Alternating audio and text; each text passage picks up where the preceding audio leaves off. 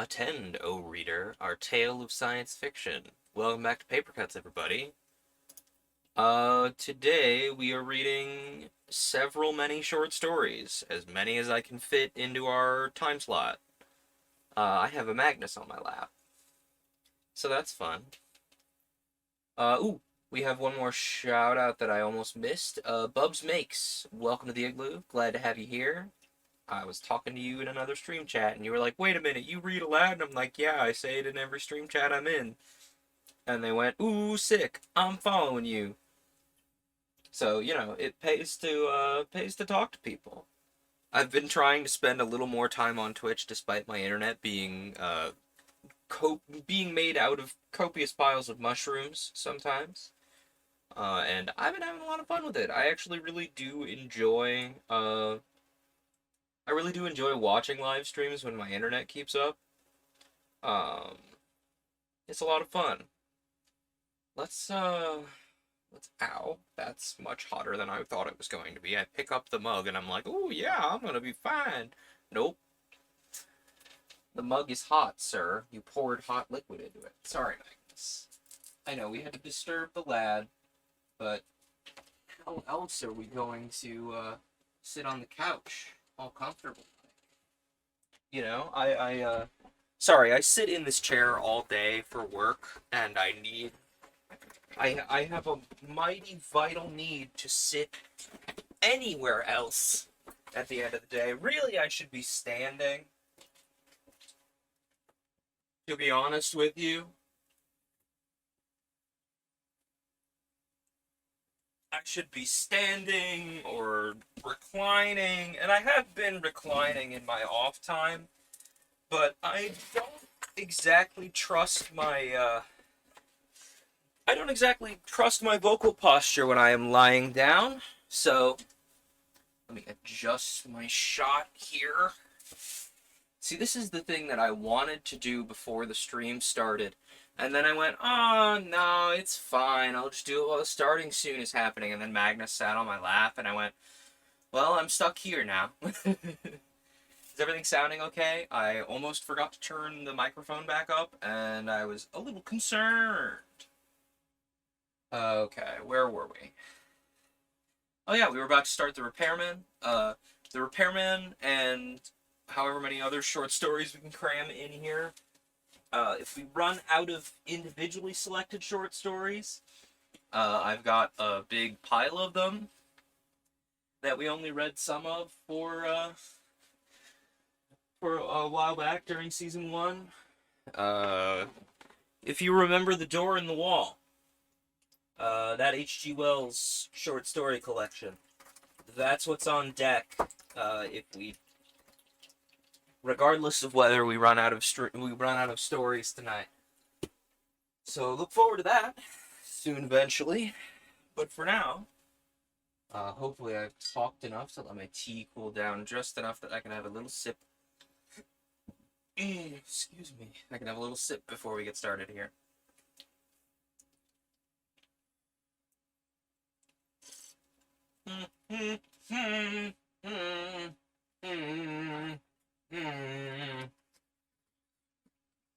Hot. It is just barely hot enough to be uncomfortable. Of course, I'm like, oh yeah, the tea is definitely cooled enough. Nope. Oh, the joys of things occurring. So, we're about to start in on... Ooh, hang on. I had a couple crunches I needed to get out. Let's dive into The Repairman, our first short story of the night. The Repairman by Harry Harrison. Being an interstellar troubleshooter wouldn't be so bad if I could shoot the trouble. The old man had that look of intense glee on his face that meant someone was in for a very rough time. Since we were alone, it took no great feat of intelligence to figure it would be me. I talked first, bold attack being the first defense, and so forth. I quit.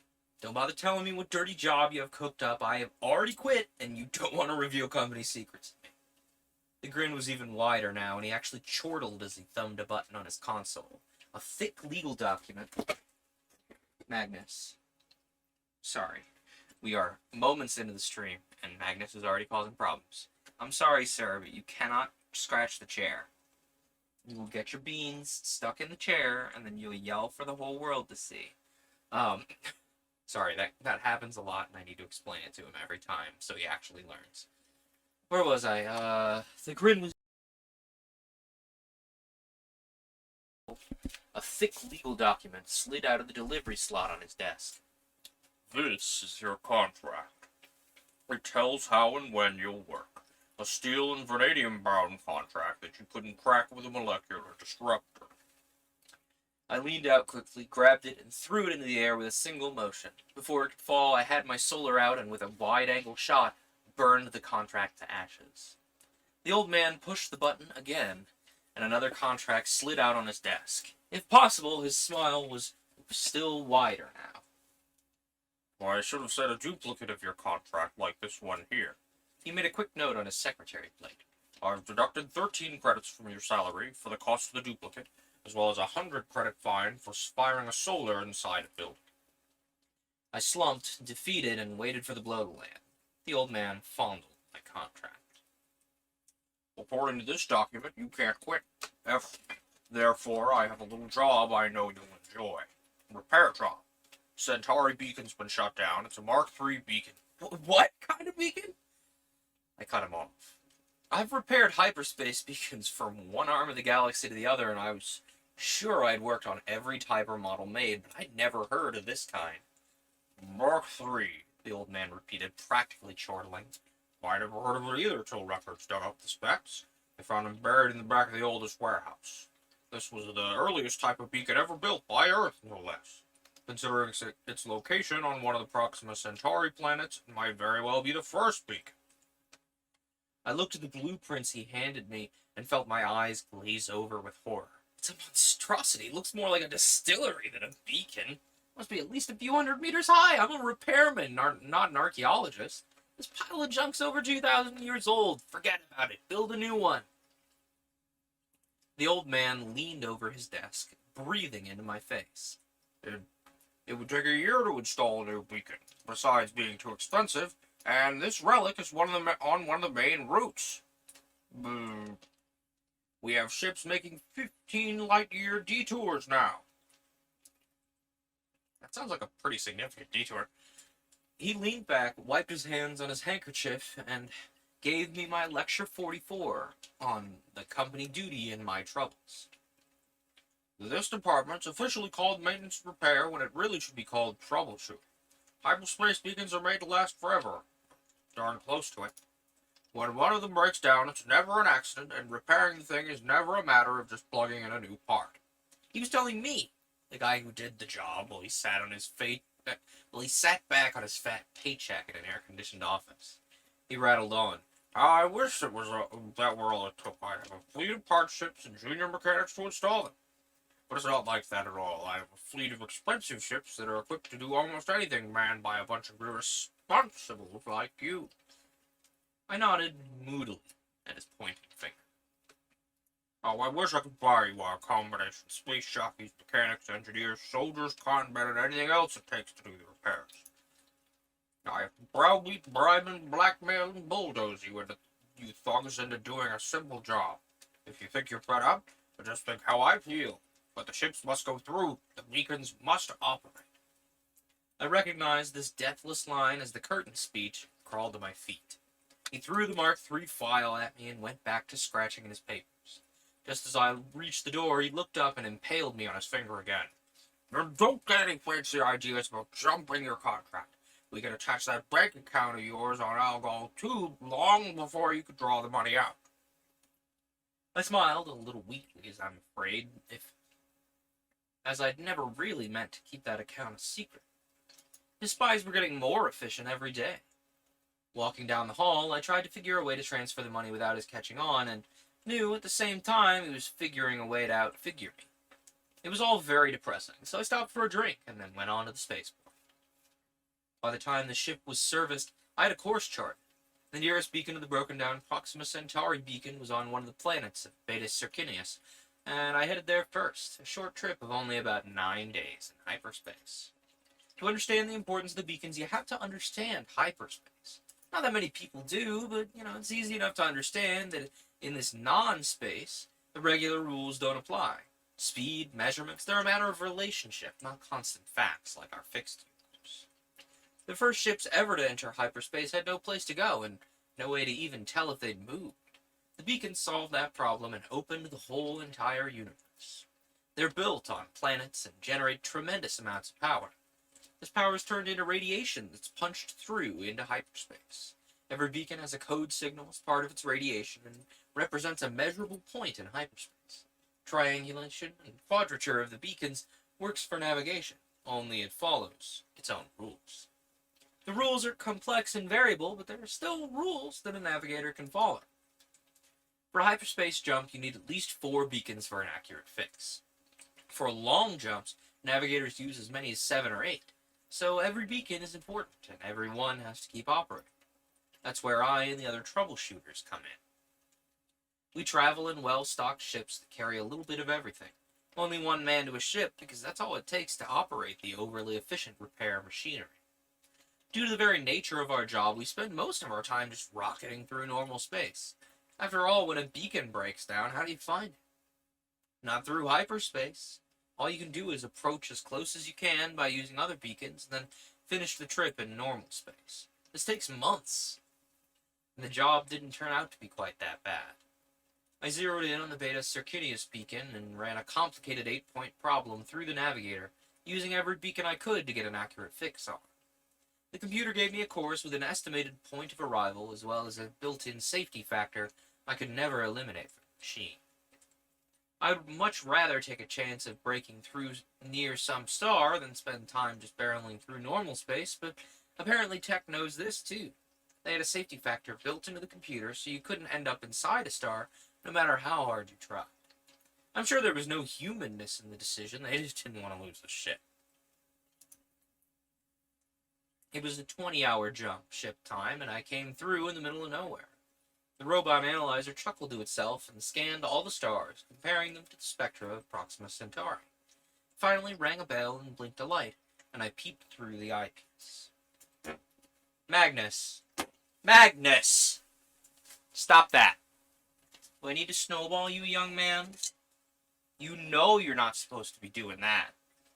He's picking at the front cabin, the roof of the front cabin, and he knows that if he does that, he's going to get his little beans stuck, and then he's going to yell. That's most of the reasons why I've been telling them not to pick at certain things lately, just because they get their little beans stuck and they lose their minds. Understandably, if I got my fingernail snagged in something and I was trying to get my fingernail out of there, I wouldn't be very comfortable either. But, it's still not good for them to do it. You want to come up here? He's looking at me. Come here. Come on, you can do it. You want to come say hi to everybody? Come here. You can do it. I don't know. People can see me if I sit there. Yeah, I know.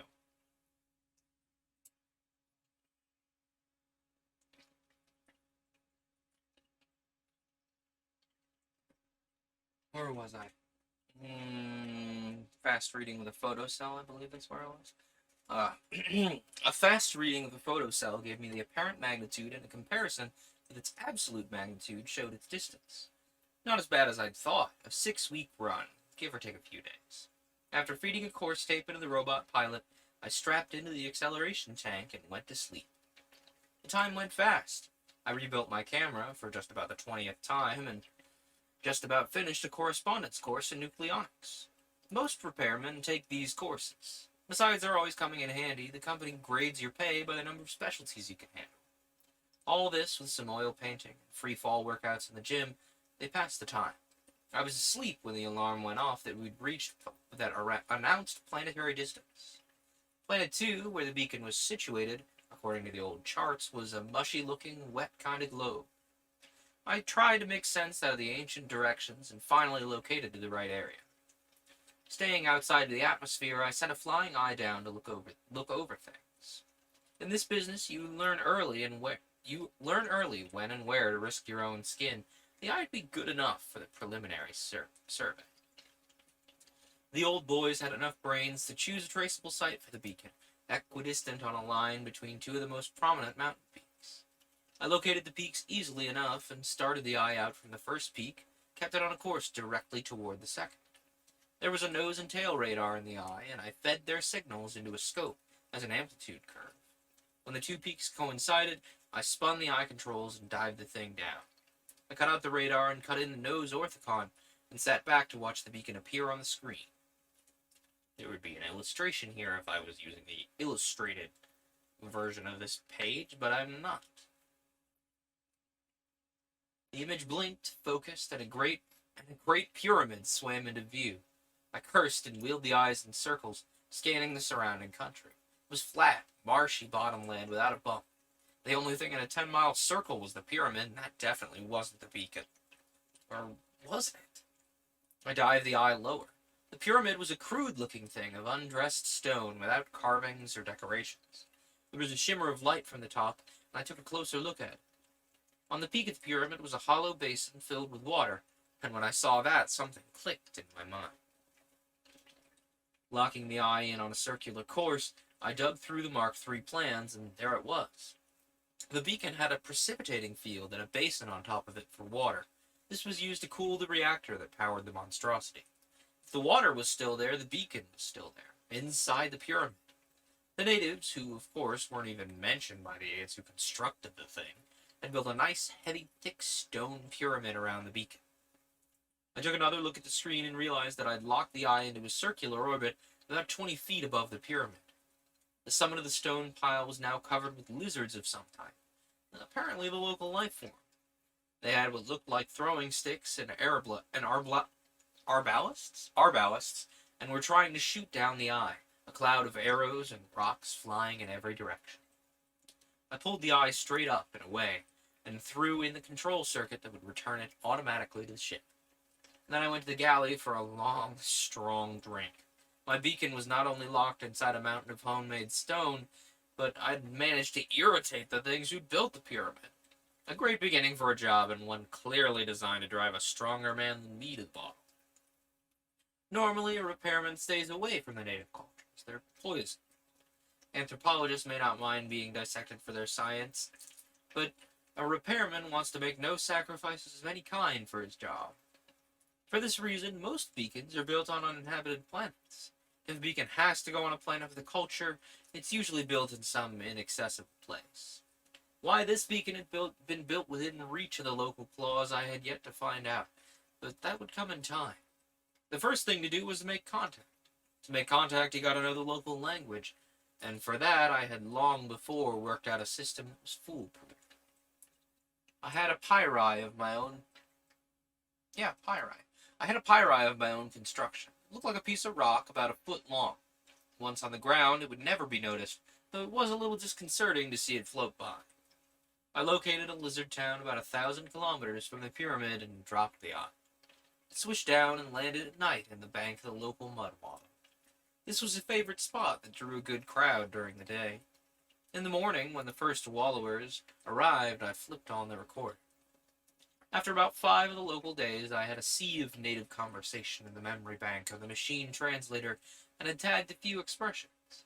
This is fairly easy to do when you've got a machine memory to work with. One of the lizards gargled at another one, and the second one turned around. I tagged this expression with the phrase, "Hey George," and waited my chance to use it. Later that same day, I caught one of them aloud and shouted, "Hey George," at him. It gurgled out through the speaker in the local tongue, and he turned around. When you get enough reference phrases like this in the memory bank, the MT brain takes over and starts filling in the missing pieces. As soon as the MT brain could give a running translation of any conversation it heard, I figured it was time to make a contact. I found him easily enough. He was the Centurion version of a goat boy. He herded a particularly loathsome form of local life in the swamps outside the town. I had one of the working eyes dig a cave in an outcropping of the rock and wait for him. When he passed by next day, I whispered into the mic, "Welcome, O goat boy grandson. This is your grandfather's spirit speaking from paradise." This fitted in with what I could make out of the local religion. Goat Boy stopped as if he'd been shot, and before he could move, I pushed a switch that spat out a handful of the local currency, wampum-type shells, and other whatnots, rolling out of the cave to land at his feet. Here's some money from paradise, because you've been a good boy. Not really from paradise, I'd lifted it from the treasury the night before. Come back tomorrow and we'll talk some more, I called after the fleeing figure. I was pleased to notice that he at least took cash before taking off. After that, Grandpa in Paradise had many heart-to-heart talks with Grandson, who found the heavenly loot more than he could resist. Grandpa had been out of touch with things since his death, and Goat Boy happily filled him in. I learned all I needed to know of the history, past and recent, and it wasn't nice. In addition to the pyramid being around the beacon, there was a nice little religious war going on around the pyramid. It all began with a land bridge. Apparently, the local lizards had been living in the swamps when the beacon was built, but the builders didn't think much of them. They were a low type and confined to a distant continent. The idea that the race would develop and might reach this continent never occurred to the beacon mechanics, which is, of course, what happened. A little geological turnover, swampy land bridge forming in the right spot, and the lizards began to wander up Beacon Valley and found a religion. A shiny metal temple out of which poured a constant stream of magic water, the reactor cooling water pumped down from the atmosphere condenser on the roof. The radioactivity in the water didn't hurt the natives, it caused mutations that bred true.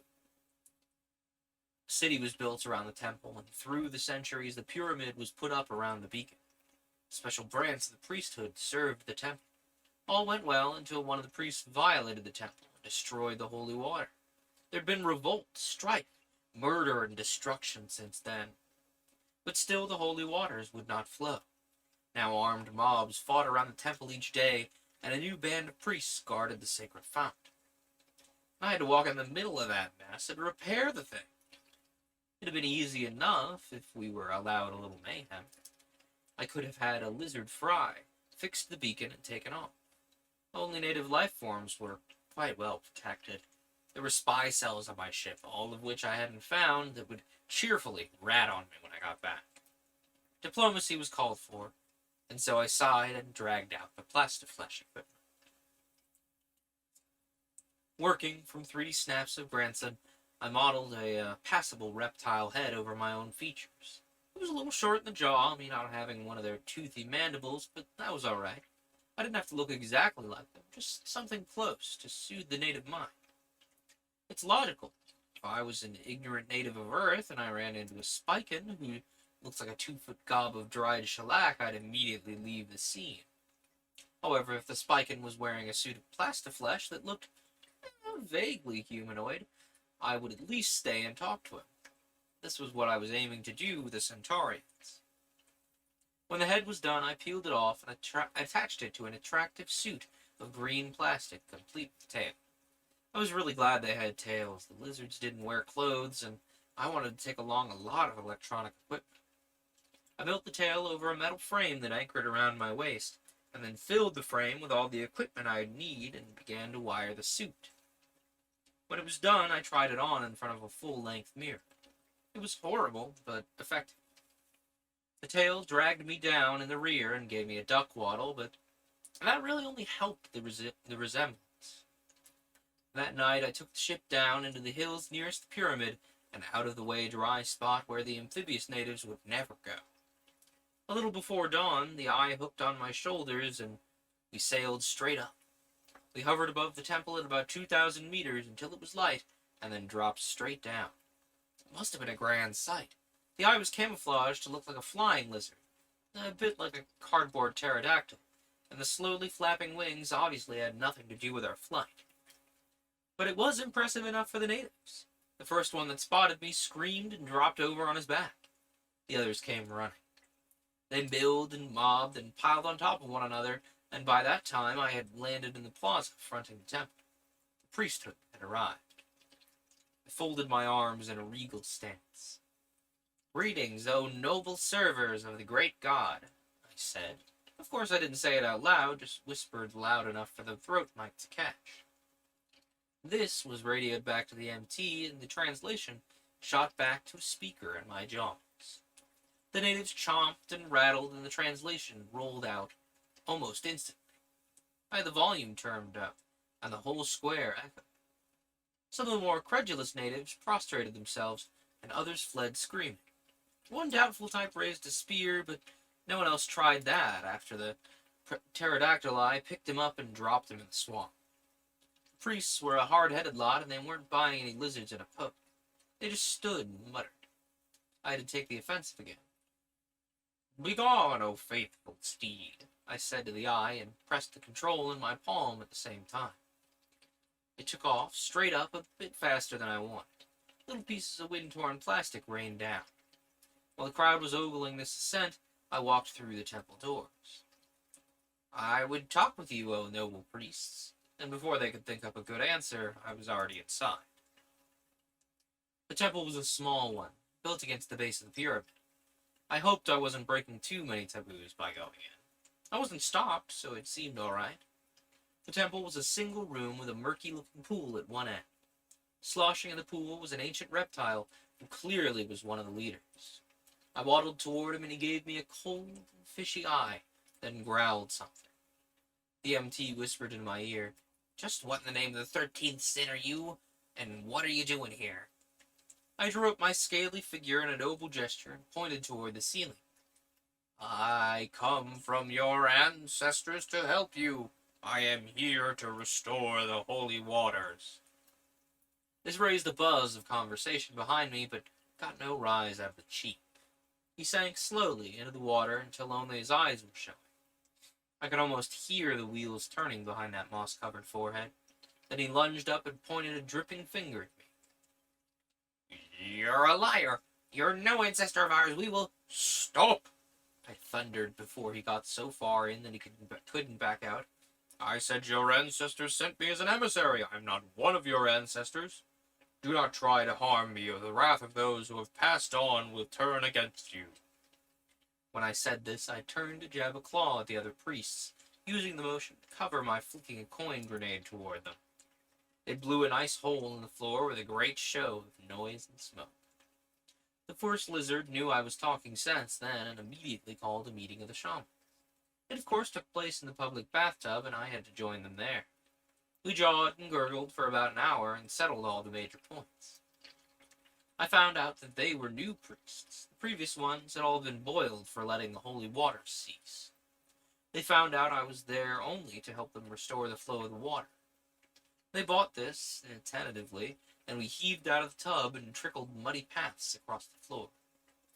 There was a bolted and guarded door that led into the pyramid proper. While it was being opened, the first lizard turned to me. "Undoubtedly you know of the rule, because old priests did pry and peer. It was ruled henceforth that only the blind could enter the Holy of Holies." I swear he was smiling, 30 teeth peeking out of what looked like a crack in an old suitcase could be called smiling. He was also signaling to him an under-priest who carried a brazier of charcoal complete with red-hot irons. All I could do was stand and watch as he stirred up the coals, pulled out the ruddiest iron, and turned toward me. He was just drawing a bead on my right eyeball when my brain got back in gear. "Of course, blinding is only right, but in my case you'll have to blind me before I leave the Holy of Holies. But not now. I need my eyes to see and mend the fount of the holy waters. Once the water flows again, I'll laugh as I hurl myself on the burning iron." He took a good 30 seconds to think it over and had to agree with me. The local torturer sniffled a bit and threw a bit more charcoal on the fire. The gate crashed open and I stalked through, then it banged behind me, and I was alone in the dark. But not for long. There was a shuffling nearby. I took a chance and turned on my flash. 3 priests were groping toward me, their eye sockets red pits of burned flesh. They knew what I wanted and led the way without a word. A crumbling and cracked stone stairway brought us up to a solid metal doorway labeled in archaic script, Mark III Beacon, authorized personnel only. The trusting builders counted on the sign to do the whole job, for there wasn't even a trace of a lock on the door. One lizard merely turned the handle, and we were inside the beacon. I unzipped the front of my camouflage suit and pulled out the blueprints. With the faithful priest stumbling after me, I located the control room and turned on the lights. There was a residue of charge in the emergency batteries, just enough to give to a dim light. The meters and indicators looked to be in good shape, if anything, unexpectedly bright from constant polishing. I read the readings carefully and found just what I'd suspected. One of the eager lizards had managed to open a circuit box and polish the switches inside. While doing this, he'd thrown one of the switches, and that had caused the trouble. Rather, that started the trouble. It wasn't going to be ended just by reversing the water valve switch. This valve was supposed to be used only for repairs after the pile was dammed. When the water was cut off with the pile in operation, it started to overheat, and the automatic safeties had dumped the charge down the pit. I could start the water again easily enough, but there was no fuel left in the reactor. I wasn't going to play with a fuel problem at all. It'd be far easier to install a new power plant. I had one on the ship that was about a tenth the size of the ancient bucket of bolts and produced at least 4 times the power. Before I sent for it, I checked over the rest of the beacon. In 2,000 years, there should be some sign of wear. And the old boys had built well, I'll give them credit for that. 90% of the machinery had no moving parts and had suffered no wear whatever. Other parts they'd beefed up, figuring what they would wear, but slowly.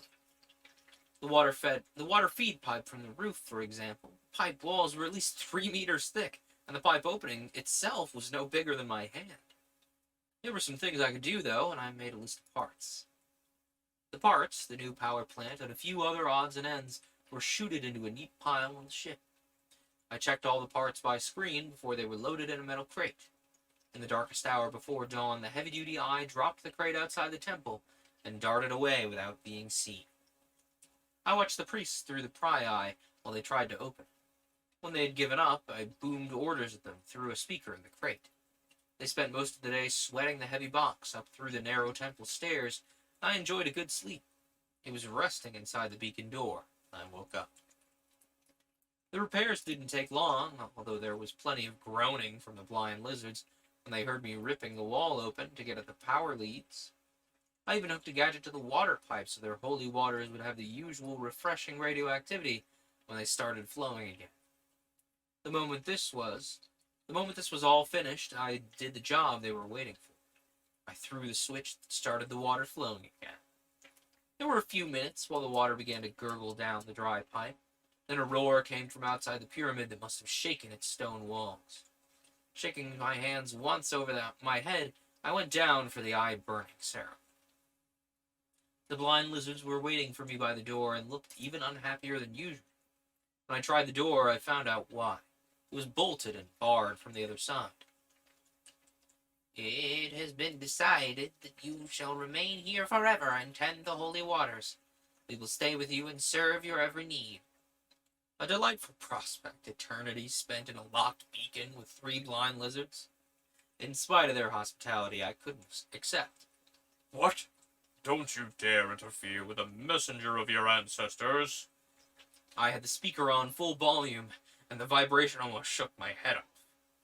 The lizards cringed, and I set my solar for a narrow beam and ran it around the door jamb. There was a great crunching and banging from the junk piled against it, and the door swung free. I threw it open, and before they could protest, I had pushed the priests out through it. The rest of their clan showed up at the foot of the stairs and made a great ruckus while I finished welding the door shut. Running through the crowd, I faced up to the first lizard in his tub, who sank slowly beneath the surface. "What lack of courtesy!" I shouted while he made little bubbles in the water. "The ancestors are annoyed. They've decided to forbid entrance to the inner temple forever. Though out of kindness, they will let the waters flow. Now I must return. On with the ceremony."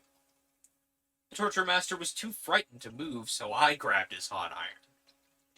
A touch on the side of my face dropped the steel plate over my eyes, under the plastiskin, and then I jammed the iron hand into my phony eye sockets, and the plastic gave off an authentic odor. A cry went up from the crowd as I dropped the iron and staggered in blind circles. I must admit it went off pretty well. Before they could get any more bright ideas, I threw the switch and my plastic pterodactyl sailed in through the door. I couldn't see it, of course, but I knew it had arrived when the grapples and the claws latched onto the steel plates on my shoulders. I had got turned around after the eye burning, and my flying beast hooked onto me back. I meant to sail out bravely, blind eyes facing the sunset. Instead, I faced the crowd as I soared away, so I made the most of a bad situation and threw them a snappy military salute. Then I was out in the fresh air and away.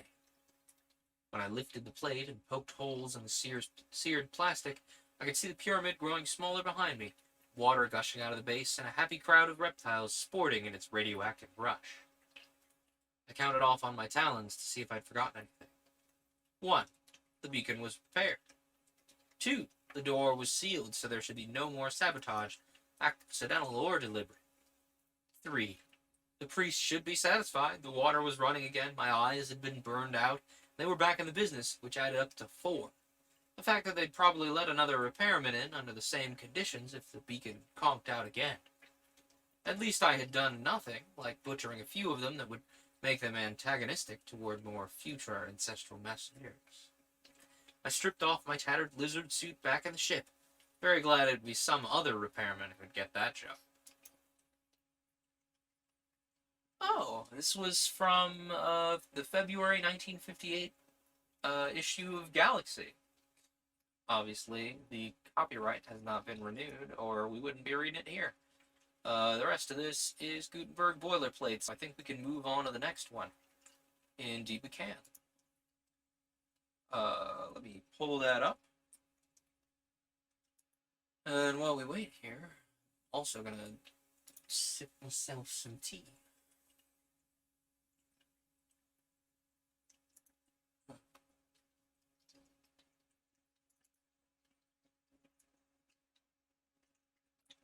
Here's another one from Galaxy. As we can see by the picture on screen, it's from the 1959 issue of Galaxy in February. The original issue is much larger than this, but here's another short one. Insidekick by J.F. Bone. Give me just a moment to polish off a little more of my tea, and then we'll dive into that.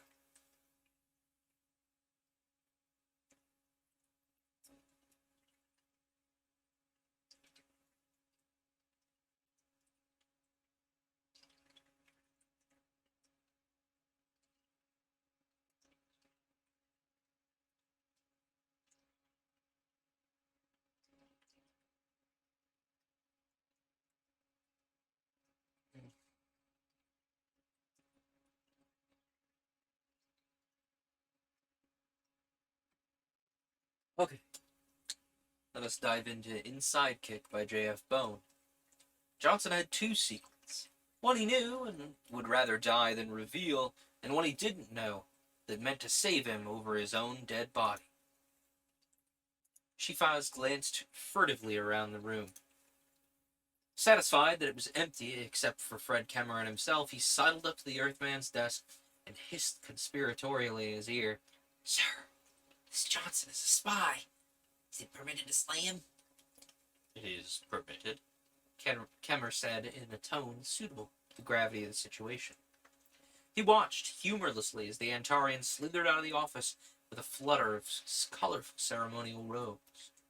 Both Kemmer and Shifaz had known for weeks that Johnson was a spy, but the native had to go through this insane rigmarole before the rules on Antar would allow him to act. At any rate, the formalities were over at last, and the affair should be satisfactorily ended by nightfall. The natives of this planet moved quickly enough once the preliminaries were concluded. Kemmer leaned back in his chair and sighed. Being the Interworld Corporation's local manager had more compensations than headaches, despite the rigid ritualism of the native society. Since most of the local population was under his thumb, counter-espionage was miraculously effective. This fellow Johnson, for instance, had been in Vaornia for less than 3 weeks, and despite the fact that he was an efficient and effective snoop, he had been fingered less than 48 hours after his arrival in the city. Kemmer closed his eyes and let a smile cross his keen features. Under his administration, there'd be a sharp rise in the mortality curve for spies detected in the Vaornia Lagash Timar Triangle. With the native judiciary placed firmly under IC control, the corporation literally had a free hand providing it kept its nose superficially clean. As for spies, they knew the chances they took, and what the penalty could be for interfering with the normal operations of corporate business. Kemmer yawned, stretched, and turned his attention to more important matters. Albert Johnson fumbled hopefully in the empty food container before tossing it aside. A plump, prosaic man of middle height, with a round, ingenious face, Albert was as undistinguished as his name, a fact that made him an excellent investigator. But he was neither undistinguished nor unnoticed in his present position, although he had tried to carry it off by photographing the actions of the local sanitary processional like any tourist. He'd been waiting near the Viornia Arm on the road that led to Lagesh since early afternoon, and now it was nearly evening. He cursed mildly at the fact that the natives had no conception of time, a trait not exclusively Ontarian, but one which was developed to a high degree on this benighted planet. And the fact that he was hungry didn't add to his good temper. Natives might be able to fast for a week without ill effects, but his chunky body demanded quantities of nourishment at regular intervals, and his stomach was protesting audibly at being empty. He looked around him at the rutted road and the darkening Viornia arm of the Devon forest that bordered the roadway. The sanitary processional had completed the daily ritual of waste disposal, and the cart drivers and censer bearers were goading their patient Dax into a faster gait. It wasn't healthy to be too near the forest after the sun went down. The night beasts weren't particular about what or who they ate.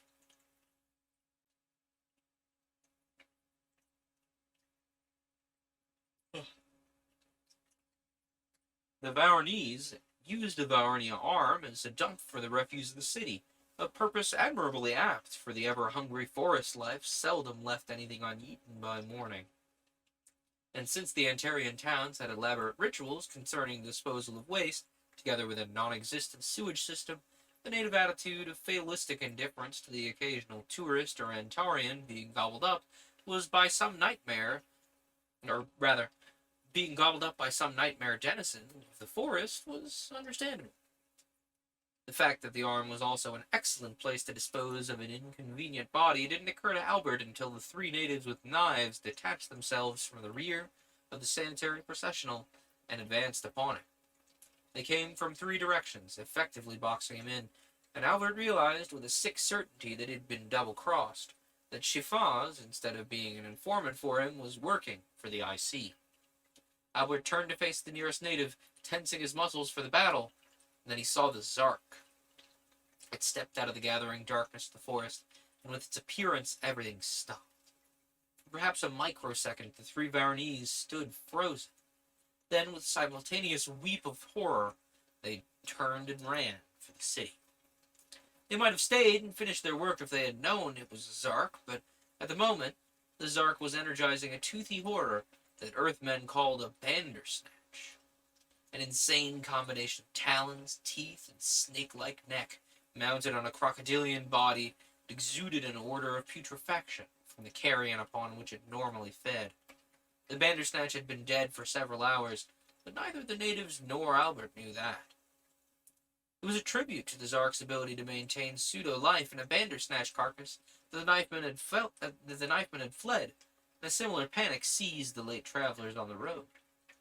Albert stared with horrified fascination at the monstrosity for several seconds, before he too fled. Any number of natives with knives were preferable to a Bandersnatch. He hesitated only because he didn't possess the conditioned reflexes arising from generations of exposure to Antarian wildlife. He was some 20 yards behind the rearmost native, and though not designed for speed, was actually gaining upon the fellow when his foot struck a loose cobblestone in the road. Arms flailing, legs pumping desperately to balance his toppling mass, Albert fought manfully against the forces of gravity and inertia. But he lost. His head struck another upturned cobble, his body twitched once, then relaxed limply and unconscious upon the dusty road. The Zark winced a little at the sight, certain that the curious creature had damaged itself seriously. Filled with compassion, it started forward on the Bandersnatch's four walking legs, the grasping talons crossed on the beast in an attitude of prayer. The Zark wasn't certain what it could do, but perhaps it could help. Albert was mercifully unconscious as it bent over him to inspect his prone body with a purple-lidded pineal eye that was blue with concern. The Zark noted the bruise upon his forehead and marked his regular breathing, and came to the correct conclusion that whatever had happened, the biped was relatively undamaged. But the Zark didn't go away. It had never seen a human in the 1,000-odd years of existence, which wasn't surprising since Earthmen had been on Antar less than a decade, and Zarks seldom left the forest. Albert began to stir before the Zark remembered its present condition. Not being a carnivore, it saw nothing appetizing about Albert, but it was energizing a Bandersnatch, and like all Zarks, it was a purist. A living Bandersnatch would undoubtedly drool happily at the sight of such a tempting tidbit, so the Zark opened 3-foot jaws and drooled. Albert chose this precise time to return to consciousness. He turned his head groggily and looked up into a double row of saw-edged teeth surmounted by a leering triangle of eyes. A drop of viscid drool splattered moistly on his forehead, and as the awful face above him bent closer to his own, he fainted. The Zark snapped its jaws disapprovingly.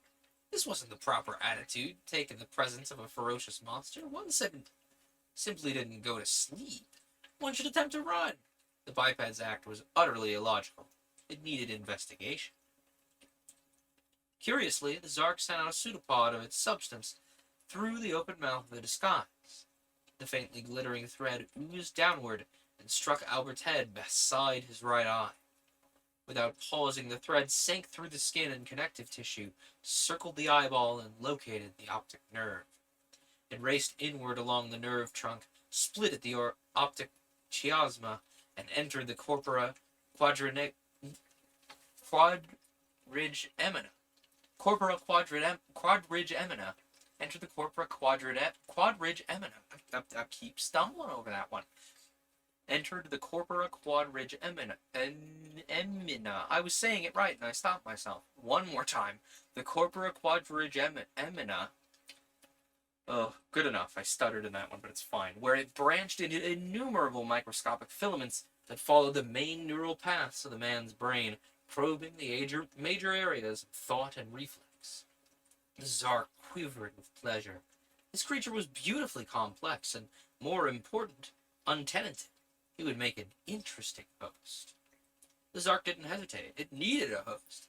Giving its present mass of organic matter pseudo-life took too much energy. The Bandersnatch collapsed with a faint slurping noise.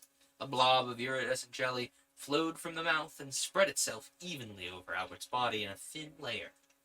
The jelly shimmered, glowed, disappeared inward through Albert's clothing and skin, diffusing through the subcutaneous tissues, setting hair-like threads along the nerve trunks and blood vessels until the threads met other threads and joined, and the Zark became a network of protoplasmic tendrils that ramified through Albert's body. Immediately, the Zark turned its attention to the task of adapting itself to its new host. Long ago, it had learned that this needed to be done quickly, or the host didn't survive. And since the tissues of this new host were considerably different of those of the Bandersnatch, a great number of structural and chemical changes had to be made quickly. With some dismay, the Zark realized that its own stores of energy would be insufficient for the task. It would have to borrow energy from the host, which was a poor way to start a symbiotic relationship. Ordinarily, one gave before taking. Fortunately, Albert possessed considerable excess fat, which was an excellent source of energy, whose removal would do no harm. There was plenty here for both Albert and itself. The man's body twitched and jerked as the Zark's protein cells passed through the adaptive process, and as the last leukocyte recoiled from tissue that had suddenly become normal, his consciousness returned. Less than 10 minutes had passed, but they were enough.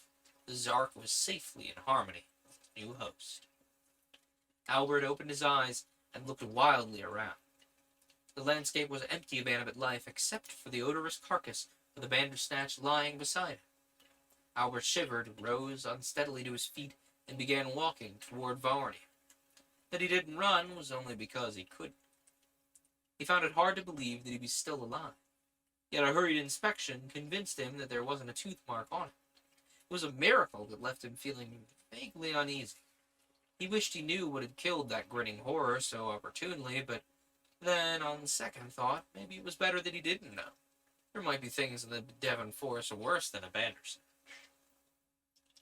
Inside the city walls, the Orneus struck a three-pronged blow at Albert's senses. Sight, hearing, and smell were assaulted simultaneously. Natives slithered past, garbs in long robes of garish colors. Sibilant voices cut through the evening air like thin-edged knives clashing against the grating screech of the ungreased wooden wheels of dak carts. Odors of smoke, cooking, spices, perfume, and corruption mingled with the all-pervasive musky stench of unwashed Veronese bodies. It was old to Albert, but new and exciting to the Tsar. Its taps on Albert's sense organs brought a flood of new sensation the Tsar had never experienced. It marveled at the crowded buildings, studded with jutting balconies and ornamental carvings. It stared at the dak caravans, maneuvering with ponderous delicacy through the swarming crowds. It reveled in the colorful banners and awnings of the tiny shop lining the streets and the fluttering robes of the natives. Color was something new to the Tsar. Its previous hosts had been colorblind, and the symbiote wallowed in an orgy of these bright sensations. If Albert could have turned in on his fellow travelers' emotions, he probably would have laughed. For the Tsar was behaving precisely like the rubbernecking tourist he himself was pretending to be. But Albert wasn't interested in the sights, the sounds, nor the smells, and the natives didn't intrigue him either. There was only one of them he cared to meet, that slimy double-crosser called Shifaz, who nearly conned him into a one-way ticket. Albert plowed heedlessly through the crowd, using his superior mass to remove natives from his path. By completely disregarding the code of conduct outlined by the IC Travel Bureau, he managed to make respectable progress toward the enormous covered area in the center of town that housed the Kazla, or native marketplace. Shifaz had a stand there where he was employed as a tourist guide. The Zark, meanwhile, wasn't idle despite the outside interests. The majority of its structure was busily engaged in checking and cataloging the body of its host, with an automatic process that didn't interfere with the purely intellectual one of enjoying the new sensations. Albert's body wasn't in too bad of shape. A certain amount of repair work would have to be done, but despite the heavy padding of fat, the organs were in good working condition. The Zark ruminated briefly over what actions it should take as it dissolved a milligram of cholesterol out of Albert's aorta and strengthened the weak spot in the blood vessel with a few cells of its own substance, until Albert's tissues could fill the gap. Its knowledge of human physiology was incomplete, but it instinctively recognized abnormality.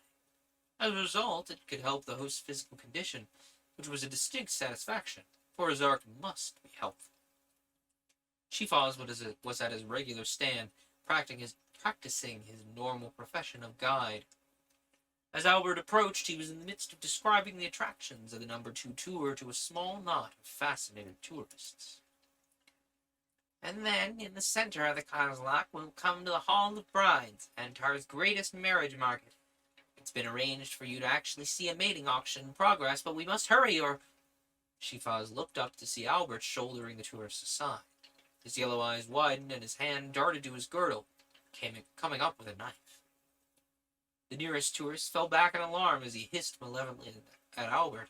"Stand back, Earthman, or I'll let the life out of your scaleless carcass." "Double-crosser," Albert said, moving in. One meaty hand had closed over the knife hand and wrenched, while the other caught Shifaz alongside the head with a smack that sounded loud in the sudden quiet. Shifaz did a neat backflip and lay prostrate, the tip of his tail twitching reflexively. One of the tourists screamed. "No show today, folks. Shifaz has another engagement." He picked the Antarian up by a fold of his robe and shook him like a dirty dishcloth. A number of items cascaded out of hidden pockets, among which was an oiled silk pouch. Albert dropped the native and picked up the pouch, opened it, sniffed, and nodded. It fitted. Things were clearer now. He was still nodding when 2 Earthmen in IC uniforms stepped out of the crowd. "Sorry, sir, but you just committed a violation of the IC Antar Compact. I'm afraid we'll have to take you in." "This lizard tried to have me killed." "I wouldn't know about that. You assaulted a native. That's a crime. You'd better come peaceably with us. Local justice is rather primitive and unpleasant. I'm an Earth citizen. This world's on a commercial treaty. The guard produced a blackjack and tapped the shot-filled leather in his palm. It's our business to protect people like you from the natives, and if you insist, we'll use force. I don't insist, but I think you're being pretty high-handed. Your objection's been noted, and will be labeled and included in the official report. Now come along, or we'll be in the middle of a jurisdictional hassle when the native cops arrive. The corporation doesn't like hassles. They're bad for business. The two IC men herded him into a waiting ground car and drove away. It was all done very smoothly, quietly, and efficiently. The guards were good, and so was the local detention room. It was clean, modern, and, Albert noted wryly, virtually escape-proof. Albert was something of an expert on jails, and the thick steel bars, force lock, and spy cell in the ceiling won his grudging respect. He sighed, sat down on the cot, which was the room's sole article of furniture. He'd been a fool to let his anger get the better of him. IC would probably use this brush with Shifaz as an excuse to send him back to Earth as some undesirable tourist, which would be the end of his mission here and a black mark on a singularly unspotted record. Of course, they might not be so gentle with him if they knew that he knew they were growing tobacco.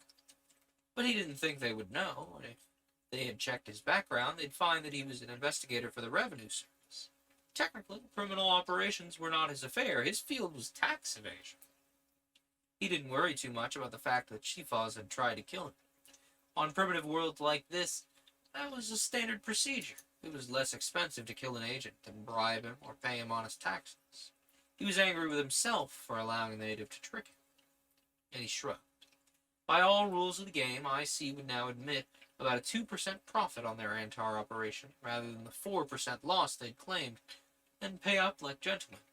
And he'd get skinned by the chief back at Earth Central for allowing IC to unmask him. His report on tobacco growing would be investigated, but with the sketchy information he possessed, his charges would be impossible to prove, and IC would have plenty of time to bury any evidence. If Earth Central hadn't figured out that the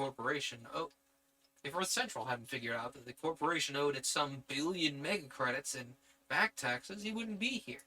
He'd been dragged from his job in the General Accounting Office. For every field man and ex-field man was needed to conduct a sweeping investigation. Every facet of the sprawling IC operation was being checked. Every minor and out-of-the-way spot like Antar was on the list. Spots that normally demanded a cursory once-over by a second-class business technician. Superficially, Antar had the dull unimportance of an early penetration. There were the usual trading posts, pilot plants, wholesale, retail trade, tourist and recreation centers, all designed to accustom the native inhabitants to the presence of Earthmen and their works, and set them up for a commercial kill after they'd acquired a taste for the products of the civilization. But although the total manpower and physical plant for a world of this size was right, its distribution was wrong. A technician probably wouldn't see it, but to an agent who had dealt with corporate operations for nearly a quarter of a century, the setup felt wrong. It wasn't designed for maximum return. The Viornia-Lagash-Tamag triangle had held even more men and material than Prime Base. That didn't make sense. It was inefficient. IC was noted for its efficiency. Not being oriented criminally, Albert found out IC's real reason for concentration in this area only by absent-mindedly lighting a cigarette one day in Viornia. He'd realized almost instantly that this was a gross breach of outworld ethics, and had thrown the cigarette away where it had landed between a pair of Viornese walking by. The two goggled at the cigarette, sniffed the smoke rising from it, and with simultaneous whistles of surprise, bent over to pick it up. Their heads collided with some force. The cigarette tore in their greedy grasp as they hissed hatefully at each other for a moment before turning hostile glares in his direction. From their expressions, they thought this was a low, earthy trick to rob them of their dignity. And they stalked off, their neck scales ruffled in anger, shreds of the cigarette still clutched in their hands. Even Albert couldn't miss the implication of that.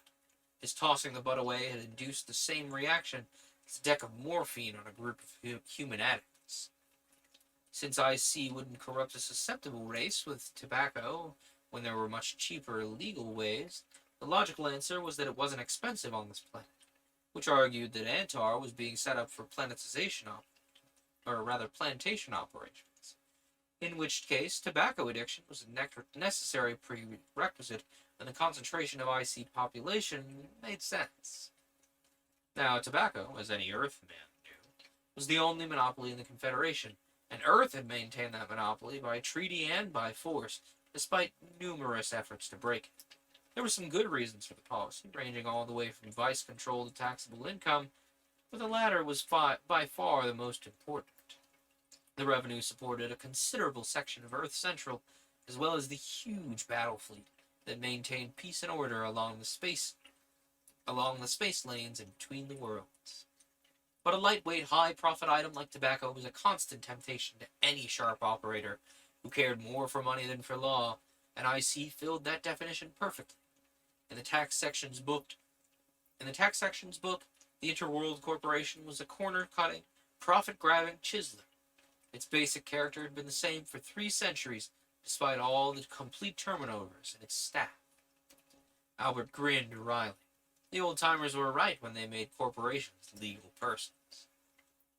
Cigarettes, which cost 5 credits to produce and sold for as high as 200, would always interest a crook, and as a consequence, Earth Central was always investigating reports of illegal plantations. They were found and destroyed eventually, and the owners were punished. But the catch lay in the word eventually. And if the operator was a corporation, no regulatory agency in its right mind would dare apply the full punitive power of the law. In that direction lay political suicide, for nearly half the population of the Earth got dividends or salaries from those. That, of course, was the trouble with corporations. They invariably grew too big and too powerful. But to break them up as the ancients did was to destroy their efficacy. What was really needed was a corporate conscience. Albert chuckled at that. It was a nice, unproductive thought. This one's leaning cyberpunk. I'm liking it.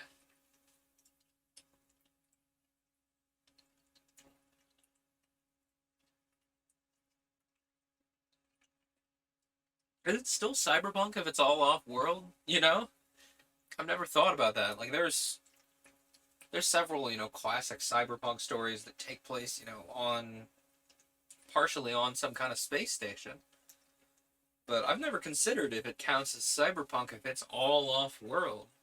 This kind of given that vibe, a little bit of a Sword and Planet cyberpunk vibe, which is kind of right up my alley lately.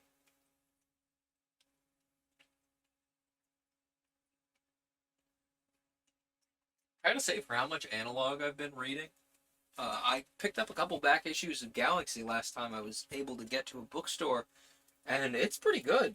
Between those back issues of Galaxy and the stuff I've been reading tonight, I may look further into Galaxy. It looks like a perfectly good serial to me. Is Galaxy still running? I need to find that out right now. Because Analog continued to run. Are they still publishing issues of Galaxy? Or are they still publishing issues of Galaxy?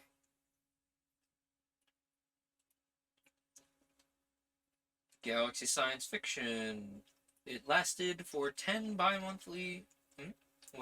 Galaxy Science Fiction was an American Digest size science fiction magazine published in Boston from 1950 to 1980. It no longer exists. Published many notable stories during the editor's tenure, including Ray Bradbury's The Fireman, later expanded as Fahrenheit 451, Heinlein's The Puppet Masters, Alfred Bester's The Demolished Man, regularly publishing fiction by writers such as Cordwainer Smith, Jack Vance, Harlan Ellison, Robert Silverberg. Jack Vance is a big name. Harlan Ellison's a huge name. Pohl never won the annual Hugo Award for his stewardship of Galaxy, instead winning 3 Hugos for its sister magazine, If. Is If still running? Launched in 1952, ended in 1974. They changed editors in 1969.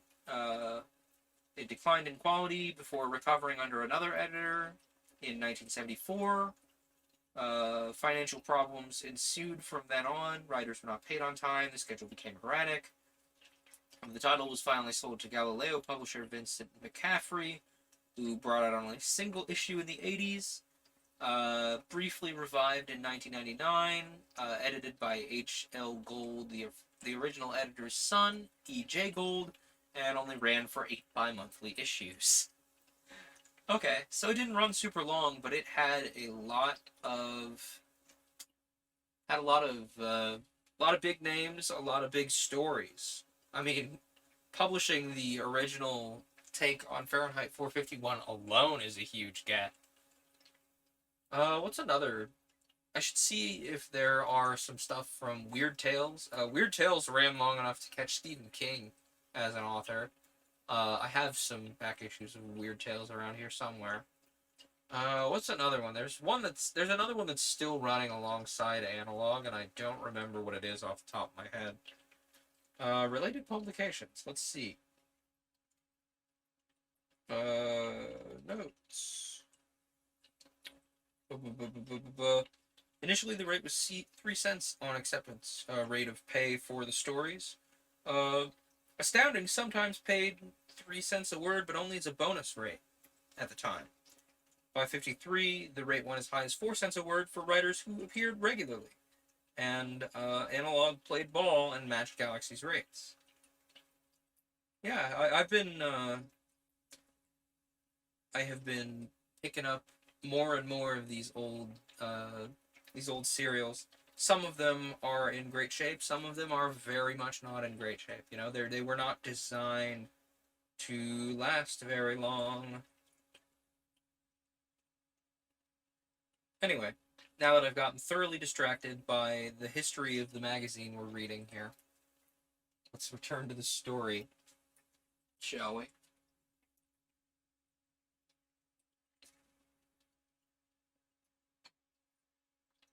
There was one with a purple space beam that we read in the first season of Paper Cuts. Was that Analog? I can't remember. The purple space beam was either Analog or that To Steal an Angel collection, which I don't remember which. It probably was Analog. Someone could send me an email and find out. Anyway, returning to the story. Fred Kemmer received the news that Albert had been taken to detention with a philosophic calm that lasted for nearly half an hour. By morning, the man would be turned over to the patrol in Prime Base. That patrol would support the charge that Albert was an undesirable tourist and send him home to Earth. But the philosophic calm departed with a frantic leap when Chiffaz reported Johnson's inspection of the oiled silk pouch. Raw tobacco was something that shouldn't be within 1,000 parsecs of Antar. Its inference would be obvious, even to an investigator interested in only tax revenues. Kemmer swore at the native. The entire operation had to be aborted now. His dreams of promotion would vanish. It wasn't my supply, Chiffaz protested. I was carrying it down to Karas in the mating market. He demands a pack every time he puts on a show for your earthy tourists. You sort of concealed it better. How was I know the chubby slob was coming back alive? Who figured he could have handled me? I've told you time and time again that Earthmen are tough customers when they get mad, but you had to learn it the hard way. Now we're all in the soup. The patrol doesn't like illicit tobacco planters. Tobacco's responsible for their pay. When he's still in your hands, he couldn't have had time to transmit his information. You can still get him. Kemmer's face cleared. Sure, that was it. Delay informing the patrol knocked the snoop off. The operation and Kemmer's future were still safe, but it irked him that he'd panicked instead of thinking. It just went to show how being involved in major crime ruined the judgment. He'd have Johnson fixed up with a nice hearty meal, and he'd see that it was delivered personally.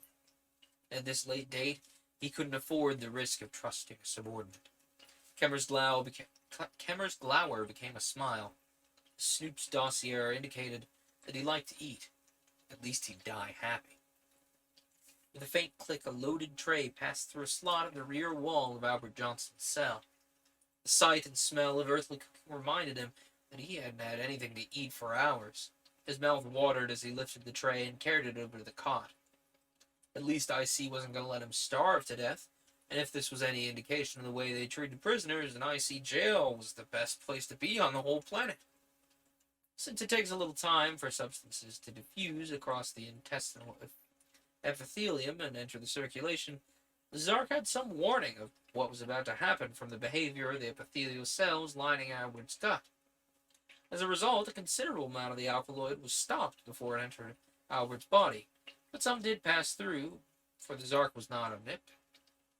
For nearly 5 minutes after finishing the meal, Albert felt normally full and comfortable. Then hell broke loose. Most of the food came back with explosive violence, and cramps bent him double. The Zark turned to the neutralization and elimination of the poison. Absorptive surfaces were sealed off, bodily fluids poured into the intestinal tract, and anti-substances formed out of Albert's energy reserve to neutralize whatever alkaloid remained. None of the Zark's protective measures were normal to Albert's body. With the abrupt depletion of blood glucose to supply the energy the Zark required, Albert passed into hypoglycemic shock. The Zark regretted that, but it had no time to utilize his other, less readily available energy sources. In fact, there was no time for anything except the most elemental protective measures. Consequently, the convulsions, tachycardia, and coma had to be ignored. Albert's spasms were mercifully short, but when the Zark was finished, he lay unconscious on the floor, his body twitching with incoordinate spasms, while a frightened guard called in an alarm to the medics. The Zark quivered with its own particular brand of nausea. It had not been hurt by the alkaloid, but the pain of its host left it sick with self-loathing. That it had established itself in a life form that casually ingested deadly poisons was no excuse. It should have been more alert, most sensitive to the host's deficiencies. It had saved his life, which was some compensation, and there was much that could be done in the way of restorative and corrective measures that would prevent such a thing from occurring again, but the Zark was unhappy as it set about helping Albert's liver metabolize fat to glucose and restore those blood sugar levels. The medic was puzzled. She had seen some peculiar conditions at this station, but hypoglycemic shock was something new. And being unsure of herself, she ordered Albert into the infirmary for observation. The guard, of course, didn't object, and Kemmer, when he heard of it, could only grind his teeth in frustration. He was on delicate enough ground without making it worse by not taking adequate precautions to preserve the health of his unwilling guest. Somehow that infernal snoop had escaped again. Albert moved his head with infinite labor and looked at the intravenous apparatus dripping a colorless solution into the vein in the elbow joint of his extended left arm. He felt no pain, but his physical weakness was appalling. He could move only with the greatest effort, and the slightest exertion left him dizzy and breathless. It was obvious that he'd been poisoned. It was a miracle of Providence he'd survived. It was equally obvious that a reappraisal of his position was in order. Someone far higher up the ladder than Shifaz was responsible for his latest attempt at his life. The native couldn't possibly have reached into the safety of IC's jail, and the implications were quite unpleasant.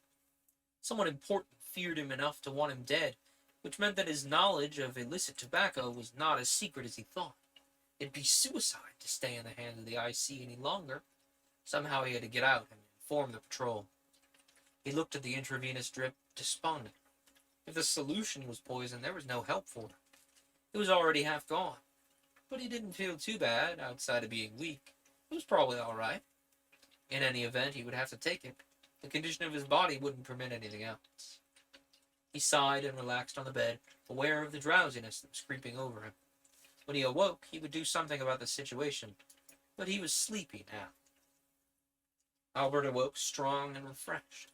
He was as hungry as he always was before breakfast. Whatever was in that solution, it had certainly worked miracles.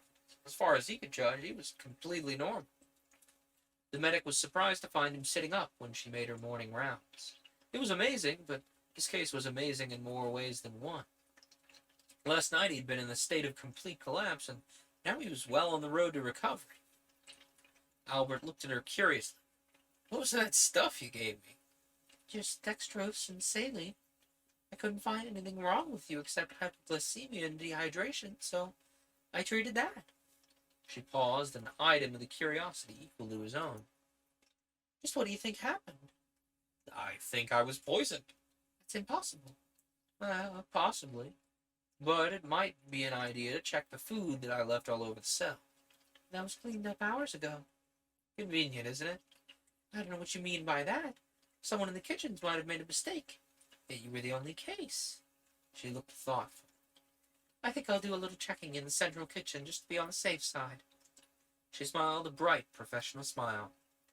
Anyway, I'm glad to see that you've recovered so well. I'm sure you can go back tomorrow. She vanished through the door with a rustle of white decor. Albert, after listening a moment to make sure she was gone, rose to his feet and began an investigation of the room. It wasn't a jail cell, not quite, but it wasn't designed for easy escape either. It was on the top floor of the IC building, a good 100 feet down to the street below. The window was covered with a steel grating and the door was locked. But both window and door were designed to hold a sick man rather than a healthy and desperate one. Albert looked out the window. The building was constructed to harmonize with native structures surrounding it, so the outer walls were studded with protuberances and bosses that would give adequate handholds to a man strong enough to brave the terrors of the descent. Looking down the wall, Albert wavered. Thinking back, he made up his mind. Incoming, says Gariki. Is that what I think it is? Did someone finish streaming? Are they gonna come say hi?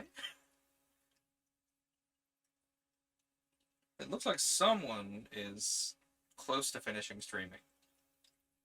But that's just my glance at the screen over there. Well, I'll have a little sip of my tea. Hey, it's Aaron. Hello! Are my alerts still, like, 3/4 of the way down the screen? Welcome in, everyone. Welcome, Raiders. Do I not have a shout-out command? Why don't I have a shout-out command? Post the USG command, Gariki. That'll do for now. I'll work on a shout-out command. I can't believe I don't have one already.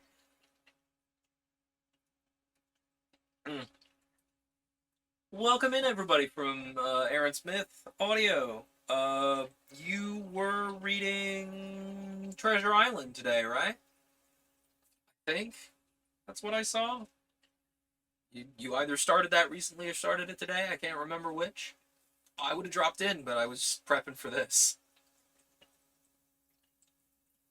How's that going? I've been deeply tempted to read Treasure Island a few times. Oh, I know, not the Muppets version. What a loss. But I've been deeply tempted to read Treasure Island a few times, both because of Muppets Treasure Island and been reading it each week or so for a little while. Fair enough. That and Treasure Planet, you know, Disney's take on Treasure Island, although Disney's had several takes on Treasure Island if you look at old enough movies.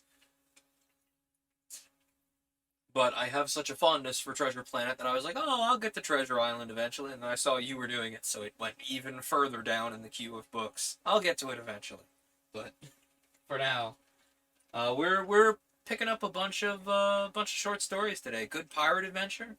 That's good vibes. We just finished up 20,000 Leagues last week, so I feel the high seas energy. For those of you all who've come in with the raid, you're gonna see in your little URL bar, if you're on a computer, there's gonna be a little question mark raid. Delete that chunk of the URL and refresh the page, because I'm pushing for affiliate and I need as many average ears and eyes as I can get. Hey, it's Arnell Quendy. Hello. But yeah, refresh the page without that little... Oh yes, nothing like a good pirate story to make you want to have vitamin C. It really is like that. Gotta fend off that scurvy. We're Where was I? Oh yeah, you gotta remove that little refer raid thing in the URL, so you continue to count as a viewer after more than like a couple minutes. So, I would greatly appreciate if you did that because I need the average ears and eyes.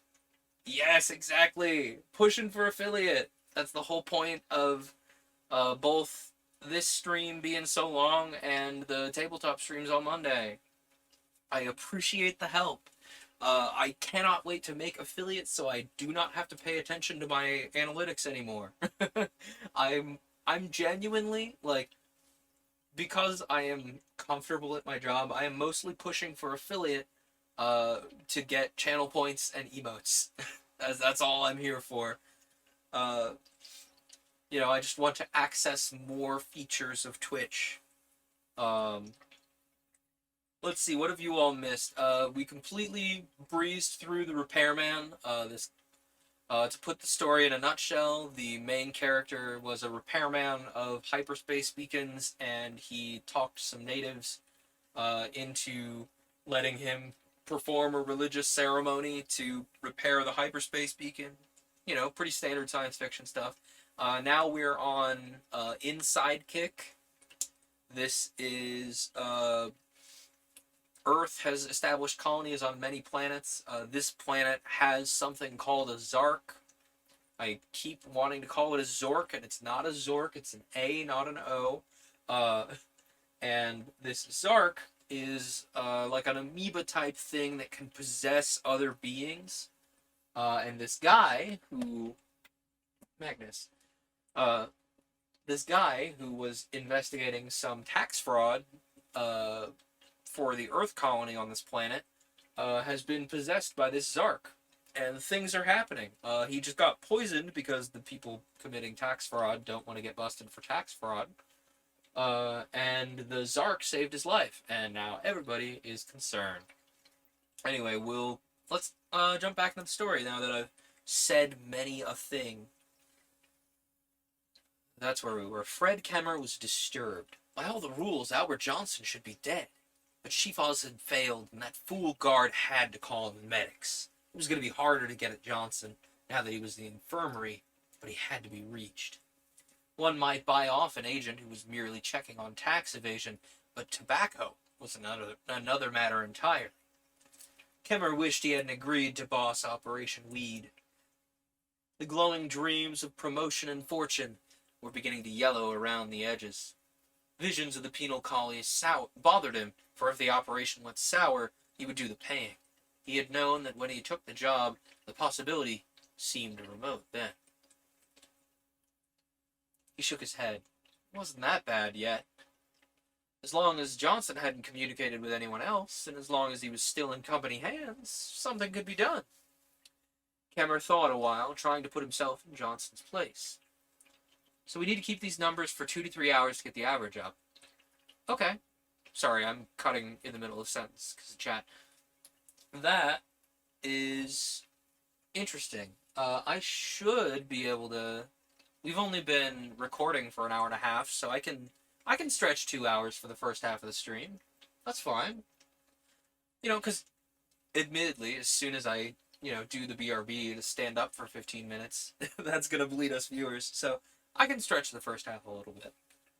Let us hope. Fingers crossed. He shook his head. It wasn't that bad yet. I mean, 2 to 3 from now. Yeah. That's what I mean. We'll be pushing that would be pushing the BRB an hour further ahead, but I can do that. If you all can do that, I can do that. Let's back up a paragraph, because I've lost my place. One might buy off an agent who was merely checking on tax evasion, but tobacco was another matter entirely. Kemmer wished he hadn't agreed to boss Operation Weed. The glowing dreams of promotion and fortune were beginning to yellow around the edges. Visions of the penal colony bothered him, for if the operation went sour, he would do the paying. He had known that when he took the job, but the possibility seemed remote then. He shook his head. It wasn't that bad, yet. As long as Johnson hadn't communicated with anyone else, and as long as he was still in company hands, well, something could be done. Kemmer thought a while, trying to put himself in Johnson's place. Undoubtedly the spy was frightened, and undoubtedly he would try to escape. And since it would be far easier to escape from the infirmary than it would be from detention, he'd try as soon as possible. Kemmer's face cleared. If Johnson tried it, he would find it wasn't as easy as he thought. With characteristic swiftness, Kemmer outlined his plans and made the necessary arrangements. A guard was posted in the hall with orders to shoot if Johnson tried the door of his room, and Kemmer himself took a stand in the building across the street, facing the hospital, where he could watch the window of Albert's room. As he figured it, the window was the best bet. He stroked the long-barreled blaster lying beside him. Johnson still hadn't a chance, but these delays in disposing of him were becoming an annoyance. Cautiously, Albert tried the grating that covered the window. The Antarian climate had rusted the heavy screws that fastened it to the casing. One of the bars were loose. If it could be removed, it would serve as a lever to pry out the entire grating. Albert twisted the bar, which groaned and squealed. He nervously applied more pressure, and the bar moved slowly out of its fastenings. The Zark observed his actions curiously. Now why was its host twisting that rod of metal out of the woodwork? It didn't know, and it was consumed with curiosity. It had found no way to communicate with its host, so that some of the man's strange actions could be understood, and in the portions of the brain, because in the portions of the brain it had explored, there were no portals of communication. However, there still was a large dormant portion, and perhaps here lay the thing it sought. The Zark inserted a number of tendrils into the blank areas, probing, connecting synapses, opening unused pathways, looking for what it hoped existed. The results of this action were completely unforeseen by the Zark, for it was essentially just a subordinate ego with all the lacks which that implied, and it had never before inhabited a body that possessed a potentially first-class brain. With no prior experience to draw upon, the Zark couldn't possibly guess that its actions would result in a peculiar relationship between the man and the world around him. And if the Zark had known, it probably wouldn't care. Albert removed the bar and pried out the grating. With only a momentary hesitation, he lowered himself over the sill until his feet struck an ornamental knob on the wall. He glanced quickly down. There was another protuberance about 2 feet below the one on which he was standing. Pressing against the wall, he inched 1 foot downward until it found the foothold. With relief, he shifted his weight to the lower foot, and as he did, a wave of heat enveloped his legs. The protuberance came loose from the wall with a grating noise mixed with the crackling hiss of a blaster bolt, and Albert plunged toward the street below. As the pavement rushed at him, he had time for a brief, fervent wish that he were someplace else, and then the thought was swallowed in icy blackness. Fred Kemmer lowered the blaster with a grin of satisfaction. He'd figured his man correctly, and now the spy would be nothing to worry about. He watched the plummeting body and gasped with consternation. For less than 10 feet above the pavement, Albert abruptly vanished. There is such a thing as too much surprise, too much shock, too much amazement, and that precisely was what affected Albert when he found himself standing on the street where the IC guards had picked him up. By rights, he should have been a pulpy smear against the pavement beneath the infirmary window, but he was not. He didn't question why he was here, or consider that he'd managed to avoid the certain death that waited for him. The fact that he'd done it somehow, that was enough. It was almost like history repeating itself. Shifaz was at his usual stand, haranguing another group of tourists. It was the same spiel as before, and almost at the same point of the pitch. But his actions upon seeing Albert were entirely different. His eyes widened. This time he slid quietly from his perch on the cornerstone of the building and disappeared into the milling crowd. Albert followed. The fact that Shifaz was somewhere in the crowd was enough to start him moving, and once started, stubbornness kept him going, plowing irresistibly through the thick swarm of the Veronese. Reason told him that no Earthman could expect to find a native hidden among hundreds of his own kind. Their bipedal dinosaur-like figures seemed to be cast out of one mold. A chase through this crowd was futile, but he went on deeper into the Kozlak, drawn along an invisible trail by some unearthly sense that told him he was right. He was as certain of it as that his name was Albert Johnson. And when he finally cornered Shifaz in a deserted alley, he was the one who wasn't surprised. Shifaz squawked and darted toward Albert, a knife glittering in his hand. Albert felt a stinging pain across the muscles of his left arm as he blocked the thrust aimed at his belly, wrenched the knife from the native's grasp, and slammed him to the pavement. Shifaz bounced like a rubber ball, but he had no chance against the bigger and stronger Earthman. Albert knocked him down again. This time the native didn't rise. He lay in the street, a trickle of blood oozing from the corner of his lipless mouth, hate radiating from him in palpable waves. Albert stood over him, panting a little from the brief but violent scuffle. "Now, Shifaz, you're gonna tell me things." "You can go to your place of punishment. I shall say nothing." "I can beat the answers out of you." "But I won't. I'll just ask you questions, and every time I don't like your answer, I'll kick one of your teeth out. If you don't answer, I'll guarantee you'll look like an old grandmother."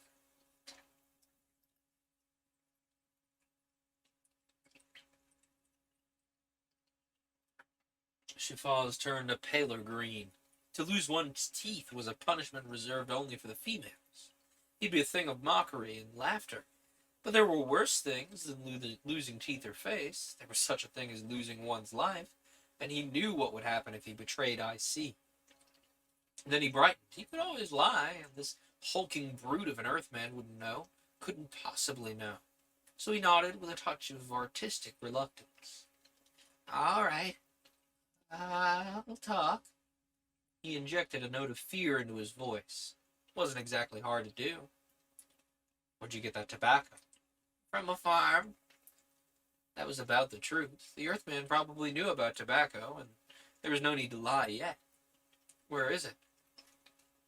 Shifaz thought quickly of the clearing in the forest south of Lagash, where the green, broad-leaved plants were grown, and said, "It's just outside of Timarg, along the road which runs south." He waited tensely for Albert's reaction, wincing as the Earthman drew his foot back. Timarg was a good 50 miles from Lagash, and if this lie went over, he felt he could proceed with confidence. And it did. It went over. Albert replaced his foot on the ground. "You're telling the truth?" "As Merg is my witness," Shifaz said with sincerity. Albert nodded, and Shifaz relaxed with sudden hidden relief.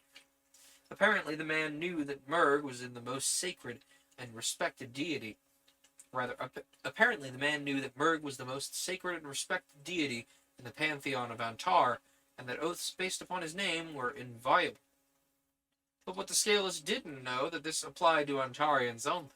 As far as these strangers from another world were concerned, anything goes. And so Albert continued questioning, and Shifaz answered, sometimes readily, sometimes reluctantly, telling the truth when it wasn't harmful, lying when it was necessary. The native's brain was fertile, and the tissue of lies and truth hung together well, and Albert seemed satisfied. At any rate, he finally went away, leaving behind him a softly whistling Viennese who congratulated himself on the fact that he'd once more imposed upon this outlander's credulity. He was so easy to fool that it was almost a crime to do it. But he wouldn't have been so pleased with himself if he could have seen the inside of Albert's mind. For Albert knew the truth about the 400-acre farm south of Lagash. He knew about the hidden curing sheds and the processing plant. He knew that both Veronese and Lagasites were deeply involved in something they called Operation Weed, and approved of it thoroughly either from sheer cussedness or addiction. He had quietly read the native's mind while the half-truths and lies had fallen from his forked tongue, and catching Shifaz's last thought, Albert couldn't help chuckling. At one of the larger intersections, Albert stopped under a flaming crescent and looked back at his arm. There was a wide red stain that seemed black against the whiteness of his pajamas. That much blood meant more than a scratch, even though there was no pain, and cuts on this world could be deadly if they weren't attended to properly. He suddenly felt alone and helpless, wishing desperately for a quiet place where he could dress his wound and be safe from the eyes he knew were inspecting him. He was too conspicuous. The pajamas were out of place on the street. Undoubtedly, natives were hurrying to report him to the IC. His mind turned to his room in the hostel with its well-fitted wardrobe and first aid kit, And again came that instant of utter darkness. Then he was standing in the middle of his room, facing the wardrobe that held his clothing. He felt no surprise this time. He knew what had happened. Something within his body was acting like a tiny distorter, transporting him through hyperspace in the same manner the starship's engine room warped it through the folds of the normal space-time continuum. There was nothing really strange about it. It was a power which he should have, which any normal man should have. The fact that he didn't have it before was of no consequence. The fact that other men didn't have it now merely made them abnormal. And he smiled as he considered the possibilities which these new powers gave him. They were enormous. At the very least, they tripled his value as an agent. Nothing was safe from his investigation. The most secret hiding places were open to his probings. Nothing could stop him, for command of hyperspace made a mockery of material barriers. He chuckled happily as he removed his pajama jacket and reached for the first aid kit.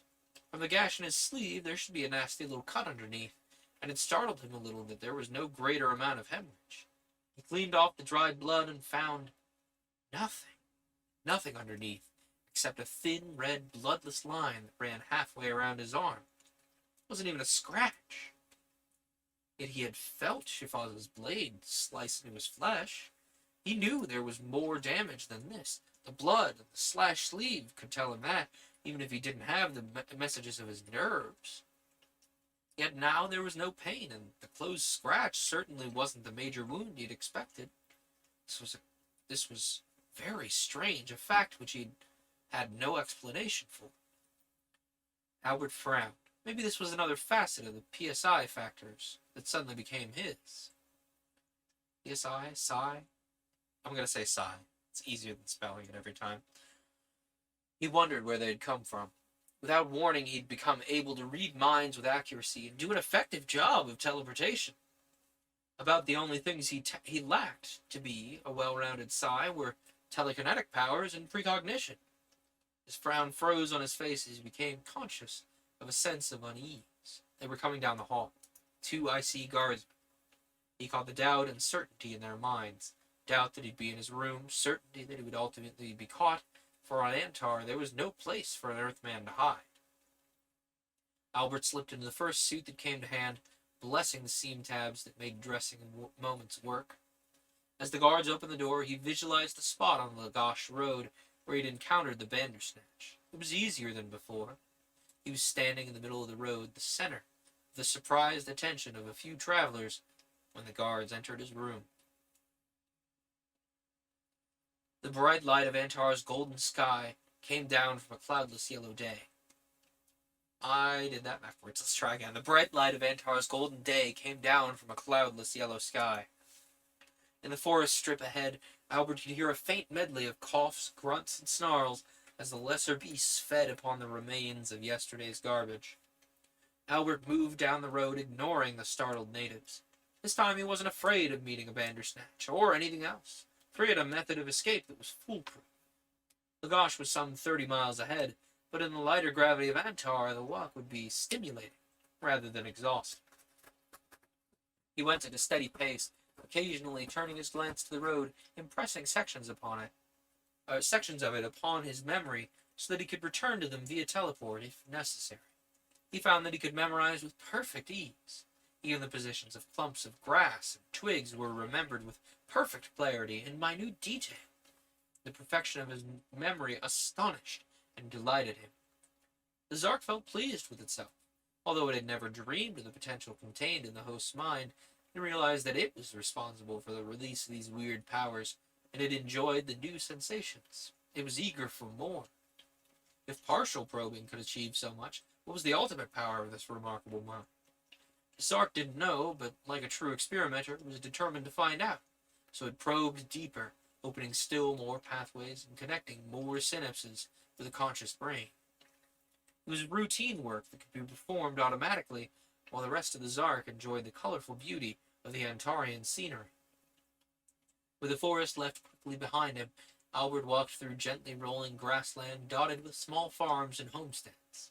It was a peaceful scene, similar to many he'd seen on Earth, and the familiarity brought a sense of nostalgic longing to be home again. But the feeling wasn't too strong, more intellectual than physical, but the memories of Earth were oddly blurred. Time passed and the road unreeled behind him. Once he took to the underbrush to let a humming IC ground car pass, and twice more he hid as airboats swept by overhead, but the annoyances were minor and unimportant. When hiding from a second airboat, he disturbed a kellet in the thick brush, growing beside the road. The little insect eater chittered in alarm and dashed off to safety across the highway. And Albert, looking at it, was conscious not only of the external shape, but the internal as well. He could see its little heart pounding in its chest, and the pumping bellows of the pink lungs that surrounded it. He was aware of the muscles pulling and relaxing as the kellet ran, and the long bones sliding in their lubricated joints. He saw the tenseness of the abdominal organs, felt the blind fear in the creature's mind. The totality of his impressions washed through him with a clear wave of icy shock. Grimly, he shrugged it off. He had ESP. He ought to have expected it. It was the next logical step. He scrambled back to the road and walked onward a little faster, until the battlements of Lagash came in sight. The Lagash arm was farther than the city than was that of Vaornia, and as he came to the strip of jungle, he turned his eyes upon the empty park-like arcades between the trees. The last edible garbage had long since been consumed, and the greater and lesser beasts had departed for the cooler depths of the forest, but Albert was conscious of life. It was all around him, in the trees with the ringed layers of their trunks, and the sap flowing slowly upward through the cambium layer underneath their scaly bark, in the insects feeding upon the nectar of the aerial vine blossoms, in the rapid photosynthetic reactions of the leaves. It's library, everybody. There he is. Hi, BB. Yeah. Hopefully he will stay put. His gaze, turning aloft, was conscious of the birds and tiny arboreal mammals. He saw the whole forest with eyes filled with wonder at its life and beauty. It was the only right way to see. At the proper distance from Lagash, he plunged off boldly across country and entered the main area of the forest, reflecting wryly as he did so that he was probably the first human in the short history of the Antarian explorations who had gone into one of the great forests with absolute knowledge that he'd come out of it alive. And as so often happens to men who have no fear, trouble avoided him. He followed the directions he had obtained from Shafaz and found the plantation without trouble. He could hardly miss it, because its size was far from accurately expressed in the native's memory.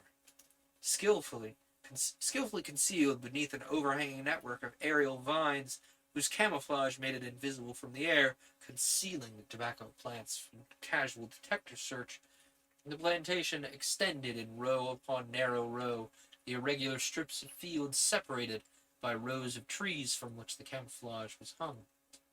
A fragile electric fence encircled the area, a seemingly weak defense.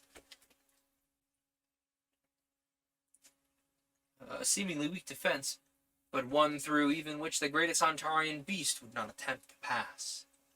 Albert whistled softly under his breath at what he saw, recorded it in his memory, and then, having finished the eyewitness part of his task, he recalled a section of road over which he had passed, and pushed. The return journey to Vaornia was experimental in nature, as Albert tried the range of his powers. His best was just short of 20 miles, and the journey which had taken him 8 hours was made back in somewhat less than 20 minutes, counting half a dozen delays and backtracks. There was no question about where Albert would go next. He had to get evidence, and that evidence lay in only one place, in the local office of the Inner World Corporation in Vaornia. A moment later, he stood in the reception room, looking across the empty desks at the bright square of light shining through the glassite paneled door of Fred Kemmer's office. It was past closing hours, but Kemmer had a right to be working late. Right now, he was probably sweating blood at the thought of what would happen if Albert had finally managed to escape him. The corporation would virtuously disown him, and leave him to face a 10-year rap in the penal colony. Albert almost felt sorry for him. One moment. Local man bonk he mic a few times. Sorry about that. Just needed to make sure the heat stayed on. Sorry, Horn. Albert let his perception sense travel through the wall into Kemmer's room. His guess was right, the local boss was sweating. He checked Kemmer's office swiftly, but the only thing that interested him was the big vault beside the desk. He visualized the interior of the vault and pushed himself inside. Separated from Kemmer by 6 inches of the hardest metal known to man, he quietly leafed through the files of confidential correspondence until he found what he wanted. He didn't need a light. His perception worked as well in the dark as in the daylight. There was enough documentary evidence in the big vault to incite quite a few more IC officials than just Kremer, and perhaps investigation of their files would provide more leads to even higher officials. Wherever Kemmer was going, Albert had the idea that he wouldn't be going alone. Albert selected all the incriminating letters and documents that he could find and packed the microfiles in his jacket. Finally, bulging with documentary information, he pushed back into the streets. It was late enough for few natives to be on the streets, and his appearance caused no comment. Apparently unnoticed, he moved rapidly into the Kozlak, searching for a place to hide the papers he'd stolen. What he had learned of Varnia made him cautious. He checked constantly for spies, but there wasn't a native in sensing range. He ducked into the alleyway where he'd caught Safaz. His memory of it had been right. There was a small hole in one of the building walls, partly covered with cracked plaster and barely visible in the darkness. The gloom of the Kozlak scarcely varied with night or day, as the enormous labyrinth of covered passages and building walls was pierced with only a few ventilation holes. Cressets at the main intersection burned constantly, their smokeless flames lighting the streets for them. He wondered idly how he had managed to remember the way to this place, let alone the little hole in the wall, as he had stuffed the microfiles into its dark interior. He finished, turned to leave, and was out on the main tunnel before he became aware of the icy ground cars closing in upon him. The corporation was really on the beam. There were spies everywhere, but they didn't know his abilities. He just visualized and pushed. They were going to be surprised when he vanished, but It didn't vanish. the expression of shocked surprise was still on his face as the stat gun blast took him squarely in the chest. He was tied to a chair in Fred Kemmer's office. He recognized it easily, although physically he had never been inside the room. His head hurt as a polygraph recorder was strapped to his left arm, and behind him, beyond his range of vision, he could sense another man and several machines. In front of him stood Fred Kemmer, with an expression of satisfaction on his face. Don't stop thinking you're smart. You're in no position for it. You've tried to kill me 3 times. There's always a 4th time. I don't think so. Too many people know.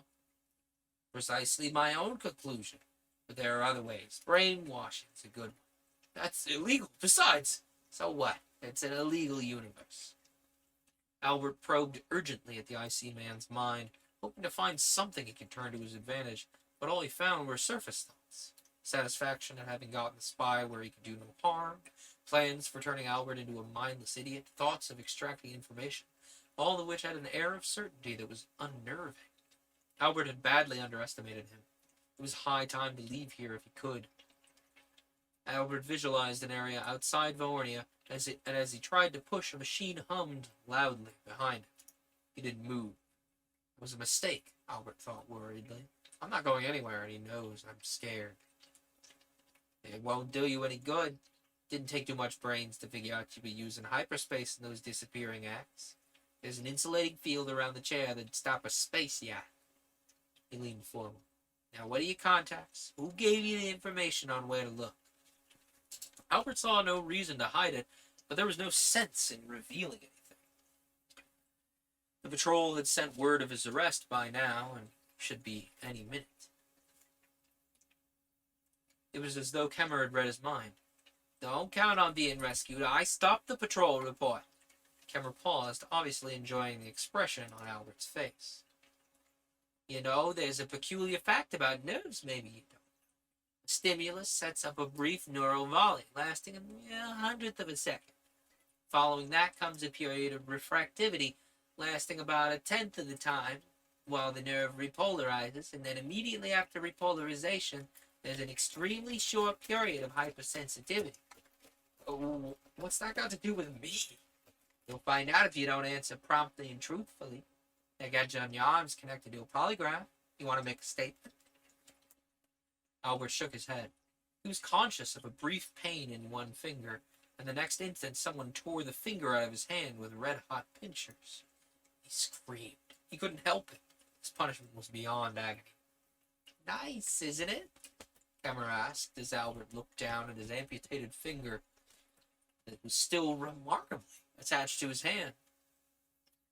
And the beauty of it, it doesn't even leave a mark. Of course, if it's repeated enough, it'll end up as a permanent paralysis of the part stimulated. Now, tell me again, who gave you that information? Albert talked. It was futile to try and deceive a polygraph, and he wanted no more of that nerve treatment. And then he looked into Kemmer's mind again and discovered what went into brainwash. The shock was like ice, hypersensitive stimulation. Kemmer was thinking gleefully. It would reduce this fat slob in the chair to a screaming, mindless lump that could be molded like wet putty. Albert felt helpless. He couldn't run and he couldn't fight, but he wasn't ready to give up. His perception passed over and through Kemmer with microscopic care, looking for some weakness, something that could be exploited to advantage. Kemmer had to have a vulnerable point, and he did. There was a spot on the inner lining of the radial vein in Kemmer's left arm. He had recently received an inoculation, one of the constant immunizing injections that were necessary on Antar, where there was a small thrombus clinging to the needle puncture on the inner wall of the vessel. Normally, it was unimportant. It would pass away in time and be absorbed. There were considerable possibilities for trouble in that little blob of red cells and fibrin if they could be loosened from their attachment to the wall. Hopefully, Albert reached out. If he couldn't move himself, well, perhaps he could move the clot. Thrombus stirred and came free, rushing toward Kemmer's heart. Albert followed it, watching as it passed in the pulmonary artery, tracking it out through the smaller vessels until it stopped squarely across a junction of two arterioles. Kemmer coughed, his face whitening with pain as he clutched his chest. The pain was a mild repayment for his recent agony, Albert thought grimly. A pulmonary embolism shouldn't kill him, but the effects were disproportionate to the cause and would last a while. He grinned mercilessly as Kemmer collapsed. A man darted from behind the chair and bent over Kemmer. Fumbling in his haste, he produced a pocket communicator, stabbed frantically at the dial, and spoke urgently into it. "Medic! Boss's office! Hurry!" For a second, Albert didn't realize that the hum of machinery behind him had stopped, but when he did, Albert and the chair vanished. The Zark realized that its host had been hurt again. It was infuriating to be so helpless. Things keep happening to Albert which it couldn't correct until too late. There were forces involved it didn't know how to handle. They were entirely outside the Zark's experience. It only felt relief when Albert managed to regain his ability to move, and as it looked out upon the familiar green Antarian countryside, it felt almost happy. Of course, Albert was probably still in trouble, but it wasn't so bad now. At least the man was away from the cause of his pain. It was a hell of a note, Albert reflected, sitting beside the road that led to Lagash and working upon the bonds that tied him to the chair. He'd managed to get out of Kemmer's hands, but it appeared probable that he would get no farther. As things stood, he couldn't transmit the information he'd gained, and by this time, probably every IC officer on the planet was alerted to the fact that Earth Central had a Psi-type agent on Antar, one who was not inherently unstable like those poor devils in the parapsychological laboratories on Earth, but they would be ready for him. Everything from distorter screens to Kellys. He didn't underestimate IC now. Whatever its morals might be, its personnel was neither stupid nor slow to act. He was trapped in this sector of the planet. Prime base was over 1,000 miles away, and even if he did manage to make his way back along the trade routes, it was a virtual certainty that he'd never be able to get near a Class 1 communicator or the patrol office. IC would have ample time to get ready for him, and no matter what powers he possessed, a single man would have no chance against the mass technology of the corporation. However, he could play tag with IC in this area for some time, with a reasonable possibility that he wouldn't get caught. If nothing else, it'd have nuisance value. He pulled one hand free of the tape that held it to the chair arm and swiftly removed the rest of the tape that bound him. He had his freedom again. Now what would he do with it? He left the chair behind and started down the road to Lagash. There was no good reason to head in that particular direction, but at the moment, one direction was as good as another. Was good as another until he could plan on a course of action.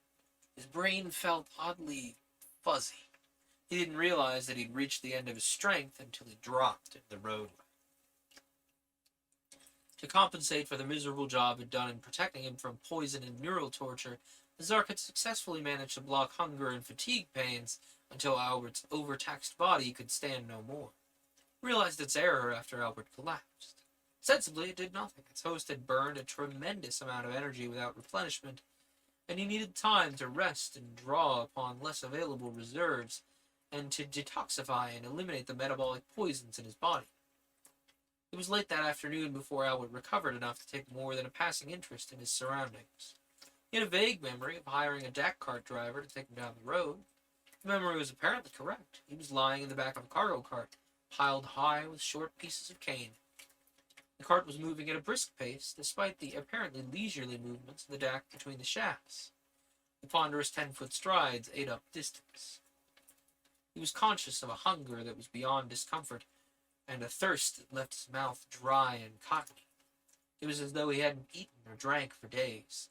He felt utterly spent, drained beyond exhaustion. He was in no shape to do anything, and unless he managed to find food and drink pretty soon, he'd be easy pickings for the IC. He looked around the cart, but there was nothing except the canes on which he lay. There wasn't even any of the foul porridge-like mess that the natives called food, since native workers didn't bother about eating during working hours. He turned over, slowly, feeling the hard canes grind into his body as he moved. He kept thinking about food, meals aboard ship, about dinners, about Earth restaurants, steak, potatoes, bread, solid, heartening foods filled with proteins, fat, and carbohydrates. Carbohydrates. The thought stuck in his mind for some reason, and then he realized why. The canes he was lying on in the cart were sugar cane. He'd never seen them on Earth, but he should have expected to find them out here. One of Earth's greatest exports was the seeds from which beet and cane sugar were obtained, after all. He pulled a length of cane from the pile and bit into one end. His depleted body reached eagerly for the sweet energy that filled his mouth. With the restoration of his energy balance came clearer and more logical thought. It might be well enough to make IC spend valuable time looking for him, but such delaying actions had no positive value. Ultimately, he'd be caught, and his usefulness would disappear with his death.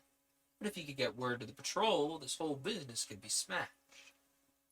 Now, if he made a big enough disturbance, it might even possibly reach the noses of the patrol. Perhaps by working through the 100 or so tourists in Vaornia and Lagash, he could... Well, that was it. That was the only possible solution. The IC might be able to get rid of one man, but it couldn't possibly get rid of 100. And somewhere in the group of tourists there would be one who'd talk, someone who'd pass the word. IC couldn't keep this quiet without brainwashing a lot of them, and that in itself would be enough to bring a patrol ship here at maximum blast. He chuckled happily. The native driver, startled at the strange sound, turned his head just in time to see his passenger vanish, together with a bundle of cane. The native shook his head in an oddly human gesture. These foreigners were strange creatures indeed. Albert, thin, pale, but happy, sat at a table in one of the smaller cafeterias in Earth Center, talking to the chief over a second helping of dessert. Excuse me. That's right. You're not going to jump down onto the table and break 3 things in the process. That's what I thought. Sorry, I had to talk Magnus out of trying to jump down onto the table, because it would actually break something. That or it would knock over the kettle and spill hot water all over my computer, which would eventually break something. So, where were we? Jump and break. Don't encourage him, Gariki. No. Challenge. No. Don't encourage him. These two are patiently waiting for their opportunity to cause problems.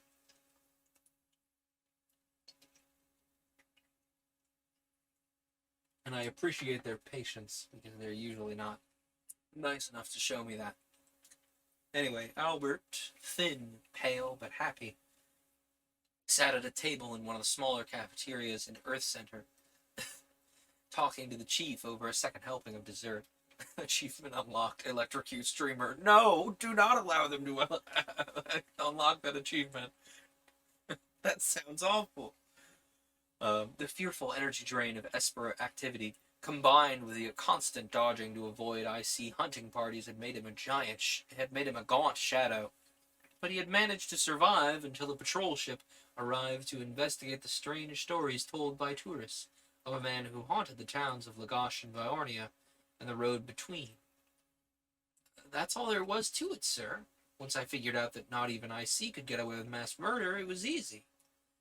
I just kept popping up in odd places, telling my story, and then to make it impressive, I'd disappear. I had nearly 2 days before IC caught on, and by then you knew.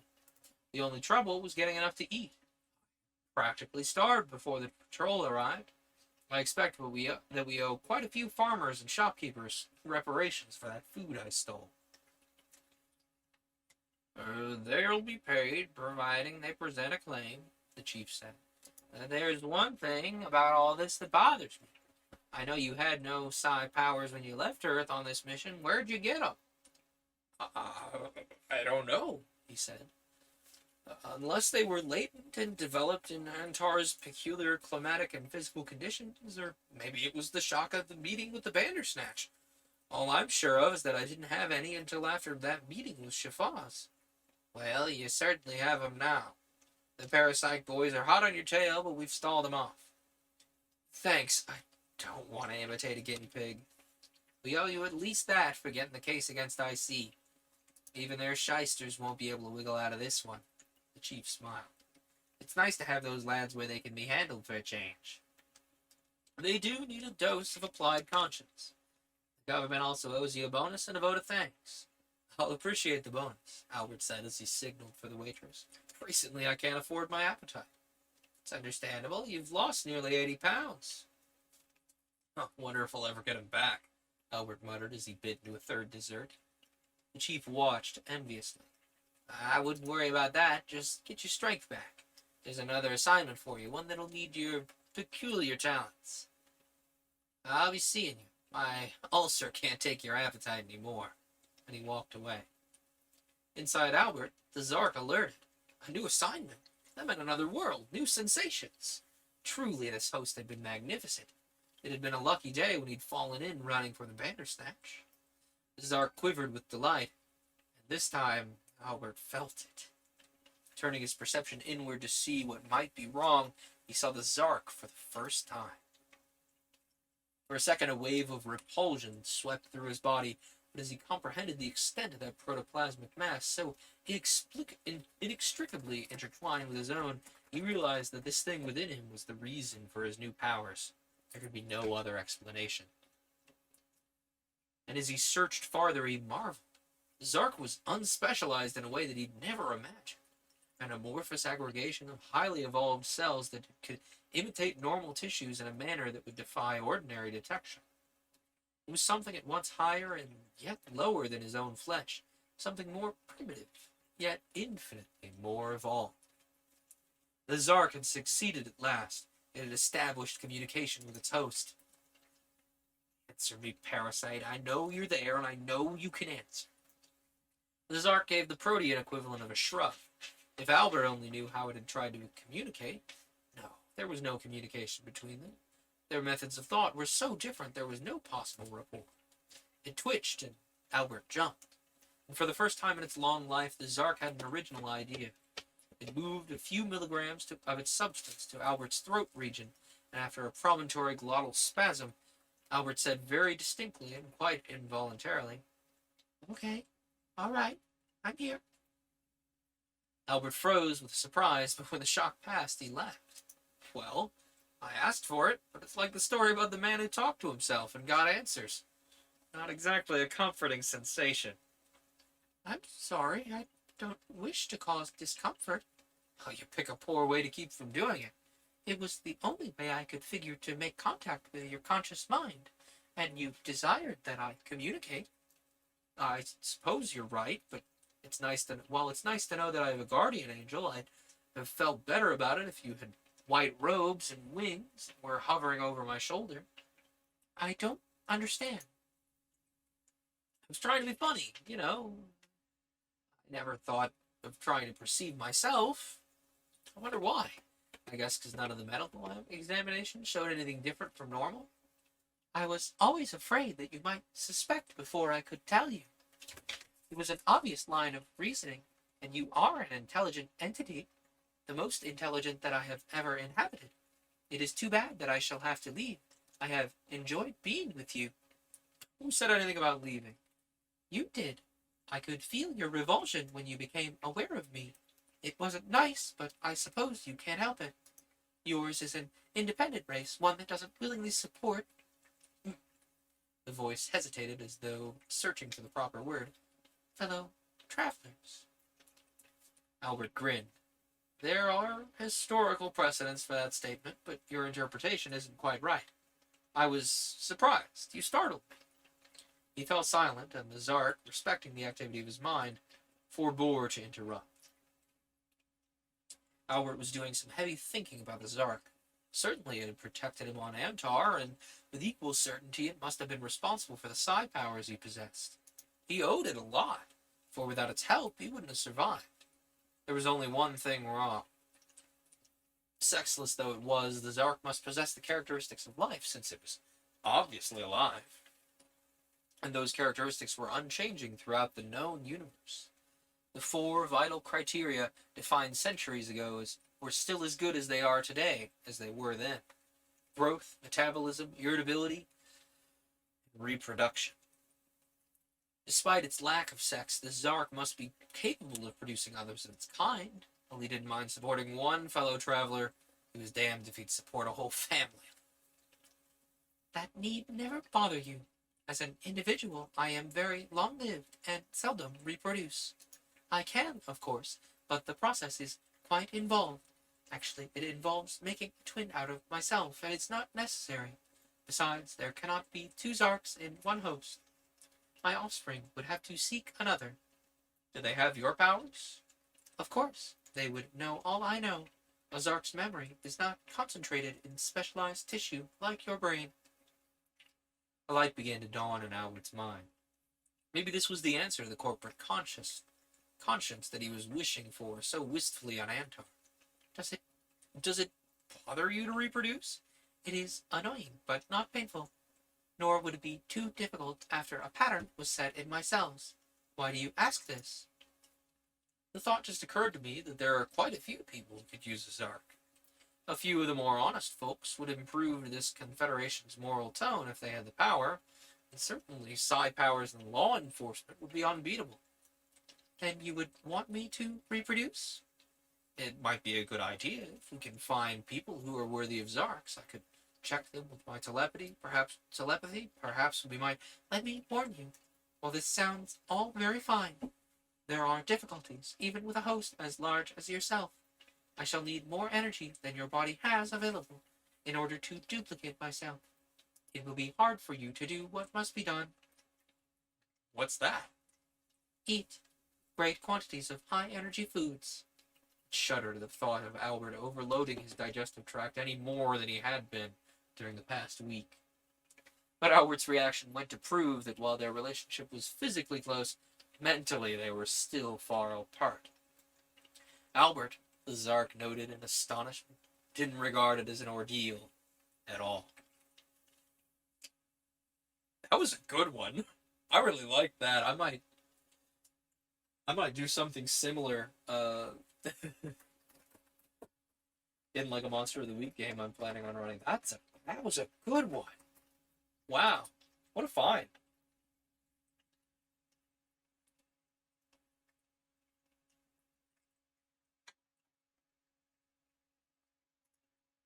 I mean, the alien parasite shtick is far from uncommon, but that was really fun.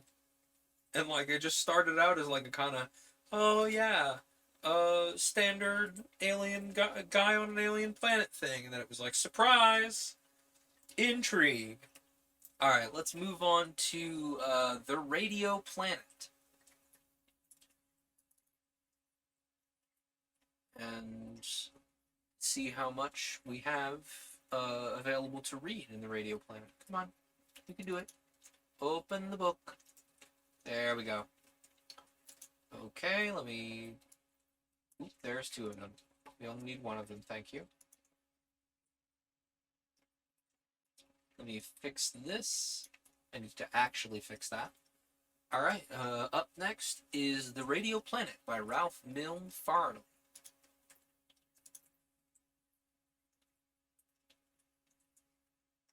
As we mentioned, The Radio Planet by Ralph Milne Farley.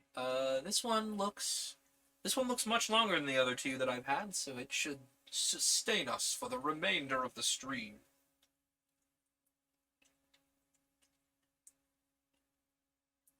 It was originally published in 1926 as a serial in Argosy All-Story Weekly. Neat. The author has given us so graciously a foreword. Let's read that first. Could you make a radio set? Don't answer rashly. Don't say that you already built several.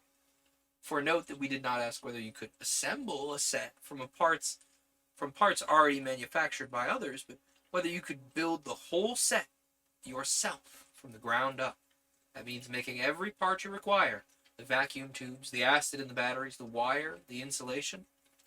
If you think you could do this, let us ask you one further question. Put yourself in the place of the hero of the following story, and imagine yourself stranded amid intelligent savages who have not progressed beyond the wood age. Under such conditions, under such circumstances, with nothing to guide you but your scientific memory, with no tools except those of your own creation, and no materials save those furnished by nature, though the lives and happiness of your dear ones depended on it, could you make a radio set? Well, I can tell you off the top of my head, I would struggle. I would struggle to, first of all, find... we'll hang out on the table of contents while I talk about this. I would struggle to find an appropriate, quartz crystal for tuning. I might be able to generate enough power through, some acid piles and, a capacitor if I could generate glass. But that's a question of whether I can generate glass, and that's no simple task. Especially if the planet's chemistry is different from our own. That makes the tuning crystal much more difficult as well. I'm not sure I could off the top of my head, to be honest with you. I could maybe get halfway there. I could maybe... Oh, Magnus, no beans on the table. Down. Thank you. Where was I? I could maybe get halfway there. I could maybe, produce a kiln to make glass. I could remember the functional concept of being able to tune a radio via a quartz crystal. Library, you cannot be in the kitchen, and I see what you're doing. You're trying to calculate a way into the kitchen. Come here. Come here. No kitchen for Kitty. Sorry, BB. No beans in the kitchen, same reason as no beans on the table. You cannot have dirty beans where the food goes. Young man. He's like, nope, I'm getting up on the chair anyway. Alright, fine, but you're not going to be facing the kitchen. Yeah, I could maybe kiln some glass. Yeah, beans! The appearance of said beans will occur if one of the boys is actually bad and naughty, which Library seems to be about ready to do. Do you want the whole internet to see your beans, sir? He's like, ooh, maybe I should reconsider. Yeah, that's what I thought. But if one of them is bad and or naughty, I will pick them up and you will see their beans, because that is their punishment. They get embarrassed in front of the internet. Yeah, I could maybe kiln some glass and produce a capacitor if I could manage to,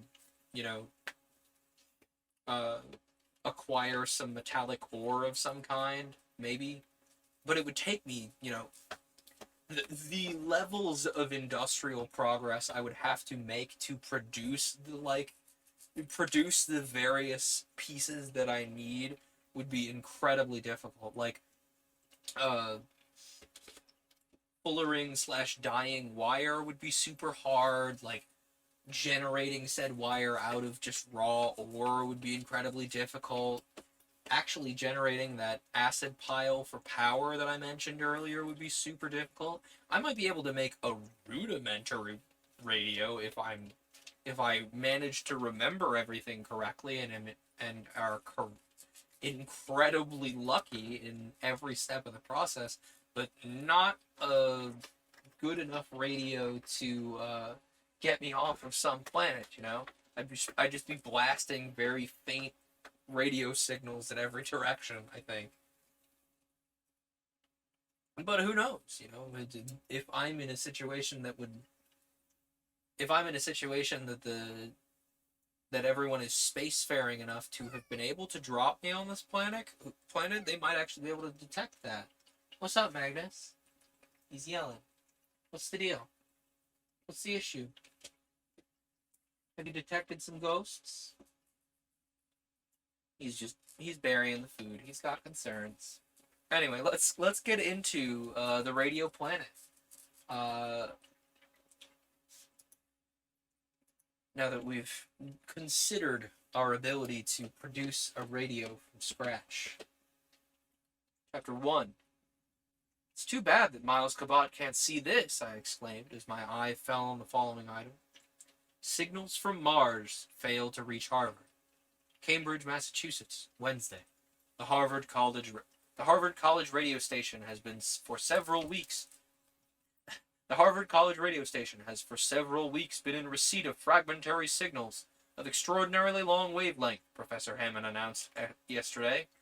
So far as it has been possible to test the direction of the source of these waves, it appears that the direction has a 24-hour cycle, thus indicating that the origin of these waves is at some point outside the Earth. Library has placed his beans into the kitchen, and so now the internet gets to see his toe beans. You get embarrassed in front of the whole internet. You know you're not allowed in the kitchen. Yeah. He looks so miffed. He's like, why are you doing this to me, Father? I did not do it. I was framed. I watched you put your whole beans in the kitchen. He's gonna start freaking out if I hold him much longer. Toe beans. Toe beans for the whole internet. Okay. Quit squirming, you're gonna hurt yourself. I have sufficiently embarrassed you. Better? Okay. The university authorities will express no opinion as to whether or not these messages come from Mars. Miles, alone of all the radio engineers of my acquaintance, was competent to surmount these difficulties, and thus enable the Cambridge savants to receive with clearness the message from another planet. Ow. Sorry, did you all hear Magnus just Tokyo drift into place there? That was great. I hope you all heard that. Just because it's a very fun sound to be able to have on hand. Where was I? Miles. 12 months ago, he would have been 12 months ago, he would have been available, for he was then quietly visiting at my farm after 5 Earth years spent on the planet Venus, where, by the aid of radio, he had led the Cupians to victory over their oppressors, a human-brained race of gigantic black ants. It apparently has become real problems hour. He had driven the last ant from the face of the continental Poros, and had won and wed the Princess Leela, who had borne him a son to occupy the throne of Cupia. The Throne of Cupia, the title of my forthcoming fantasy novel, apparently. While at my farm, Cabot had rigged up a huge radio set and a matter transmitting apparatus with which he had presumably shot himself back to Poros on the night of the big October storm which had wrecked his installation. I showed the newspaper item to Miss Farley and lamented on Cabot's absence. Her response opened up an entirely new line of thought. Said she, "Doesn't the very fact that Mr. Cabot isn't here suggest to you that this may be a message, not from Mars, but from him? Or perhaps from the Princess Leela, inquiring about him in case he's failed in his attempted return?" That had never occurred to me. How stupid. What had I better do about it, if any? Drop Professor Hammond a line? But Miss Farley was afraid that I should be taken for a crank. That evening, when I was over in town, the clerk in the drugstore waylaid me to say that there had been a long-distance phone call for me, and would I please call a certain Cambridge number. So, after waiting an interminable time in the stuffy booth with my hands full of dimes, nickels, and quarters, I finally got my party. Mr. Farley? Speaking. This is Professor Kellogg, O.D. Kellogg. The voice replied. I got those voices backwards. Mr. Farley? Speaking. This is Professor Kellogg, O.D. Kellogg. He was my friend of the Harvard math faculty, the man who had analyzed the measurements of the streamlined projectile in which Miles Cabot had shot to Earth, the account of the first part of his adventures on Venus. Some further adventures Miles had told me in person during his stay on my farm. Professor Hammond thinks that he's getting Mars on the air, the voice continued. Yeah, I judged as much from what I read in this morning's paper, but what do you think? Kellogg's reply gave my sluggish mind the second jolt which it had received that day. Well, in view of the fact that I'm one of your few people among your readers who can take your radio stories seriously, I think that Hammond's getting Venus. Can you run up there and help me try and convince him? And so it was that I took the early boat next morning for Boston and had lunch with the two professors. As a result of our conference, a small committee of engineers returned with me to Edgartown that evening for the purpose of trying to repair the wrecked radio set which Miles Cabot had left on my farm. They utterly failed to comprehend the matter-transmitting apparatus, and so, after the fallen tower had been re-erected and the rubbish cleared away, they had devoted their attention to the restoration of the conversational part of the set. That's why he still had to take a boat. I was like, why is he taking a boat if they have matter-transmitting apparatuses? That's why. It's not common yet. It was someone's bright idea and they hadn't written it out. To make a long story short, we finally restored it with the aid of some old blueprints of Cabot's, which Miss Farley, like the Swiss Family Robinson's wife, produced from somewhere. I was the first to try the earphones and was rewarded by a faint bzz, bzz, like the song of a Northwood blackfly.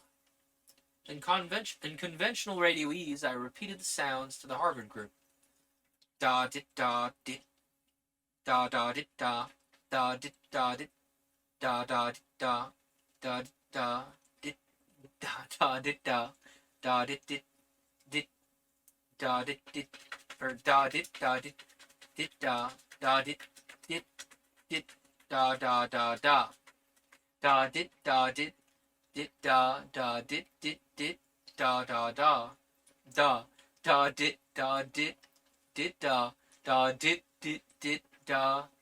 da. Okay, anybody know Morse in the chat? Anybody willing to translate that for me?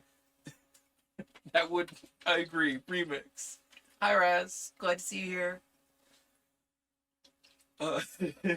I'm tempted to open a Morse translator on my phone and see what that actually means. We might actually find out, but let's keep reading. A look of incredulity spread over their faces. Again came the same message, and again I repeated it. You're spoofing us! Give me the earphones! And he snatched them up from my head.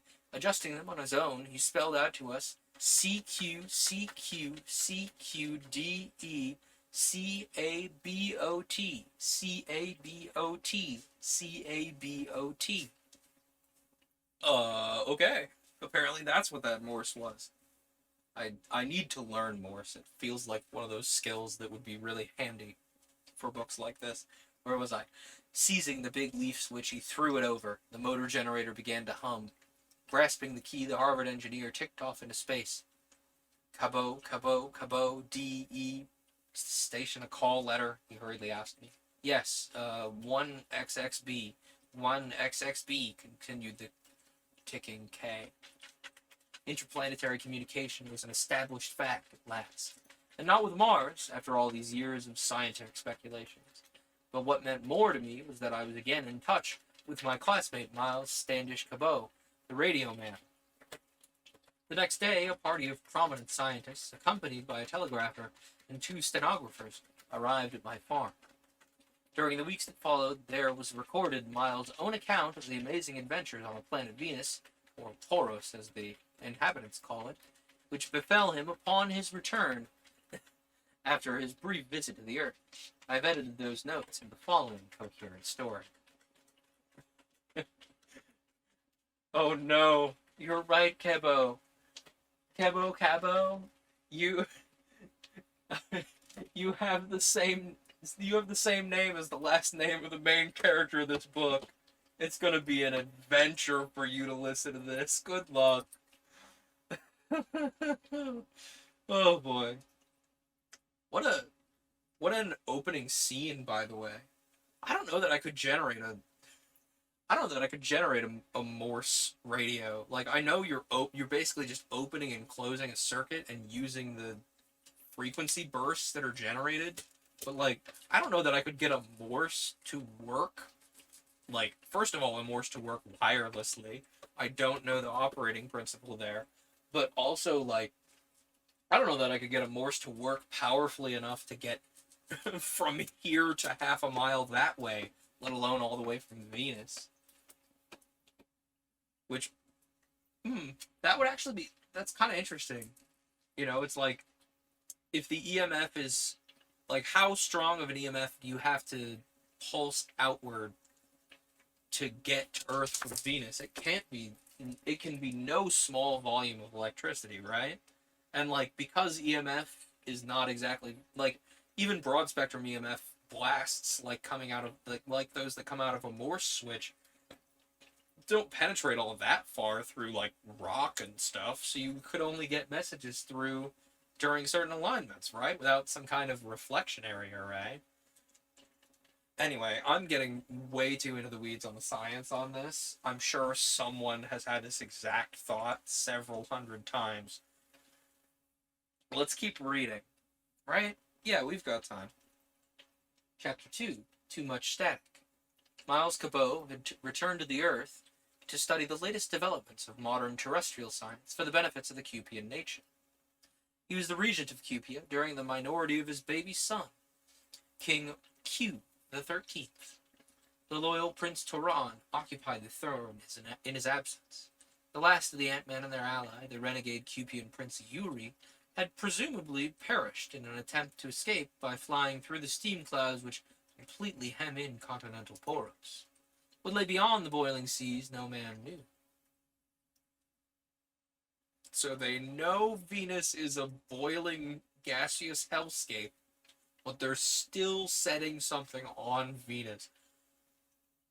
Storytelling choice.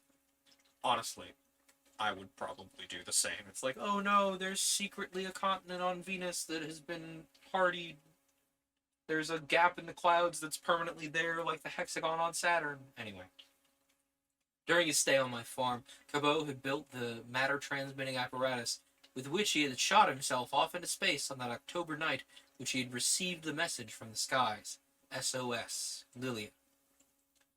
A thunderstorm had been brewing all that evening, and just as Miles had placed himself between the coordinate axes of his machine and gathered up the strings which ran from the control levers to within the apparatus, there had come a blinding flash. Lightning had struck his aerial. How long his unconsciousness lasted he knew not. He was some time in regaining his senses, but when he had finally and fully recovered, he found himself lying on a sandy beach beside a calm and placid lake beneath a silver sky. He fell to wondering, vaguely and pleasantly, where he was and how he had got here. Suddenly, however, his ears were jarred by a familiar sound. At once his senses cleared, and he listened intently to the distant purring of a motor. Yes, there could be no mistake. An airplane was approaching. Now he could see it, a speck in the sky, far down the beach. Nearer and nearer it came. Miles sprang to his feet. To his intense surprise, he found that the effort threw him quite a distance in the air. Oh, Magnus, no beans on the table. Oh, yeah. Nah, he got down before I got him, so no beans. Sorry, buddy. Oh. At once his senses cleared, far down the beach, nearer and nearer it came. To his intense surprise, he found the effort threw him quite a distance into the air. Instantly, the idea flashed through his mind. I must be on Mars, some other strange planet. This idea was vaguely reminiscent of something. But while he was trying to catch this vaguely elusive train of thought, his attention was diverted by the fact that for some unaccountable reason his belt buckle and most of the buttons which held his clothes together were missing, so that his clothing came to pieces as he rose, and that he had to shed it rapidly in order to avoid impeding his movements.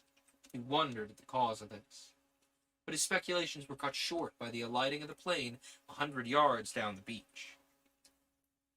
What was his horror when out of it clambered not men, but ants. Ants 6-footed, 6 feet high, huge ants, 4 of them, running toward him over the glistening sands. Gone was all his languor, as he seized a piece of driftwood and prepared to defend himself. As he stood thus expectant, Miles realized that his present position and condition, surrounding scenery, and the advance of the Ant-Men were exactly, item for item, like the opening events of his first arrival on the planet Poros. He even recognized one of the Ant-Men as old Doggo, who had befriended him on his previous visit. It's an old Doggo? We gonna give old Doggo the pets? Sorry, that name has not aged well. Or maybe it's aged really well. That's up to interpretation. Anyway, could it be that all his adventures in Cupia had been naught but a dream? A recurring dream, in fact? Were his dear wife Lilia and his little son Q merely figments of his imagination? What a horrible thought. And then events began to differ from those of the past, for 3 other Formians halted, and Doggo advanced alone. The Doggo do advance alone. Magnus, whoa, buddy, hey, you cannot eat the duct tape. Sir, you cannot eat the duct tape. No, I definitely can. The adhesive is tasty. It's good texture. You cannot eat the duct tape, man. It will upset your insides.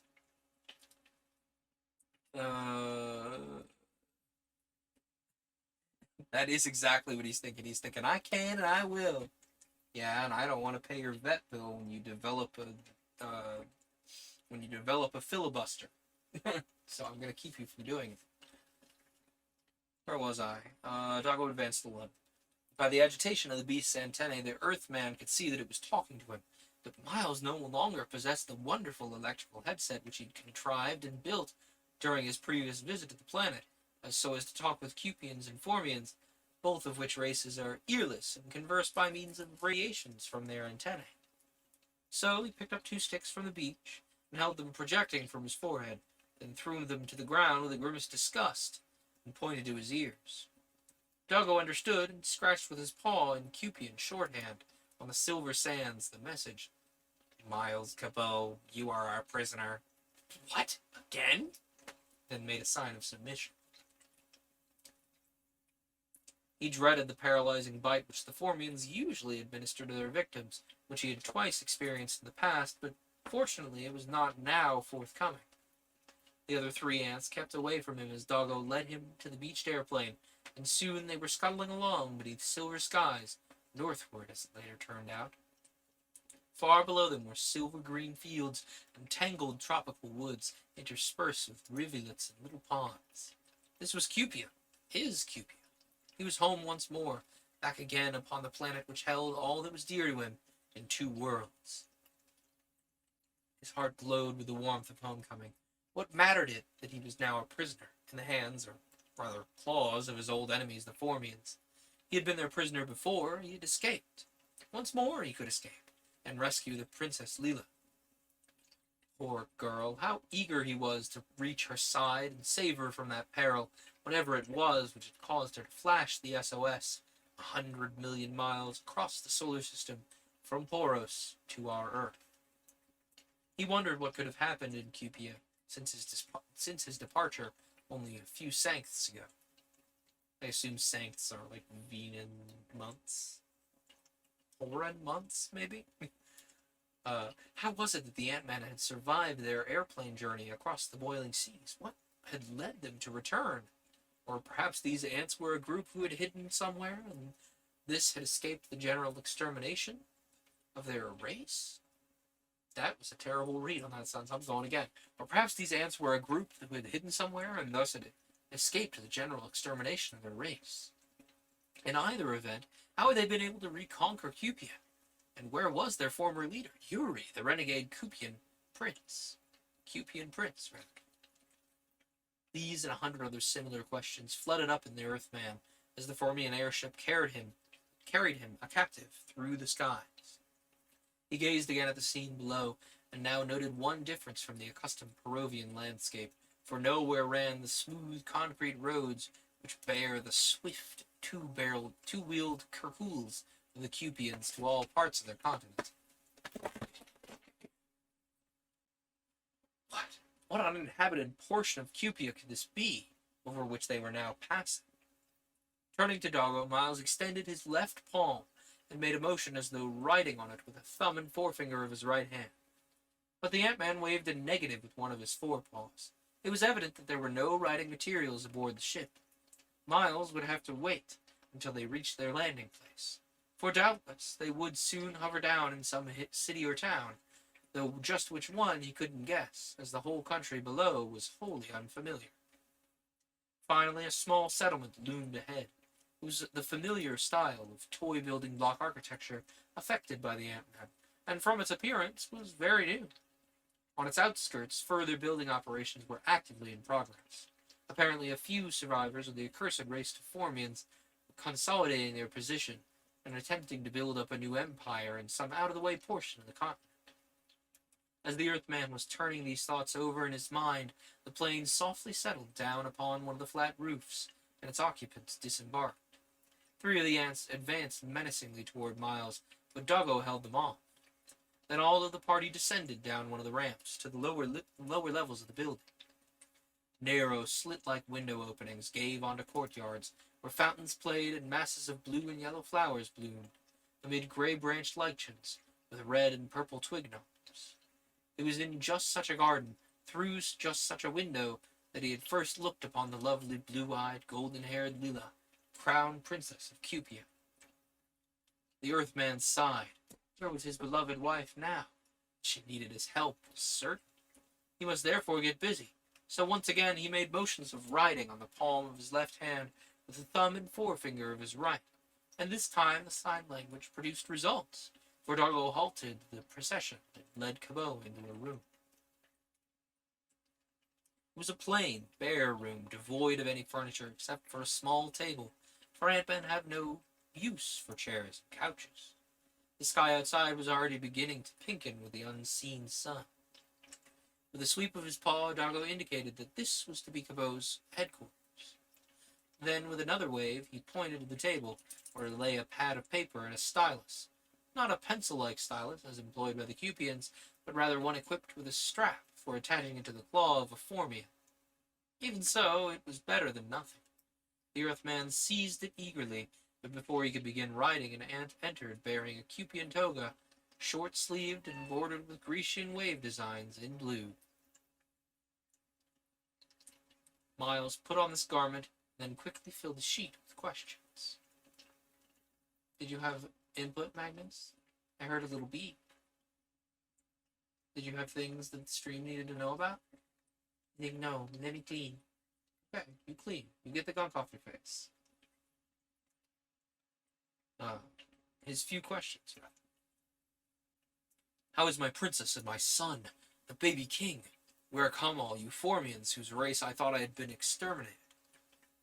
What part of Cupia is this? What is this city? Where is Prince Yuri? What do you intend to do with me this time? And he passed the paper and stylus over to his old friend Doggo. They were alone, together at last. The Ant-Man's reply consumed sheet after sheet of paper, but owing to the rapidity of Peruvian shorthand, did not take so very much more time than speaking would have required. As he completed each sheet, he passed it over to Miles, who read as follows. As to your princess and your son, I know not, for this is not Cupia. Do you remember how, when your victorious army and air navy swept to the southern extremity of what had been Formia, a few of our survivors rose in planes from the ruins of our last stronghold, and braved the danger of the steam clouds which overhang the boiling seas? Our leader was Prince Yuri, erstwhile contender for the throne of Cupia, splendid even in defeat. Good job, Magnus. Clean the gunk off your face. Very good, BB. He's like, no, I do not want pets. Okay, very good, though. Sorry, I had to reward him because he gets gunk right here on his face, and he has a bad habit of not cleaning it. but I had to tell him he was being good. Second question. It was his brain that conceived our daring plan of escape. If there were other lands beyond the boiling seas, the lands which tradition taught were the origin of the Cupian race, then we might prosper and rise up a new empire. At the worst, we should merely meet death in another form rather than at your hands. So we essayed. Your planes followed us, but turned back as we neared the area of terrific heat. Soon the vapor closed over us, blotting our enemies and our native land from view. For page after page, Doggo the Ant-Man related the harrowing deaths of that perilous flight across the boiling seas, ending with the words, "Here we are, and here are you in Uriana, capital of New Formia. But how is it that you, Miles Cabot, have arrived here on this continent in exactly the same manner and condition which I discovered you in Old Formia 8 years ago?" When Miles reached the end of reading this narrative, he in turn took the pad and stylus and related how he had gone to the planet Minos, which we call the Earth, to learn the latest discoveries and inventions there, and how his calculations for his return to Poros had been upset by some static conditions, just as he had been about to transmit himself back. Oh, if he'd only landed by chance upon the same beach as his first journey through the skies! Wisely, he refrained from mentioning the SOS message from Leela, but his recollection of her predicament spurred him to be anxious about her rescue. His immediate problem was to learn what the Ant-Man planned for him, so the concluding words which he wrote upon the pad were, "And now that you have me in your power, what shall you do with me?" "Old friend, that depends entirely upon Yuri, our king, whose toga you now have on."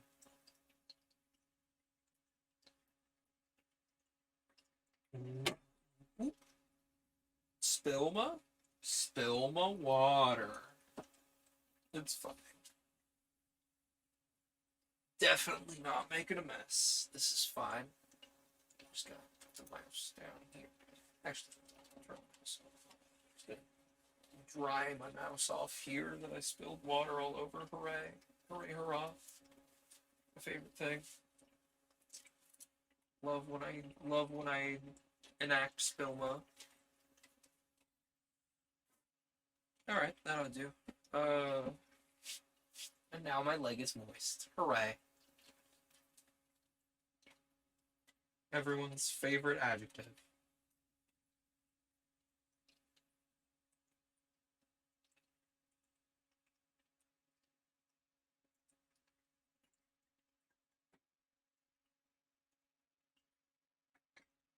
Alright, chapter 3, Yuri or Formus. The Earthman grimaced, but then smiled. Perhaps his succeeding to the toga of King Yuri might prove to be an omen. So, Yuri is the king of ants? Yes, for Queen Formus did not survive the trip across the boiling seas. Then what of your empire? No queen, no eggs. How can your race continue? You Formians are like the ants on my own planet Minos. Doggo's reply astounded him. Do you remember it back at Watusa? I told you that some of us lesser Formians had occasionally laid eggs.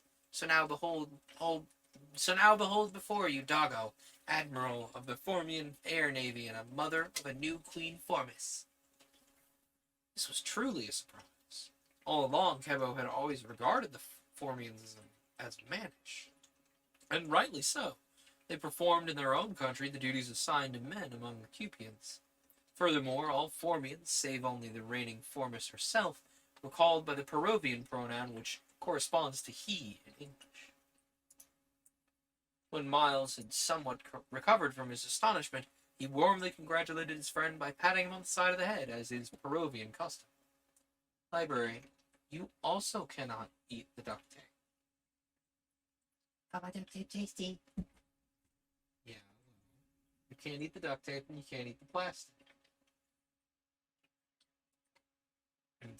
Doggo, this ought to constitute you a person of some importance among the Formians. It ought to, but as a matter of fact, it merely intensifies Yuri's mistrust and hatred of me. Now that I am mother of the queen, he fears that I may turn against him and establish Formus in his place as head of an empire of Formians, by the Formians and for the Formians exclusively.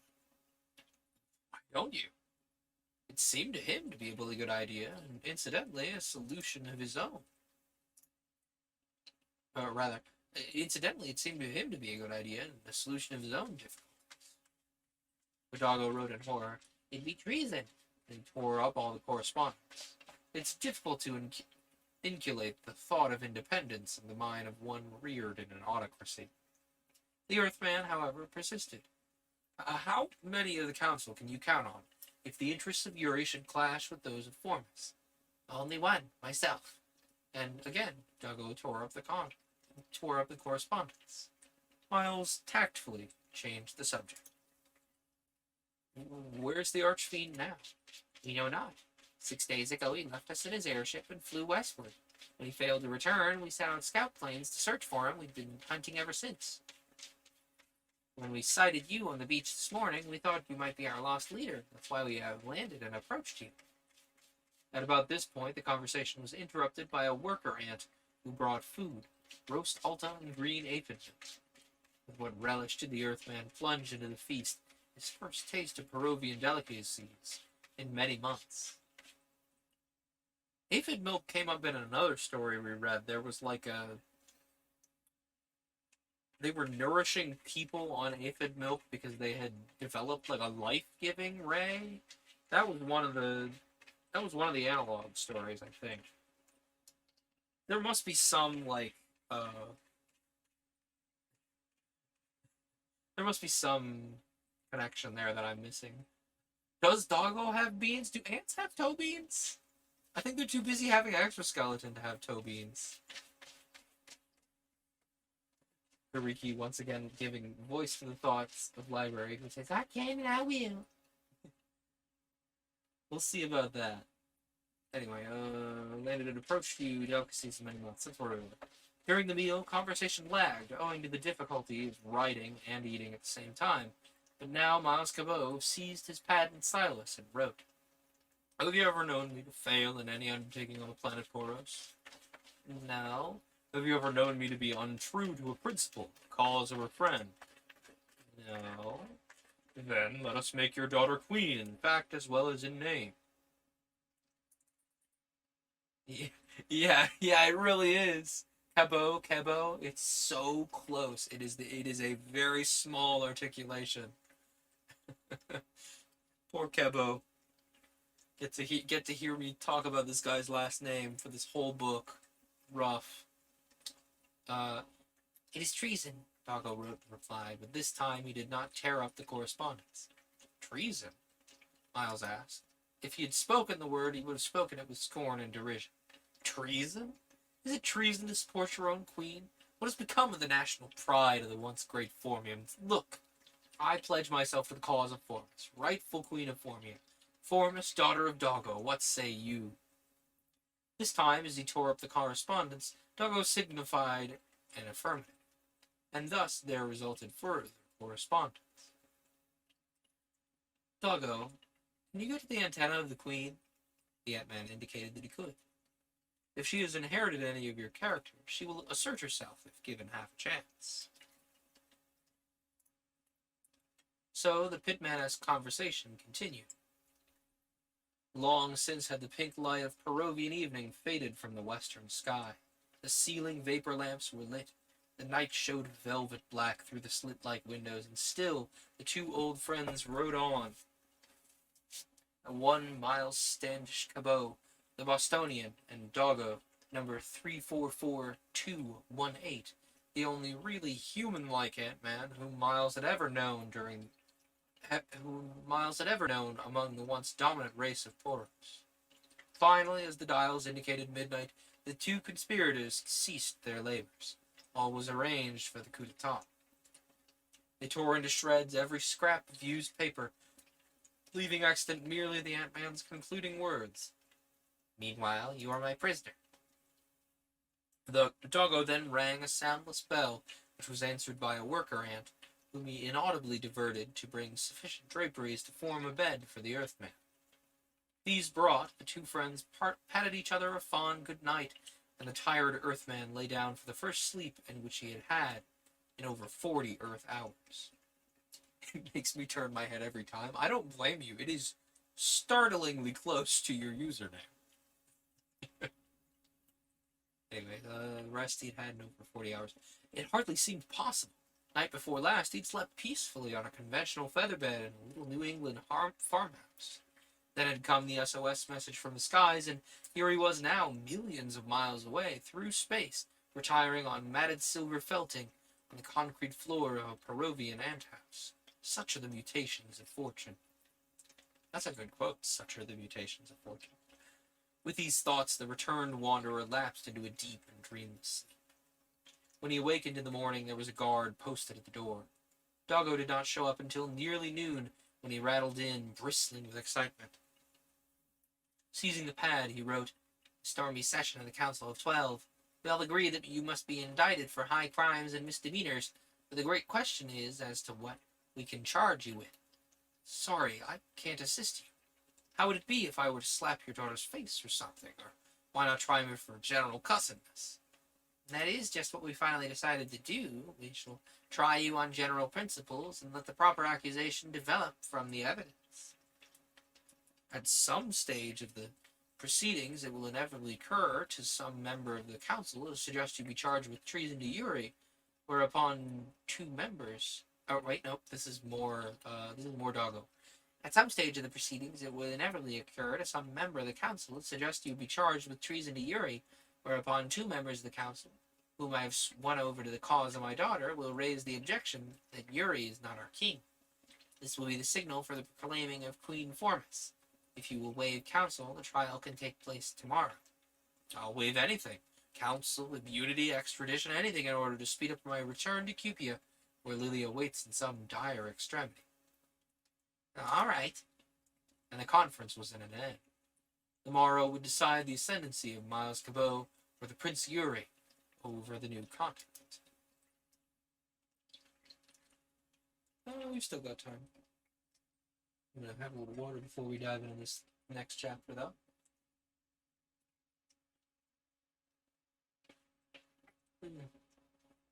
Oh, I need to take care of my wrists this weekend. They're not very happy with me. Chapter 4, The Coup d'etat. The next morning, Miles Cabot was led under guard to the council chamber of the Dread 13, Formus and her 12 advisors. The accused was placed in a wicker cage from which he surveyed his surroundings as the proceedings opened. On a raised platform stood the Ant Queen, surmounted by a scarlet canopy, which set off the perfect proportions of her jet-black body. On each side of her stood 6 refined and intelligent ant-men, or counselors. One of the 12 was Doggo. Messenger ants hurried hither and thither. First, the accusation was read, Miles being furnished with a written copy. The witnesses were then called. They were veterans who had served in the wars in which Cabot had twice freed Cupia from the domination of its Formian oppressors. They spoke with bitterness of the downfall of their beloved Formia. Their testimony was brief. Then the accused was asked if he wished to say anything in his own behalf. Miles rose and then shrugged his shoulders, sat down again and wrote, "I fully realize the futility of making an argument through the antennae of another." Whereupon the Queen Council went through into executive session. Their remarks were not intended for the eyes of the prisoner, but he soon observed that some kind of dispute was on between Doggo, supported by 2 counselors named Emu and Fum on one side, and a counselor named Barth on the other. As this dispute reached its height, a messenger ant rushed in and held up one paw. Cabot's interpreter,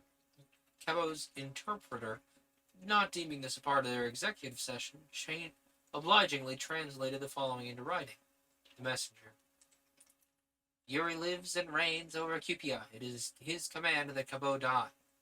Barth: "It is the radio. Know then, O Queen, and ye, the members of the council, that when we fled across the boiling seas under the gallant leadership of Prince Yuri, a man with the heart of a Formian, he brought with him one of the powerful radio sets invented by the beast who is our prisoner here today. Suborders of Yuri still remained among the Cupians. He's been in constant communication with these ever since shortly after our arrival here. From them he learned of the return of Miles Cabot to the planet Minos. Then Yuri disappeared. Those of us who were closest to him had suspected he'd gone back across the boiling seas to claim as his own the throne of Cupia, but we hesitated to announce this until we were sure, for we feared that some of our own people would regard his departure as desertion. Yet who can blame him for returning to his fatherland and to the throne which is his by rights? To which the messenger added, and he offers to give us back our own old country if we too will return across the boiling seas again. It's a lie, Doggo shouted. Yuri, usurper of the thrones of 2 continents. Mah, shouted Emu. Yuri, our rightful leader, shouted Barth. Give us a queen of our own race, shouted Fum. Release the prisoner, shouted the queen. And that is all that Miles learned of the conversation, for his interpreter at this juncture stopped writing and obeyed the queen. The Earthman was free. With one bound he gained the throne, where fighting was already in progress between the 2 factions. Barth and Doggo were rolling over and over on the floor in a death grapple, while the Ant Queen had backed to the rear of the stage, closely guarded by Emu and Fum. Seizing one of the pikes which supported the scarlet canopy, Miles wrenched it loose and drove it into the thorax of Barth. In another instant, the Earthman and Doggo stood beside the Queen. Ant-Men now came pouring into the chamber through all the entrances, taking sides as they entered and sizing up the situation. If it had still been in vogue among the Formians to be known by numbers rather than names, and to have these identifying numbers painted on the backs of their abdomens, followed by the numbers of those whom they defeated in the duels so common among them, then many a Formian would have got the number of many another that day. As Miles battled with his pike beside Formis, Queen of the Ants, he could well imagine the conflicting shouts of "Death to the usurper! Formia for the Formians! Long live Queen Formis! Long live Prince Yuri!" which must have resounded throughout the chamber, but to him all was silence, for he was without the antennae wherewith to pick up the radiated speech of the contenders. So, as he wielded the pike in silence, he had opportunity to reflect on the incongruity of his position. Here was he, Miles Cabot, regent of Cupia, the man who had driven the ants forever from their dominion over his people, and yet he was now fighting side by side with their leaders, defending the life of their queen. And yet was she not the daughter of Doggo, his only friend among the ants? Would not her victory mean the speedy return of Miles to his own continent? As the Earthman jabbed to right and left among the supporters of his enemy, Yuri, there came to his human ears the sound of rifle fire. It might prove a godsend or an added menace, according to whose paw held the rifle. But no chances should be taken on the life of the queen, so Miles made frantic signs to Doggo of impending danger. The queen and her supporters, outnumbered, were fighting with their backs to one of the walls of the room. A short distance along this wall, on the side where Cabot stood, was a door, so he now began edging his way along the wall to this door. This was not difficult, as the Ant-Men, having only their mandibles to fight with, greatly respected his pike. He gained the door and passed by, but not through it. The shots came nearer and nearer. Then Doggo opened the door and slipped through with Formis and the rest of her immediate supporters. The door closed, and Miles Cabot stood guarding the exit with his pike, stood alone against the hordes of Antdom. He had no difficulty in defending himself from those in front of him, but the ants who began to close in on him from each side were a different matter. He received several bad scratches on his shoulders and hips. His toga was ripped and torn, but fortunately he was able to ward off their paralyzing bites. Nevertheless, his enemies pressed so close that it was difficult for him to manipulate this long weapon. In fact, it was only the jamming of the ants upon one another and upon the dead bodies of their slain comrades that kept them from him. He was now holding his pike by the middle with both hands, using one end as a club and the other as a dagger. The black circle of the ants was steadily closing in on him. A pair of mandibles from the left snapped angrily within a few inches of his throat. Instantly he drove the point of his lance home between horrid jaws, but at that same instant its butt was seized by a pair of jaws to his right, and he couldn't pull it free. At last he was weaponless, and not only that, but pinned to the wall by the shaft of his own pike as well. Then to his surprise the ants before him separated at a command. The butt of his lance was dropped. as Miles wrenched the point loose from the dead body of the Formian in which it had been stuck, and gazed expectant down the long aisle which had opened before him. He saw confronting him at the other end an Ant-Man armed with a peculiar type of claw-operated rifle, which the Formians had adapted from those which Miles himself had built for Cupian use in the First War of Liberation. Briefly, the two surveyed each other. Then slowly the rifle was raised until its aim settled squarely upon the Earthman's chest. Instantaneously, the glance of Miles Cabot swept the black hordes which hemmed him in on each side. There was no escape. Yet how can man die better than facing fearful odds?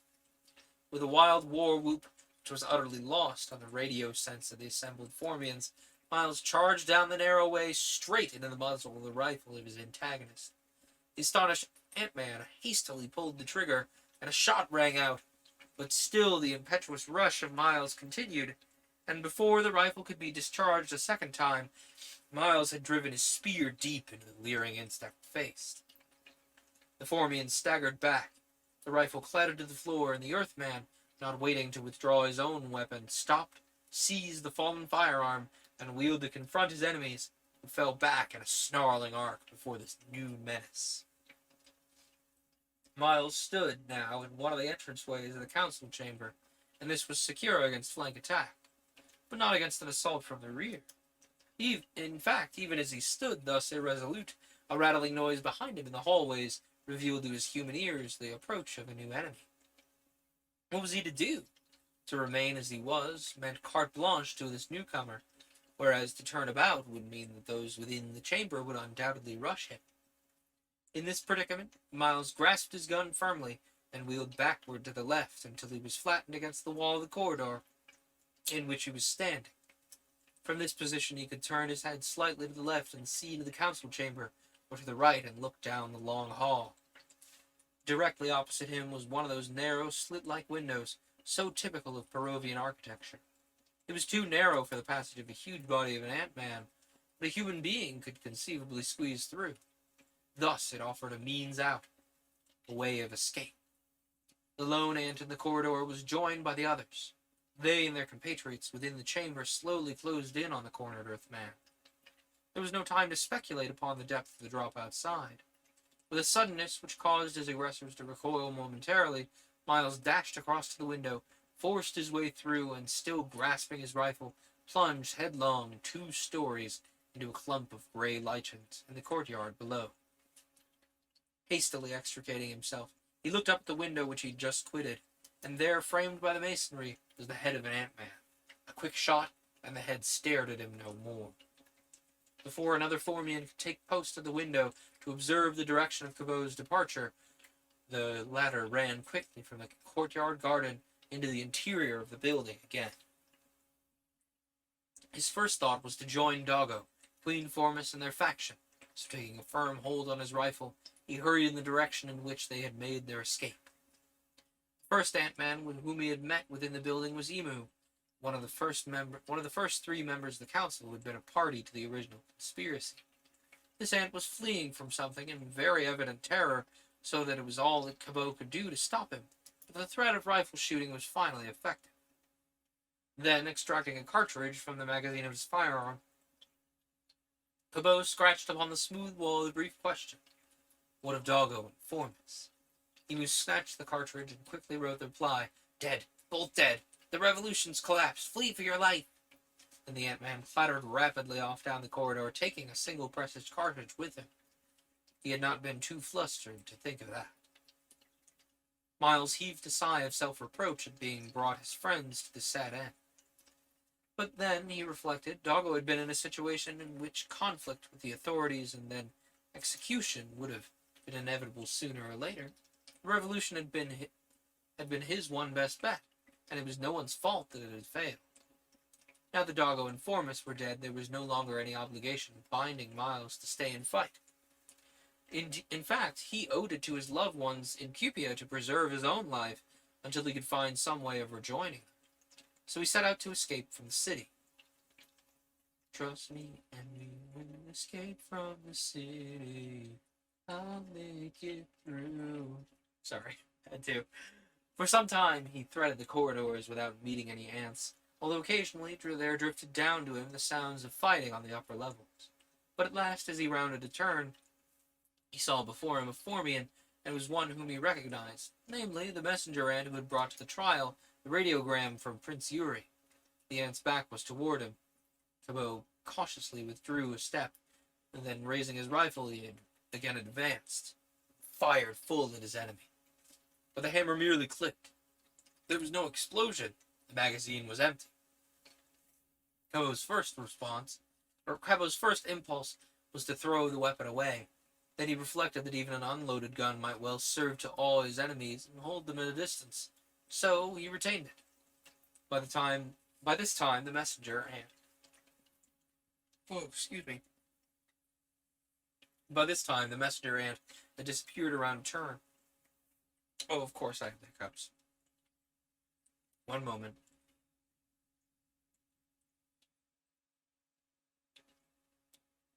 Okay.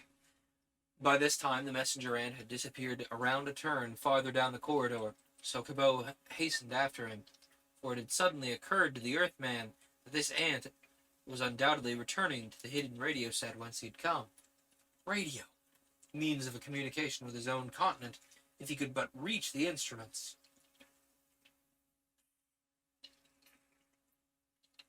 The messenger had announced at the trial that Yuri was in Cupia and knew of Cabot's presence in his new land.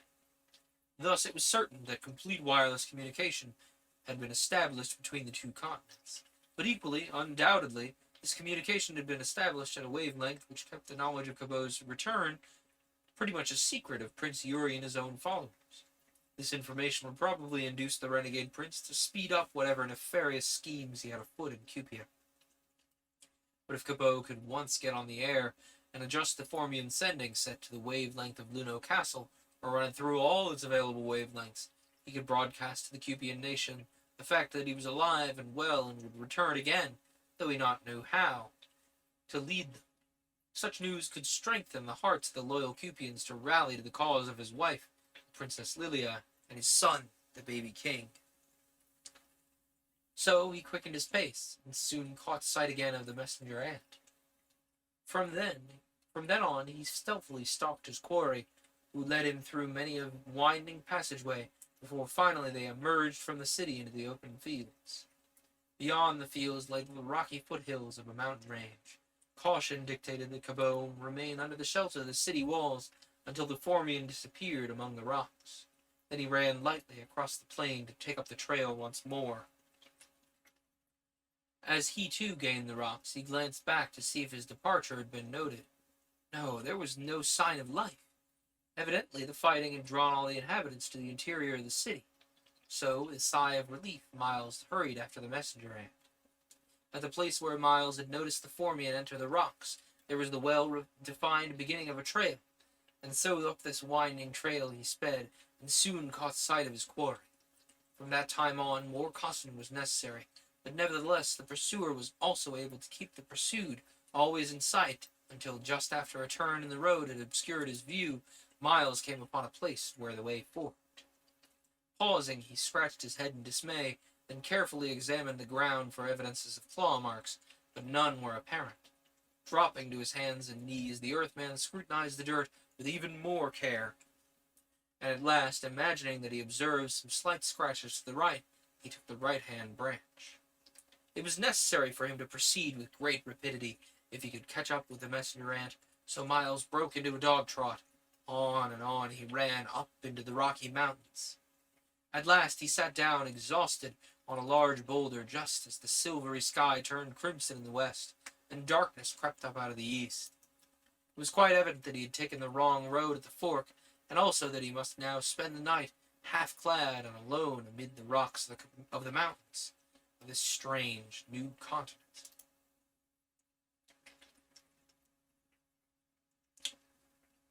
Drink a little water before we get into the next chapter.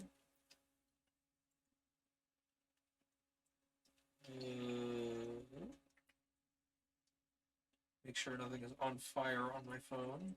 Thankfully not yet.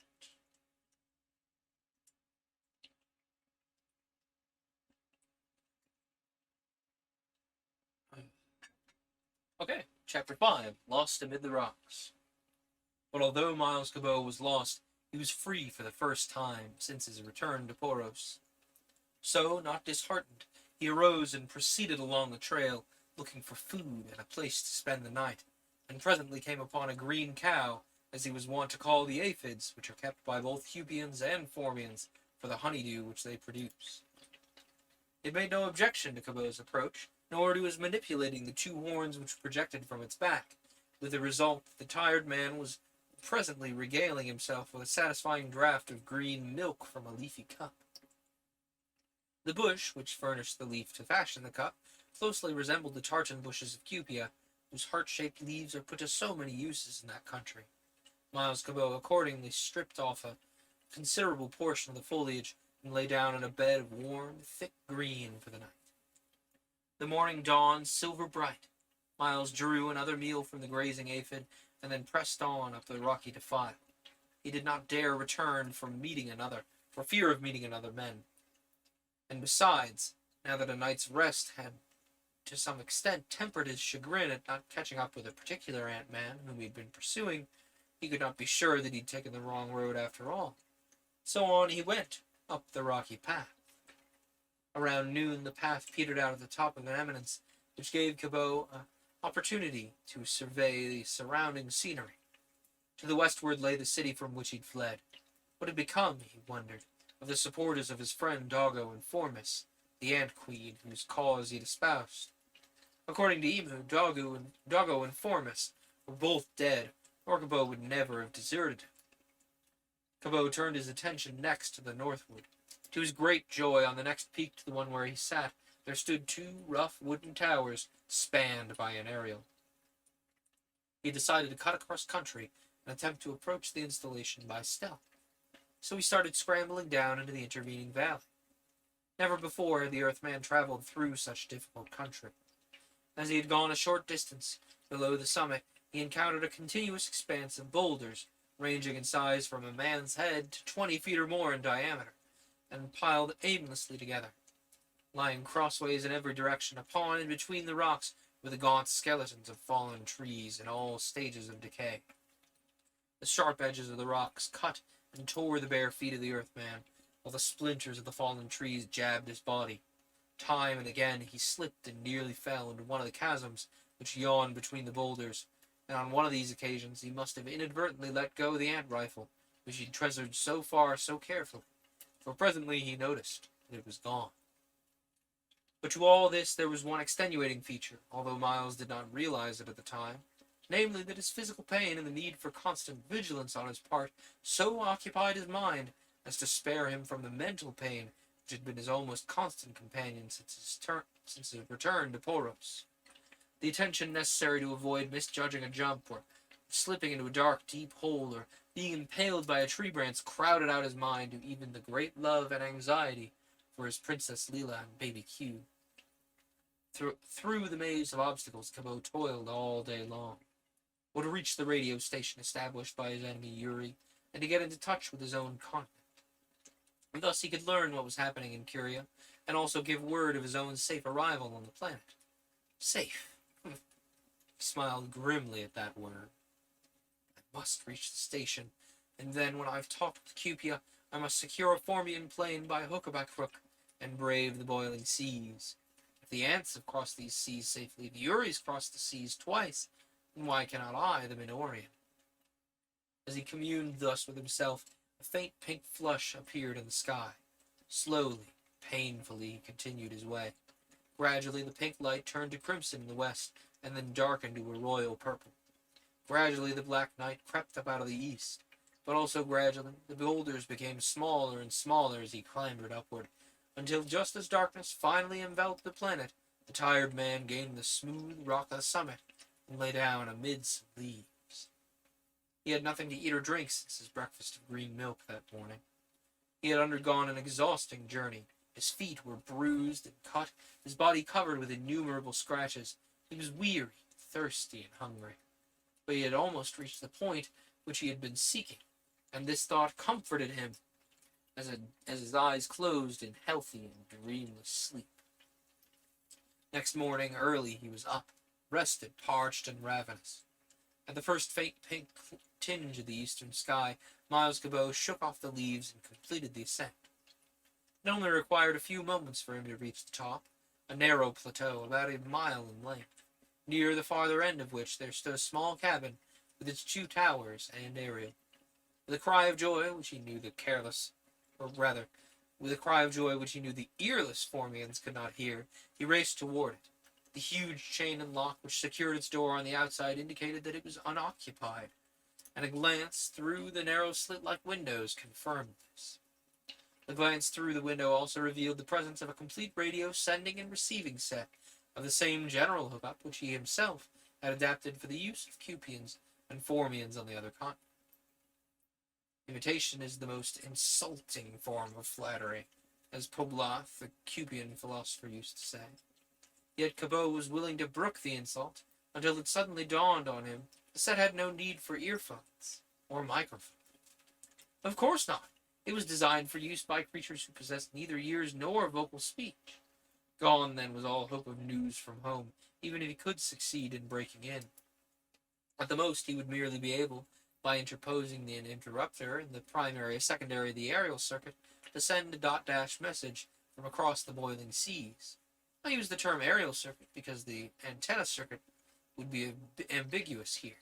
The latter term might have either been its conventional Earth significance, or might be the circuit in which the Formian operator could place his living antenna in sending and receiving.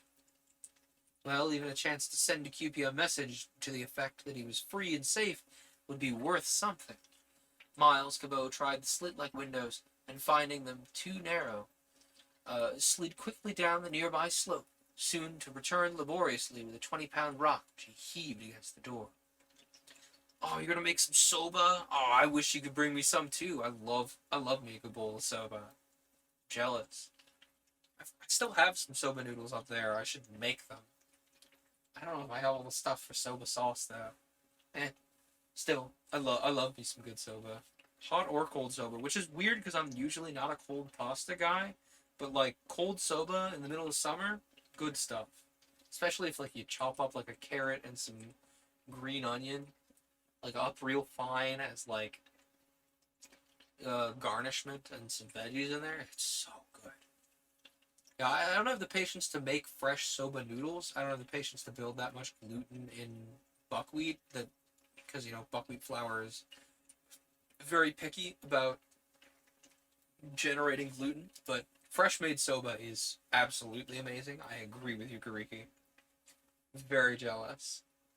Anyway, where were we? Cabot was heaving a rock at a door.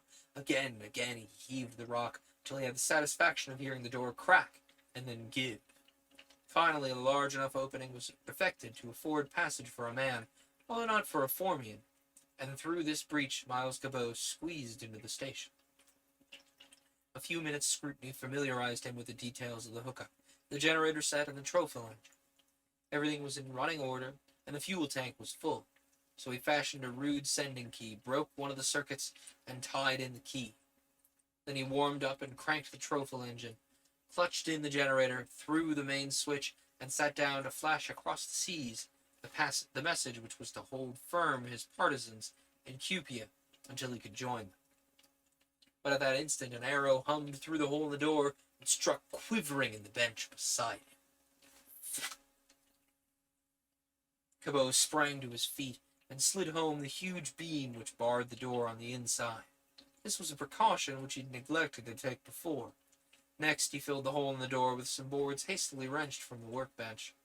Then, picking up a Formian rifle and bandolier which hung on the wall, he made his way to one of the slit windows on the same side as the door and peeped cautiously out. The result was immediate. An arrow sped through the window and passed just above his head. But even as he ducked instinctively, he saw a dark form moving behind a bush at some distance outside. So quickly rising again, he discharged the rifle square at the bush. There came a cry of pain, followed by silence, and there were no more feathered incursions. Not knowing whether his enemy had been disposed of, or whether the cessation of the stream of arrows was merely a ruse to entice him from his shelter, Miles did not dare venture forth to investigate. For the first time, the arrow had struck the workbench. Until this final squelching of the unknown enemy, Miles had been engrossed in action. Now came the reaction as he realized how narrowly he had twice escaped from death in the last few minutes. He shuddered at the thought and turned pale, not, however, as the danger to himself, but rather at the danger to his loved ones in Cupia. He must keep himself alive until he could reach to save them from whatever peril it was that caused Lilia to send the SOS which recalled him to Poros. But being ever the inquisitive scientist, his attention was soon distracted by the arrow which stood sticking to the bench. Its shaft was of some very hard and very springy wood. Its tip was of chipped stone resembling flint, and bound to the shaft by vegetable fibers. Its feathers were thin laminae of wood, doubtless because birds, and hence true feathers, are unknown on Poros. Why on earth, or rather on Poros, were the Ant-Men employing such crude weapons? Rifles they had aplenty, and powder was easy to manufacture. Besides, what did they know of bows and arrows, which had never been used by them even in the days before Cabot the Menorian had introduced firearms upon the planet? Thus these arrows presented a perplexing problem. But a practical job would remain to be performed before Miles was to have any time for abstract questions. The message to Cupia must be sent off. The Earthman returned to the radio set. The trophal engine and generator were still running. The whole apparatus appeared to be functioning properly, and so Miles ticked off into space the following message. CQ, CQ, CQ, DE, Cabot, Cabot, Cabot. I've returned to Poros from Minos. I am on the continent of the Formians. I'm in complete control there. That was a lie, but it would serve to hearten his supporters or throw the fear of the Supreme Builder into the partisans of Yuri, whichever it reached. The message continued. Before the message continues, Cabot! Cabot! Cabot! Burr, burr, burr, burr, burr, burr, burr. Sorry. Kuriki, coming in with the Metal Gear reference, and I needed to yes and a little bit. Anyway, the message continued. Do not expect me soon, for first I must consolidate what I've gained here. But when I do come, Yuri beware, my friends, hold out till then. I have spoken. D.E. Cabot. This message he sent again and again, at every wavelength of which the installation was capable. He repeated it and repeated it until he was tired. And then for the first time he remembered his thirst and hunger.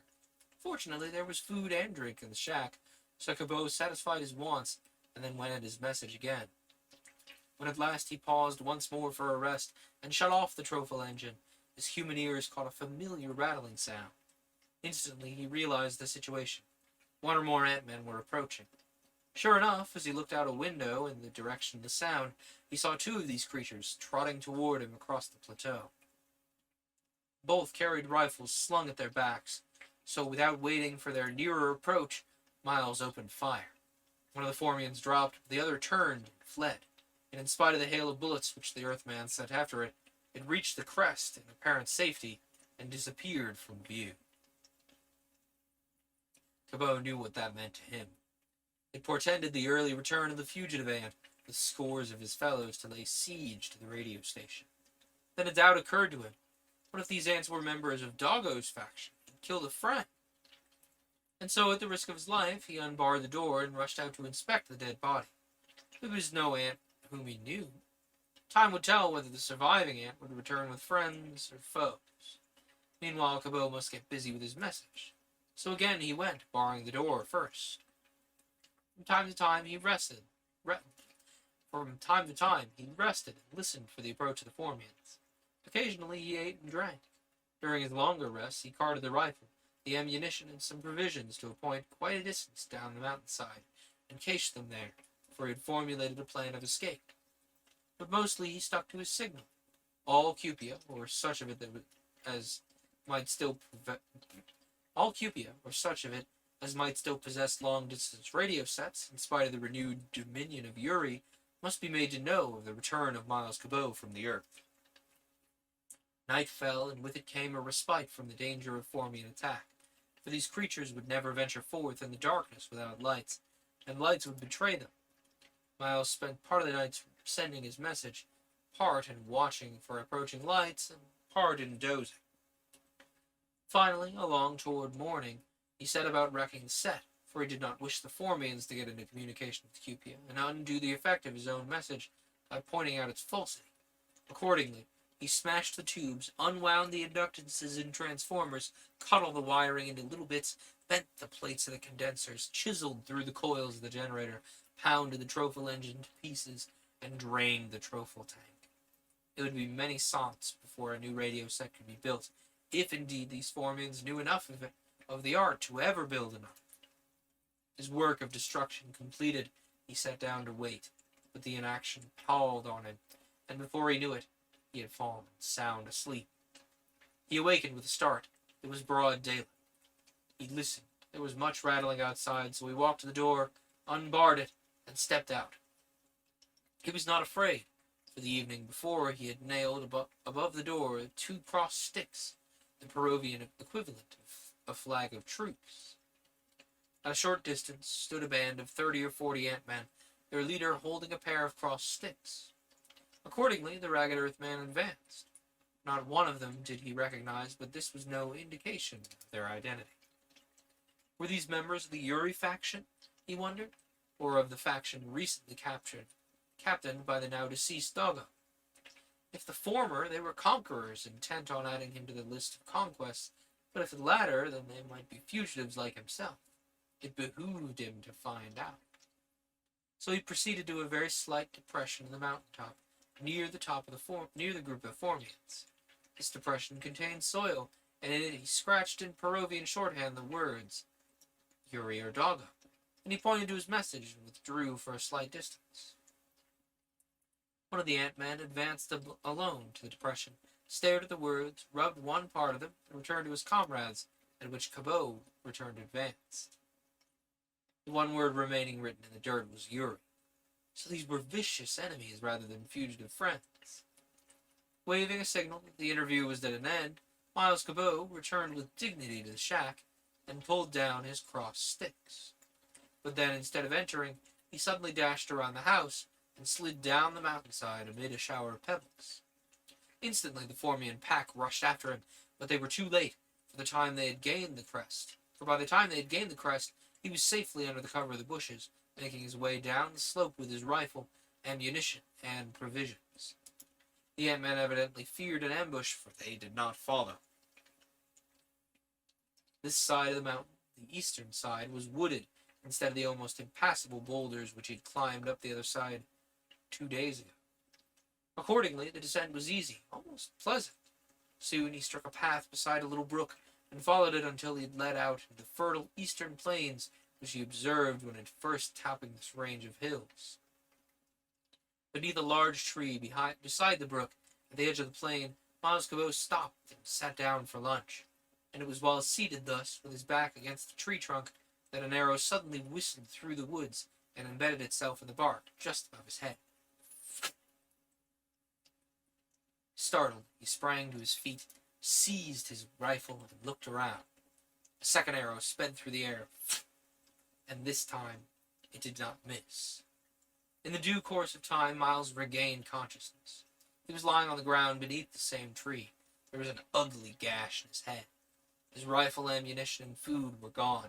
His face and body were covered with clotted blood, and he felt very faint.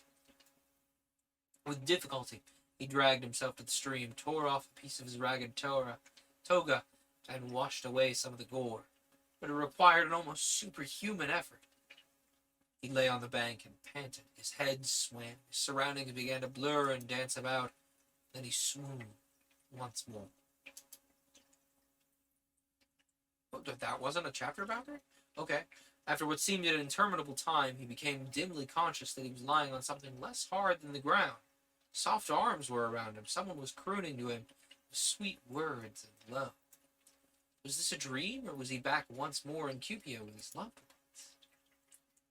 There is the chapter boundary. I don't know why that needed to be on a separate page.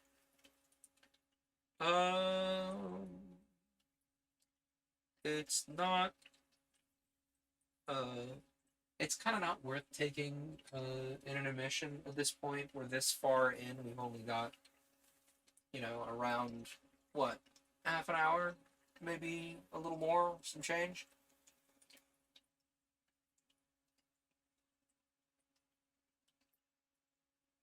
At least for how long I usually stream. So we'll push through on chapter 6 here and see once if we have any more time after that. How's that sound? Chapter 6, The Kings. Miles Cabot opened his weary eyes, and around him hung barbaric tapestries. He was lying on a couch covered by the same material. Seated on the couch beside him was a creature human in form, but covered with short golden brown fur. It seemed to be a young woman of some species. But of what species? Miles threw back his head and studied the creature's face, expecting to see the protagonist features of some anthropoid ape. But no, for her eyes, mouth, ears, and all were human, distinctly so, and of high type. They might have been the features of an Earth girl, except for the fact that the short brown fur persisted on the face as well as the rest of the body. The general effect reminded Cabot, for all the world, of a teddy bear. Yes, that's what this creature was, an animated human teddy bear. Seeing Cabot looking at her, the creature smiled down at him and murmured some strange words in a soothing, musical voice, and she stroked his cheek with one of her furry paws. At this moment the hangings parted, and there stepped into their presence a man of the species, wearing a leather tunic and leather helmet, carrying a wooden spear. Bowing low before the furry lady, he spoke to her in the same soft tongue which he had employed in addressing Miles. Not a single syllable was familiar to the Earthman, but he caught the words Roy and Verking repeated a number of times, and also made out that the furry man had addressed the furry lady as Arikulu. Am I saying that right? Arkilu, rather. Arkilu now rose from the couch and, taking a tablet and a stick of charcoal from a nearby stand, wrote some characters upon a sheet of paper and handed it to the man, who bowed and withdrew. The pad and charcoal gave Miles an idea. If he was to stay any length of time with these creatures, he'd better start in at once learning both their written and spoken language. And perhaps, when he had mastered it, he could persuade these kindly yet warlike folk to assist him against the Formians. He judged they were very kindly because of the actions of the furry lady, and they were warlike because of the habiliments of the furry man. Putting his idea into action, Miles sat up, gathering a gaudy blanket about his shoulders, and pointed to the writing materials. With a furry smile, Arkilu brought them to him. Having been through this game once before, he knew just where to begin. He pointed to the couch and handed her the pad and charcoal, whereupon the lady spoke some absolutely unintelligible sound and wrote upon the pad in unmistakable Cupian shorthand the familiar Cupian word for couch.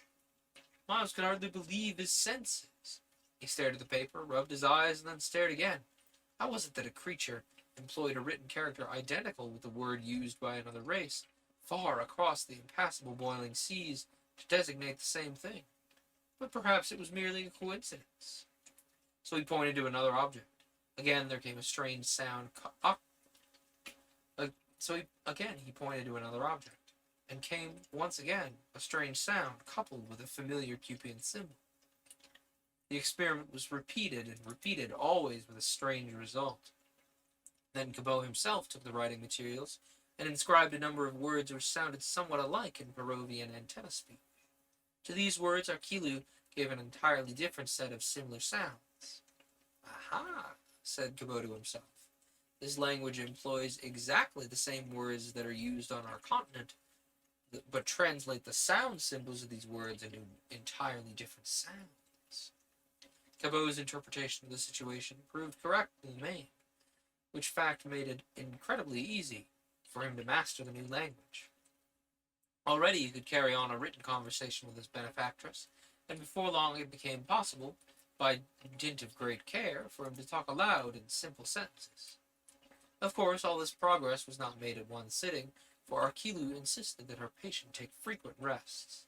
From time to time, meals were served by female attendants, meals abounding in some strange meat, mostly lobster-like, but some resembling fish and flesh.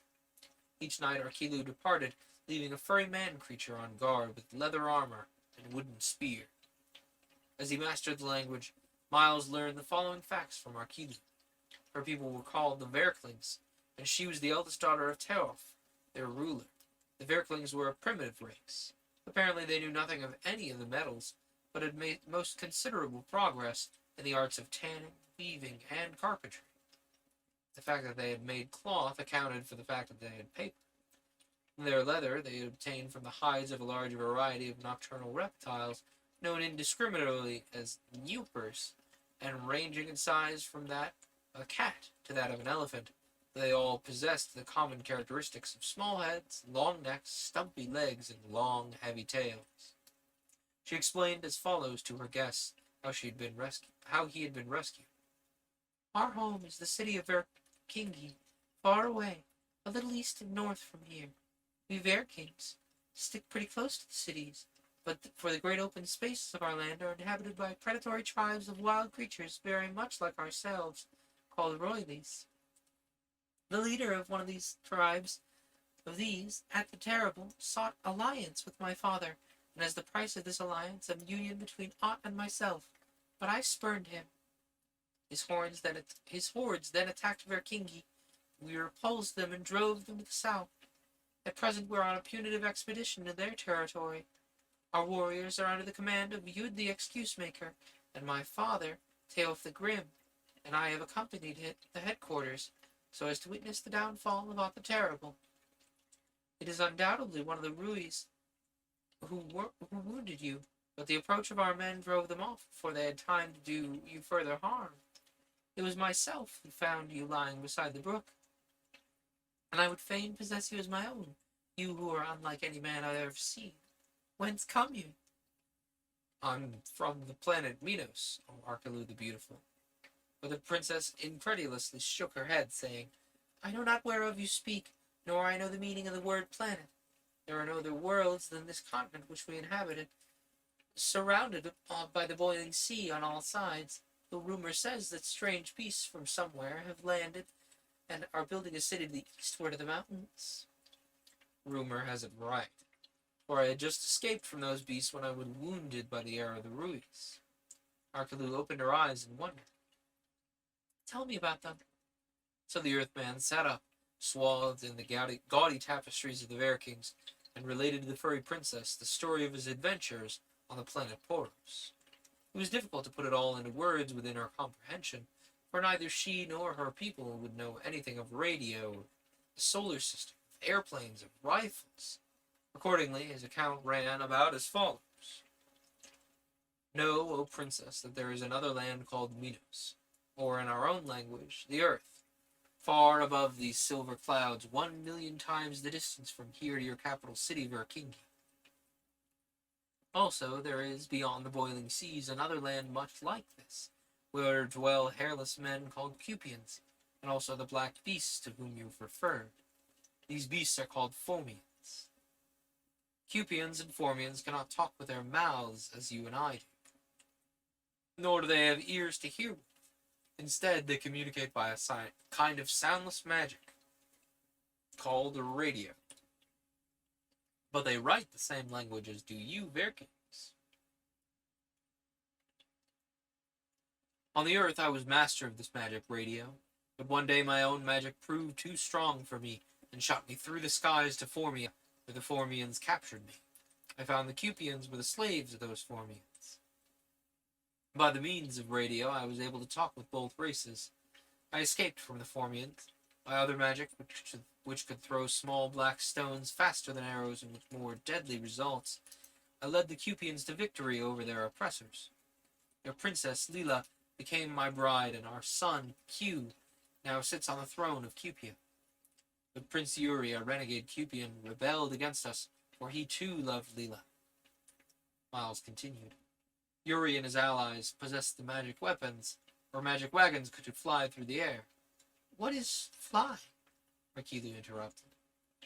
If you mean swim, it is impossible, for no creature ever lived which could swim in air. Ah, but this is magic, you remember. Have you Verklings never seen any peculiar black objects sailing through the sky since the rumored arrival of the Formians on your continent? Arkilu pursed her lips in thought. Yes, there have been rumors of that too. Well, those are the flying wagons of the Formians. When we finally defeated them and drove them across the boiling seas in these wagons, I revisited the planet Earth by the means of radio magic of which I have told you. But on my attempted return to Cupia, I landed on your continent instead by mistake, and was again captured by my Formian enemies. Of my escape from them, my wounding by the Roy arrow, and my rescue to you, you already know. Archilus smiled ingratiatingly. You are a pretty spinner of tales. Therefore I shall keep you to amuse me. Methinks that even Teof the Grim will revel in your fantasies. And she leaned over and caressed Cabot's cheek with one furry hand.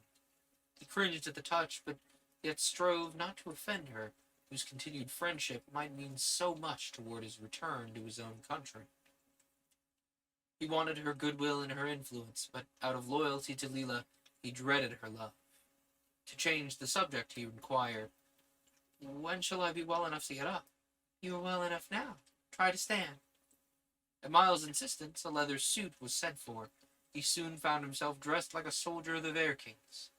Thus arrayed, he stood and walked about a little inside the tent, but Arkilu would not permit him to venture outside until he should be stronger. Before leaving for the night, Arkilu announced, Tomorrow our expedition starts back for Verkingi. When we reach the city I shall marry you, for I have decided that I love you.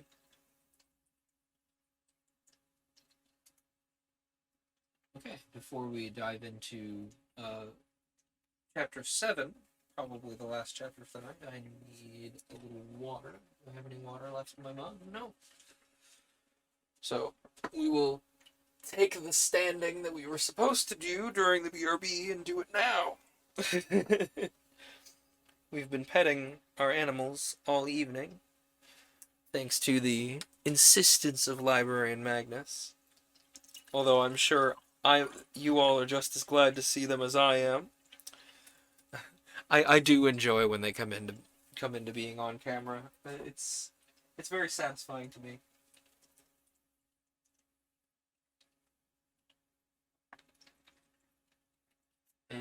You'll have to excuse me if you can hear all these gulping noises. I drink really loudly.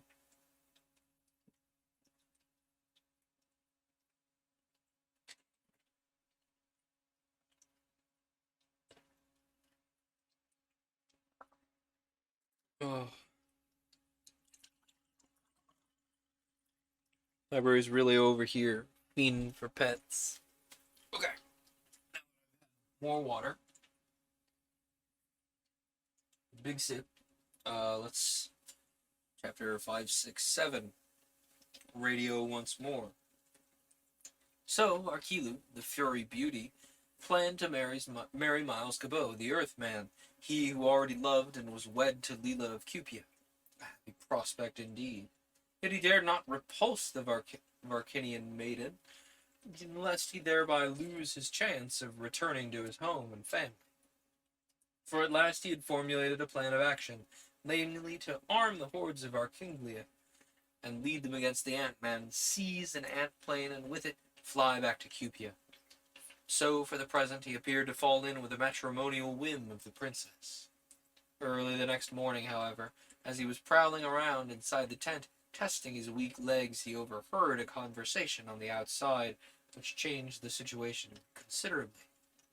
But, father, remonstrated a voice which Miles recognized as that of Arkilu. I found him, therefore he's mine. I want him, he's beautiful. Beautiful. A stern male voice sarcastically replied. He must be without any fur. Oh, to think that my royal daughter would wish to wed a freak of nature, and a common soldier at that. He's not a common soldier. He wears clothes merely so as to preserve his health for my sake. Well, a sickly cripple then, answered her father's voice, which is just as bad. At all events, Yud is the leader of this expedition, and therefore this captive belongs to him. You can have him only if Yud so wills. It is the law. Miles Cabot stealthily crossed the tent and put his eye to an opening between the curtains of the tent. There stood the familiar figure of Arkilu, and confronting her was a massive Vale Verkin. His fur, however, was snow white, so that his general appearance resembled that of a polar bear. His face was appropriately harsh and cold. This was Theof the Grim, ruler of the Verkins. The dispute continued, and then there approached another man of the species. The newcomer, black-furred, was squat, short, and gnarled, yet possessed of an unquestionable intelligence and a certain dignity which clearly indicated he was of a noble rank. He wore a leather helmet and carried a wooden lance. Theof the Grim hailed him with, "Oh, Judd, what brings you here?" I need to be careful with these voices. It is rapidly slipping into a stereotype. Judd raised his spear diagonally across his chest as a salute and replied, "A change of plans, Excellency." Sure, let's pick a different stereotypical accent. That's better. "A change of plans, Excellency. Upon reaching the river, I decided that it would be wiser not to return to Verkingi by that route." Really meaning Arkilu imposed with a laugh. that you found it impossible to throw a bridge across at that point. "Why do you always doubt the reasons for my actions?" Judd asked in an aggrieved tone. You wrong me. I never doubt your reasons. Your reasons are always the best. What I doubt is your excuses. Enough, enough! For I wish to discuss more immediate matters than nice distinctions of language. Yude's reasons or excuses, or whatever, are good enough to me. Yude, I wish to inform you that my daughter has recently captured a strange, furless being, whom it is my pleasure to turn over to you. I have not yet seen this oddity." Father, please. Arkilu begged, but at this juncture, Miles, exasperated by Theof's remarks, parted the tent curtains and stepped out. "Look well, O king! Here stands Miles Cabot, the Minorian beast from another world, freak of nature, sickly, cripple, common soldier, all that. Look well, O king!" A bit loud-mouthed, I should say. Theof the Grim sniffed, not one whit abashed. "Watch him crumple in the presence of a real man," added Judd the excuse-maker. Suiting the action of the word, the latter stepped over to Miles and suddenly slapped him on the face. As a boy, the Earthman had often seen larger boys point to their cheek or shoulder with the words, "There's an electric button there. Touch it and something will fly out and hit you." But never as a boy had he dared to press the magic button, for he could well imagine the result. Such a result now occurred to Judd, for the instant his fingers touched Cabot's cheek, and out flew Cabot's clenched fist. How is he getting flunched fist out of that? Brain. For the instant his fingers touched Cabot's cheek, out flew Cabot's clenched fist, smacked to the point of Judd's jaw, and tumbled him to the dust. Judd. It's Judd. I'm saying Judd.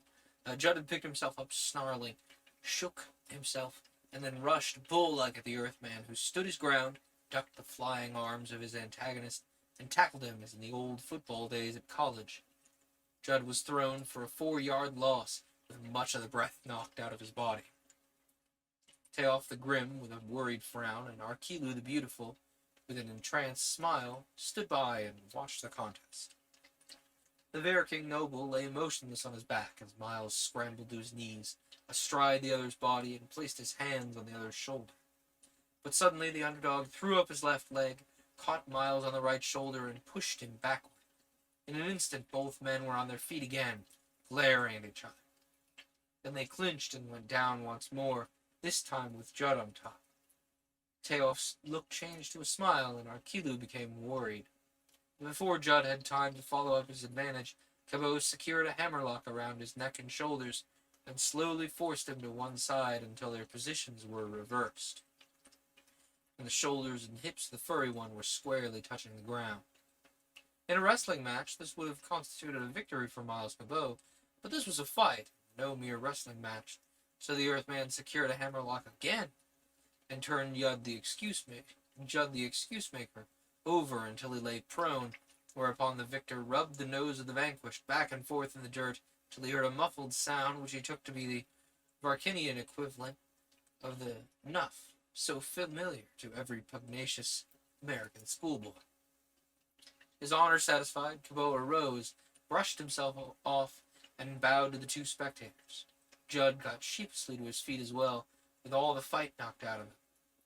Teof stared at the victor with displeasure, and his own countrymen with disgust, but Arkilu rushed over to Cabot with a little cry, flung her arms around him, and drew him within the tent.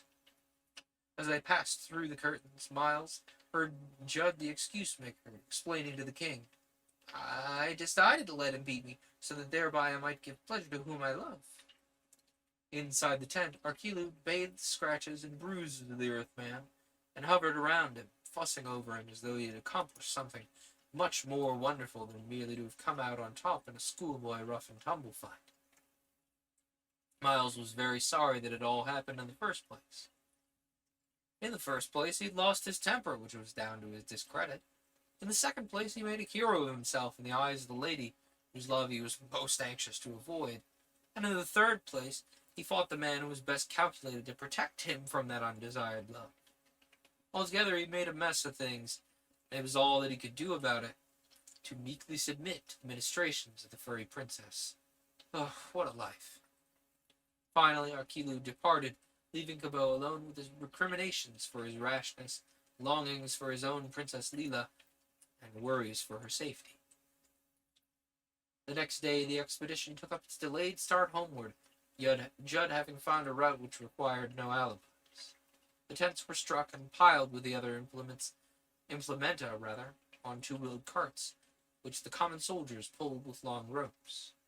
In spite of Arkilu's pleadings, Miles was assigned to one of these gangs, Teof grimly remarking, "If the hairless one is well enough to vanquish Judd, he's well enough to do his share of the work." Judd explained to Arkilu that the real reason why he had suggested this was that he could sincerely believe the exercise would be good for Cabot's health. During one of the halts, when Judd happened to be near Cabot's gang, the Earthman strode over to the commander, who instinctively cringed at his approach.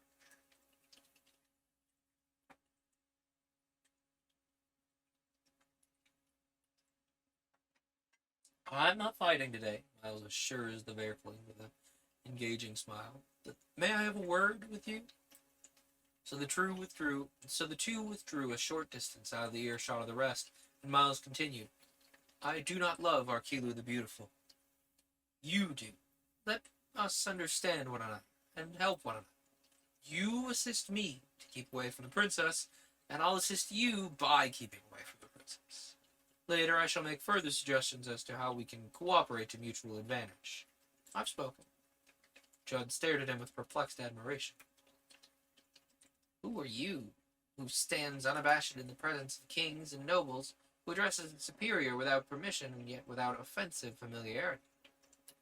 "I am Cabot, the Minorian, ruler of Acupia, a nation larger and more powerful than yours. A race of fearsome beasts have landed on the western shores of your continent.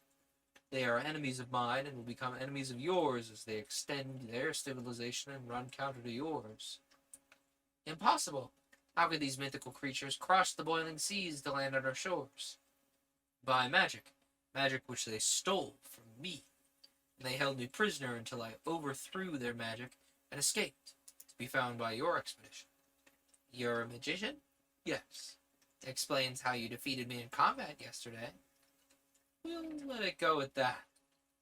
Miles agreed, smiling. "But to continue, let me frankly warn you that unless you destroy these Formians, they will eventually destroy you. They now possess magic against which you Verklings would be powerless.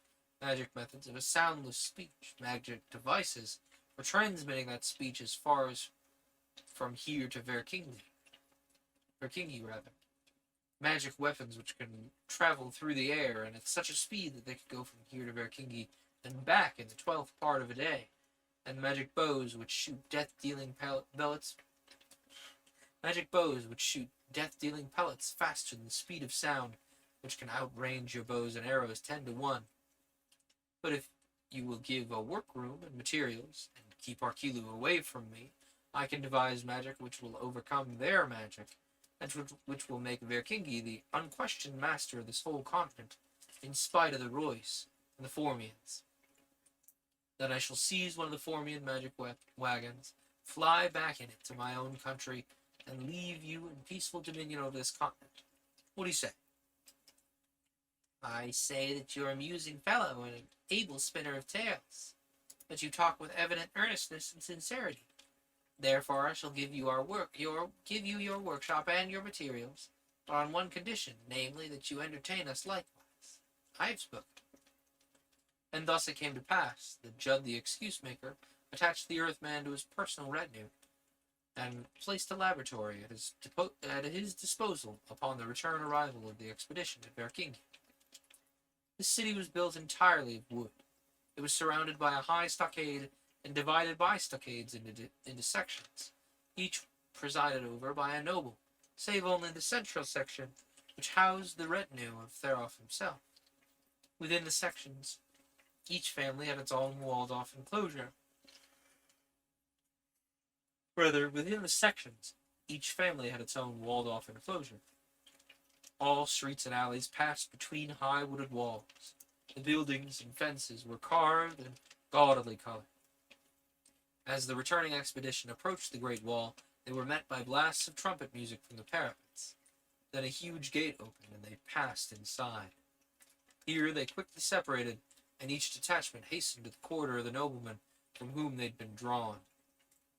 Judd and his detachment proceeded down a high-walled street until they came to a gate bearing the insignia of Judd himself.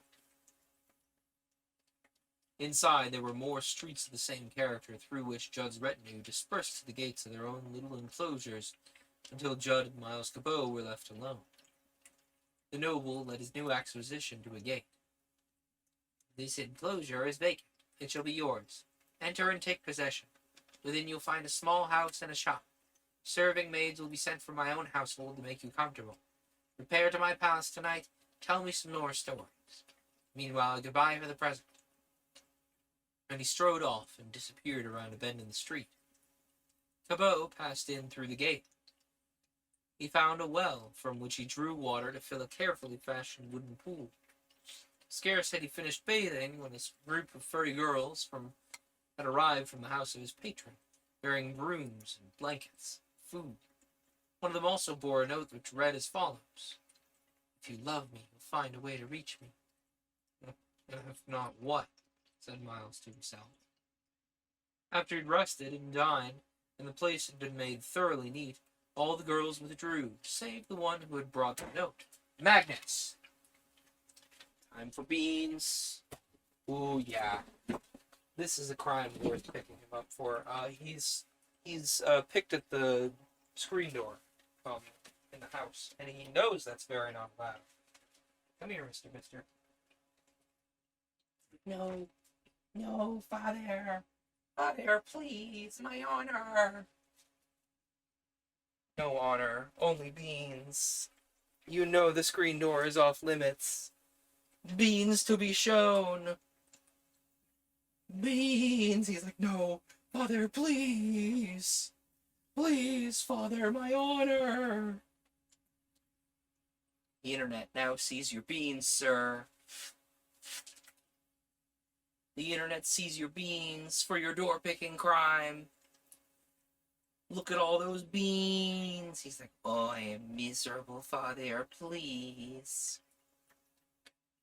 It's like, no. Beans. Look at this naughty boy and his beans. Ooh. He's like, do not do this to me. Please. Too bad. Bad naughty boys get their beans shown to the whole internet. Alright, you're free. I've embarrassed you sufficiently, young man. Yeah, miffed man. Anyway, after he had rested and dined, and the place had been made thoroughly neat, all the girls withdrew save the one who had brought the note. She informed him that her name was Quiven, and she'd been ordered to remain in the enclosure as his servant.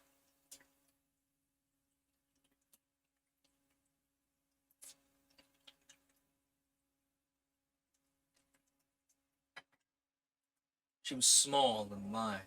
Her hair was a brilliant yellow gold, and her eyes were blue. If it had not been for her fur, she would have passed for a twin to his own Leela. This fact brought an intense pang to him, and caused such a wave of homesickness that he sat down on the couch and hid his face in his hands. But the pretty creature made no attempt to comfort him.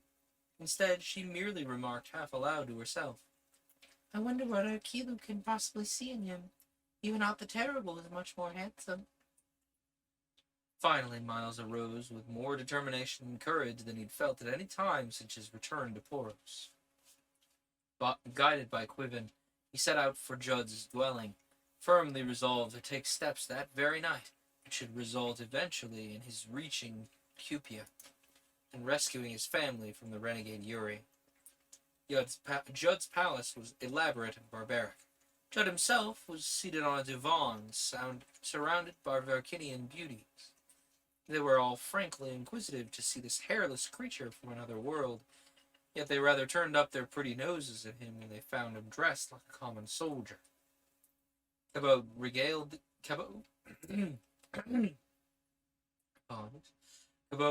gathering with an account of his first arrival on Poros and the two wars of liberation which freed Cupia from the dominion of the Ants. All the while he was eager to get down to business with the noble, yet he realized that he'd been employed for a definite purpose, namely storytelling, and that his first duty was to please his patron. Finally, the ladies withdrew, and Miles Cabot, the radio man, began the first discussion of radio that he'd undertaken since his return to Poros. Okay, folks, as much as I would love to push on to Chapter 8 here, my throat is starting to rebel. You might have noticed it while I was voicing one of the female characters there. So I need to be done for the night. So I can actually, continue to speak. So this has been Paper Cuts, and I hope it didn't sting.